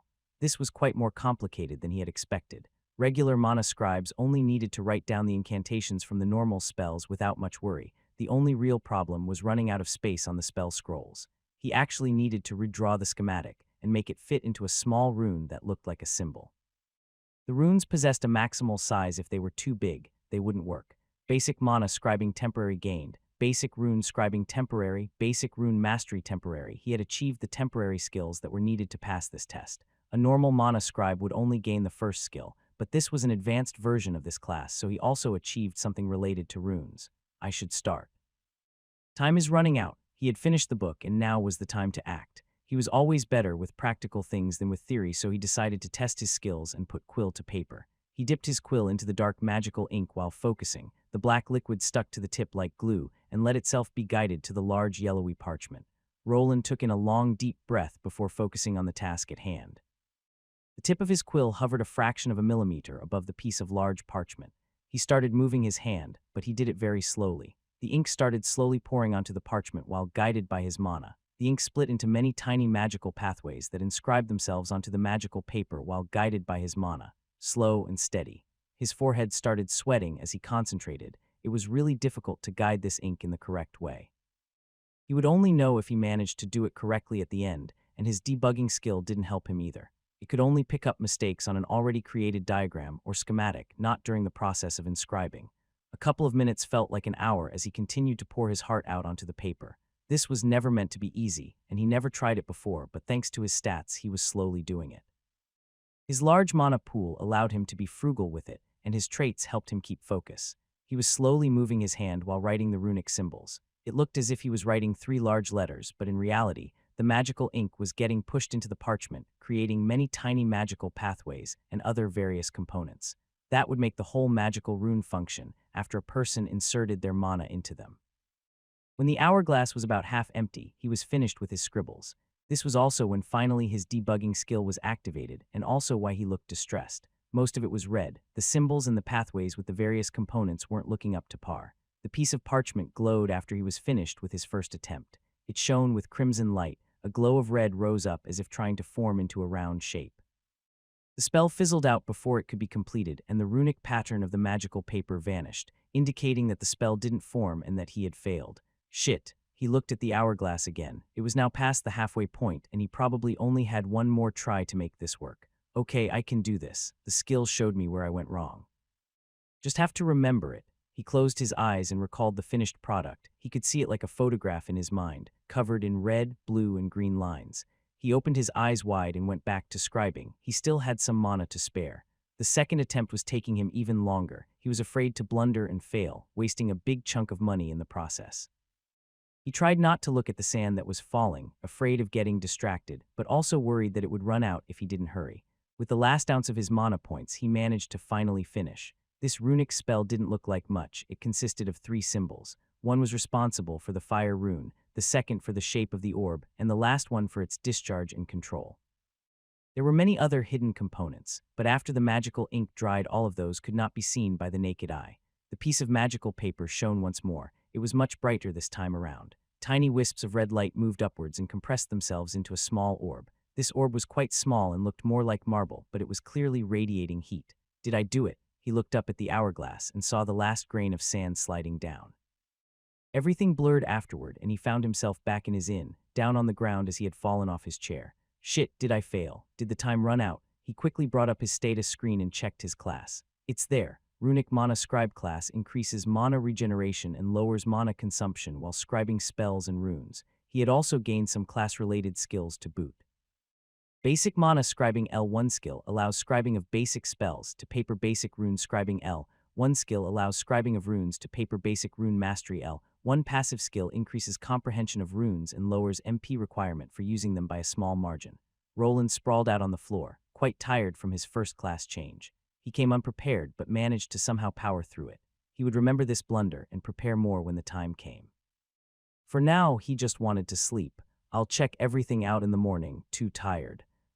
Roland awoke at the crack of dawn. He had passed out after attaining his new class and was now a runic mana scribe. His back was killing him as he didn't make it to his bed last night. He arose from the floor while grasping his neck. Is this how old age feels like? He grunted like an old man while standing up. The sun was just rising, so he probably had some time before any breakfast would be served at the inn. His thoughts turning to the girls as he wondered if they managed to sell the loot of the fencer that attacked him. In yesterday's encounter, he was almost murdered by some musketeer wannabe. Luckily, his party members had managed to save him in the nick of time. This made him consider leaving the city while he was still in one piece. The words that the man said were still bothering him. He mentioned someone being glad if he was dead. That could have been a random sentence he construed even a taunt, but could also mean that he was hired to do it. The first person that popped into his mind wasn't his father, but the third sibling. He was never liked by the third son, mostly due to the fact that they both came from mistresses. He didn't think that his brother had it in him to go through with such a thing, nor was he smart enough or had the funds. There were also his other 2 siblings, but he didn't think they saw him as a threat. He was the 4th son, and his mother wasn't even a mistress of the house. He had no claim to the estate whatsoever unless all of his other brothers died or his father announced him as the heir, which would never happen. Were they afraid that he would become strong and claim their lives or something? That doesn't make any sense. But I guess people have killed for less before. He didn't think that it was his father. If he was angered about him staying here, he would probably just send an order for him to come back. The other suspects were the 2 wives. They also could have it out for him. They could see him as a threat against their sons if he ever managed to stand out. He didn't think that he was standing out too much. He wasn't even going to that Magic Academy or the Night Academy. Roland then wondered if there could be another person that might want him dead, but he couldn't think of anyone else. He didn't really interact with anyone back in the Arden estate to cause any long-lasting grudges. He had 2 options, stay here and wait it out, or use the chance of his tail being dead and leave. I got my class. I got some coin. I even have a way to quickly level up now, no reason to stay here. He glanced at the 3 new skills that he had obtained. 2 were for scribing. The first one was probably the one that you got if you were a common mana scribe, but he also had a second one just for runes. He knew that if he wanted he could scribe regular spells, but runic ones felt much more promising. Roland found it odd that he received the basic rune mastery skill. The books he read mentioned another one. This skill was called runecraft, and it was required to achieve the runesmith class. You could also only achieve it after becoming a blacksmith. If he followed the normal path, he would end up as an enchantsmith. He needed this runecraft skill to advance to runesmith. The books he read before described the way to get it.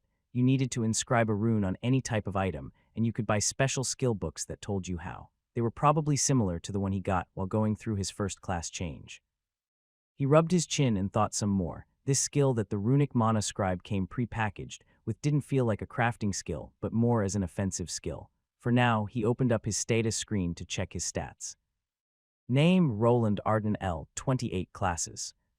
T1 Mage L 25 Secondary T1 Runic Mana Scribe L3 Main HP 338 338 MP 1534 1534 SB 422 422 Strength 25 Agility 29 Dexterity 43 Vitality 26 Endurance 26 Intelligence 83 Willpower 60 Charisma 12 Luck 6. He noted that he managed to gain 2 levels from the saved over XP. He was a bit annoyed that he lost some of it due to drawing that schematic too early. The secondary class option is now unlocked. The moment you unlocked a second class, you could choose one of your previously gained classes as a secondary one. With a secondary class, you were able to keep this class special effect. His secondary class, which was now a mage, gave him bonuses to mana and mana regeneration. You could only have one secondary class, and you could switch them once per day. No outside items were needed to do this. Roland took note of his meager physical stat growth with this class. His intelligence, dexterity, and willpower seemed to be going up though. This was his second Tier 1 class. This world system didn't count this as separate levels. They all added to the main level, which caused people to gain those levels slower than before. Even if it seemed that he made the jump from L1 to L3 of his new class, in actuality he was going from L25 to L28 of his main level. He knew this would happen. There was a reason why people started gaining levels slower and slower, and why most of them tried not to get a third Tier 1 class. Roland was glad that he had his debugging skill. It offered him a faster way of getting through his Tier 1 conundrum. He also believed that he could use this schematic making bug even after he changed his class to a blacksmith later on.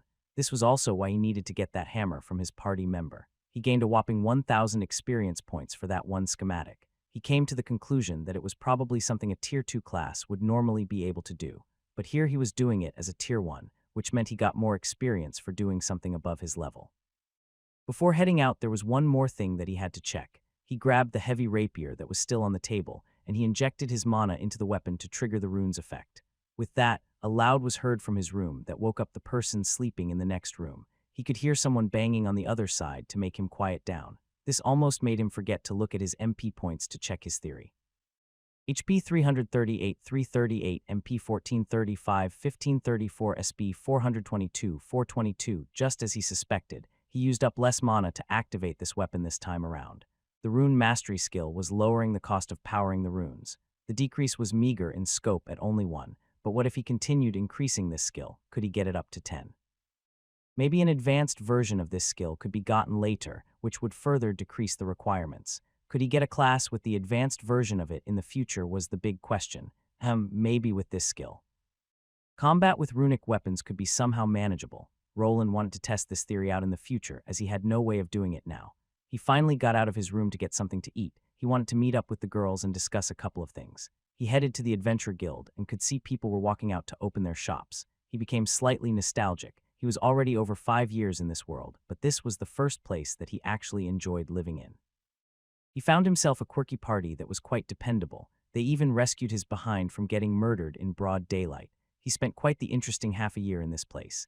He decided to change locations and wanted to do it fast. He also felt bad about breaking the party up when he left. The girls would need to find reliable backline support like him. There weren't really many mages in this line of work at the lower levels. Most mages were put into academies that left them as Tier 2 mages. They could just level up by researching more spells and not killing monsters. This was also why Roland was able to reach L25 of his mage class so soon. Besides killing goblins, he was leveling up his spells. The more he used them, the faster they leveled up. Even though he didn't need to do it while in combat, it did hasten the leveling process. Still, most people didn't want their kids leveling up in dungeons, so spending some years in a magic academy till they got the hang of casting was a preferred option. though this only concerned people that could actually afford to pay for the exorbitant prices of those prestigious academies. Roland went past the tavern that he had his first drunk stupor with his party members. It was called the Iron Flagon. The booze that was served, there was all hard liquor, anything below 20 was frowned upon. He recalled a couple of instances of the girls from his party getting drunk in there. The quiet wolf girl always got chatty on those occasions, which made him chuckle. He thought back to his family. He hadn't heard a word from them during the time he was here. He also didn't write any letters to any of them. He once considered writing some to Martha, but now he was planning on going into hiding. This meant that he needed to lay low and not spread any information about his whereabouts. He finally arrived at the Adventure Guild. It was the place that he always met with the girls. He pushed the door open and was greeted by a smell of sweat. Many adventurers were already shuffling back and forth inside. The people in this world woke up early as to not waste the light of day. "Hey, Roland." "Good morning." Tilda Roland spotted Rebecca at the usual spot waving at him. She had quite a big smile on her face as if something good had happened. This made Roland think that she might have fetched a good price for that man's armor. He walked towards his party. Sahilder had a coin purse in her hands and was looking at it while Raina the wolf girl was dozing off at her seat. The girl was always bad at getting up in the morning. Some drool was even dripping from her mouth as she concentrated on not hitting the table with her face. "Good morning, you're awfully chipper today. A good deal at the shop." Roland sat down on his chair that creaked. The moment he asked, Rebecca waved him over. He raised his eyebrow but leaned forward. She apparently wanted to whisper her answer into his ear. "Yeah, that guy was loaded. We found some small gold coins in his spatial bag along with some other things. Raina already swiped some throwing daggers for herself. His gear also fetched a nice price." Roland nodded. Apparently with the sold equipment, the girls managed to get over 20 small gold coins. He already had 15 of those in the dimensional bag beforehand, after selling his light armor, some potions, and other weapons.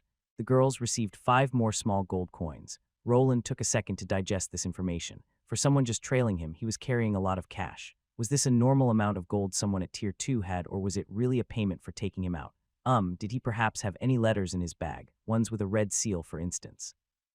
Rebecca shook her head and shrugged. No, he only had the usual stuff. Roland narrowed his eyes as this made it sound like this wasn't the first time that these girls had done someone in. He was hoping of finding more clues, but it made sense that there were no letters. Even if the man received such a thing, he would probably burn it to get rid of the evidence. He also could have met face to face with his contractor. His head was apparently worth more than 1 gold coin, which he wasn't sure was that flattering. While he was thinking, he noticed that his party leader's eyes were sparkling. "You sure are happy there, like money that much." "Damn right I do," she replied loudly before lowering her voice and nodding. She didn't really want the other adventurers to know that they had some coins to spare, as these were dangerous times they lived in. It wouldn't be surprising if you got backstabbed during a dungeon expedition and robbed by other adventurers. There were even some of those types that actually specialized in robbing others during dungeon expeditions. But anyway, what are we going to do now? "Think we should leave this city for now." Rebecca sat down in her chair and looked at the others with a slight frown on her face. Roland kind of knew what this was about as he nodded. "Sorry, didn't think I'd get you involved in something like this. It's not your fault. You're different than those other nobles." Sahilder smacked the table that rattled with force. The drowsy Raina fell forward and got her face smacked, which finally woke her up. "How about we take one of those guard missions to another city? We won't have to pay the traveling costs." Rebecca continued with her proposal while Roland replied with his own plans in mind. "Well, I wanted to tell you something about that. I want to leave the city. But alone, I was thinking about quitting as an adventurer for now at least. But I think that you 3 should leave the city. I think your involvement with me might bring trouble your way." Roland wasn't sure what information the man had reported to the Baron or to the person that tried to kill him. The looks of the 3 female members from his party could be known, and they could be implicated in the future. He of course didn't want that to happen, but only saw distancing himself from them as an option. "You think we are afraid of some trouble?" Sahilder smacked the table again while looking angrily at Roland. "Apparently not. Don't worry about us, Roland, but you seem to have already made up your mind about this." Rebecca chimed in while looking at the close to 11-year-old Roland. The boy nodded as he wanted to leave this city and move on. He already had his class and now needed a place to train his crafting class. "Yes, I did. I'm actually not really fit to be a mage, so I've decided on choosing one of the crafting classes." The girls were surprised by this reveal. From their point of view, the youth was quite talented as a mage. Even though he only knew the basic spells, they packed quite a punch. If he managed to reach a Tier 2 mage, he would be a force to be reckoned with. But you are clearly suited to be a mage," Rebecca asked while confused. "Okay, let me explain. It's like this." He made a short summary about him having someone in a million constitution, and having 0 elemental affinities to get him any of the basic mage classes. He then explained about runes, and that he would be going for a smithing class that would somehow let him profit from his large mana pool. So that's how it is. Raina just kept nodding during the explanation. Rebecca did the same while Sahilder's head started exuding smoke when he started talking about runes and how they fit into his plan. I got it, sounds reasonable. Rebecca shrugged without having much to add to this explanation, not like she could convince this boy at this point. She also felt that Roland was free to choose his future. So when will you be leaving? I'd like to today or tomorrow. Don't really want to remain here for too long after what happened yesterday. I see. You probably won't tell us where you are heading. Roland just nodded while frowning. It wasn't like he didn't trust them with keeping secrets, but in this world, there were ways of getting information out of people even if they didn't want to talk, mostly with the help of special spells or potions that made people sing. The girls understood this, so they didn't make much of a fuss. Oh, we can always meet up in the future. You never know. When you are famous adventurers, I'll be sure to make you some runic weapons. Roland noticed that the atmosphere around the table got strange. Even the wolf girl was looking sad. He didn't think that they would be saddened this much by him leaving. You sure you want to make a promise like that? I want at least a greater rune in my weapon, said Rebecca while Sahilder replied afterward. I want some armor, legendary runic daggers. Was what Raina mumbled under her nose while staring at Roland with anticipation. Don't go overboard. I don't even know how long it will take till I can make lesser runic weapons. The 3 girls grinned at him and started listing him the types of weapons and armor they wanted him to make. While we are on the subject of runes, Sahilder, could you lend me that hammer for a couple of hours? Roland looked at the muscular girl with a glint in his eyes. He just had to get that hammer before he left. After some convincing and a lot of yanking with the help of Rebecca and Raina, they managed to peel the hammer off of Sahilder. Roland could barely hold this weapon. Swinging it was out of the question. I just need it for my research. I won't damage it, I promise. All of you magic types say that before something goes wrong. Apparently Sahilder was still hesitant about giving him her warhammer for inspection. He wasn't sure what it was about, and he didn't have enough time to hear the whole story. Fine, you can have it, but I'm staying in the room with you. Roland just shrugged as he didn't care. This was even better as he didn't need to carry the heavy thing all the way to his in-room. The 2 other girls didn't join them, finding it too boring to watch Roland play around with runes. I'll go check out if there are any worthwhile escort missions on the notice board. We can meet up at the tavern later. Rebecca and Raina left to go prepare for their own journey away. They had also decided to go somewhere else. This wasn't the only town with a dungeon close to it. The next couple of hours weren't all that exciting. Roland had Sahilder place the hammer in his room on the floor, afraid that if he placed it on his flimsy table it would give out under the weight. He then took out a sheath of paper and got to copying. He wasn't using his scribing skill. He just redrew the runes diagram with the help of the overlay that his debugging skill gave him. He took his time as he didn't want to mistakenly mess up this new schematic. After the first 30 minutes passed, he heard a big behind him. It was his big muscly friend dozing off on his bed. He sniggered at her and then went back to work.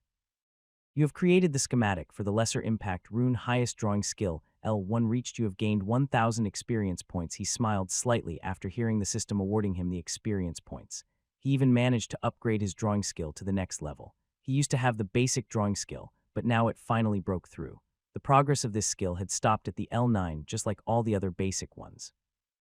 Now further upgrading was possible. This made him think that it was caused by him receiving the runic mana scribe class. He figured that the diagrams were probably considered drawings by this leveling system. Previously he leveled this skill by sketching things. Also painting was another skill altogether. He also managed to recreate the diagram fully, earning another highest graded rune. From what Roland knew, the lesser runes were the worst ones on the market. After them came the common runes, then followed by greater runes, grand runes, and at the very top the legendary runes. The last ones were mostly only mentioned in fables and not much was known about them. This wasn't all, as the runes went into even more subcategories. In sequence they were lowest, low, intermediate, high, and highest. A lesser rune with a highest subgrade was comparable to a common rune with the lowest subgrade, but this was something that Roland would figure out at a later date. He rolled up the schematic that he just made and placed it together with the previous one he created.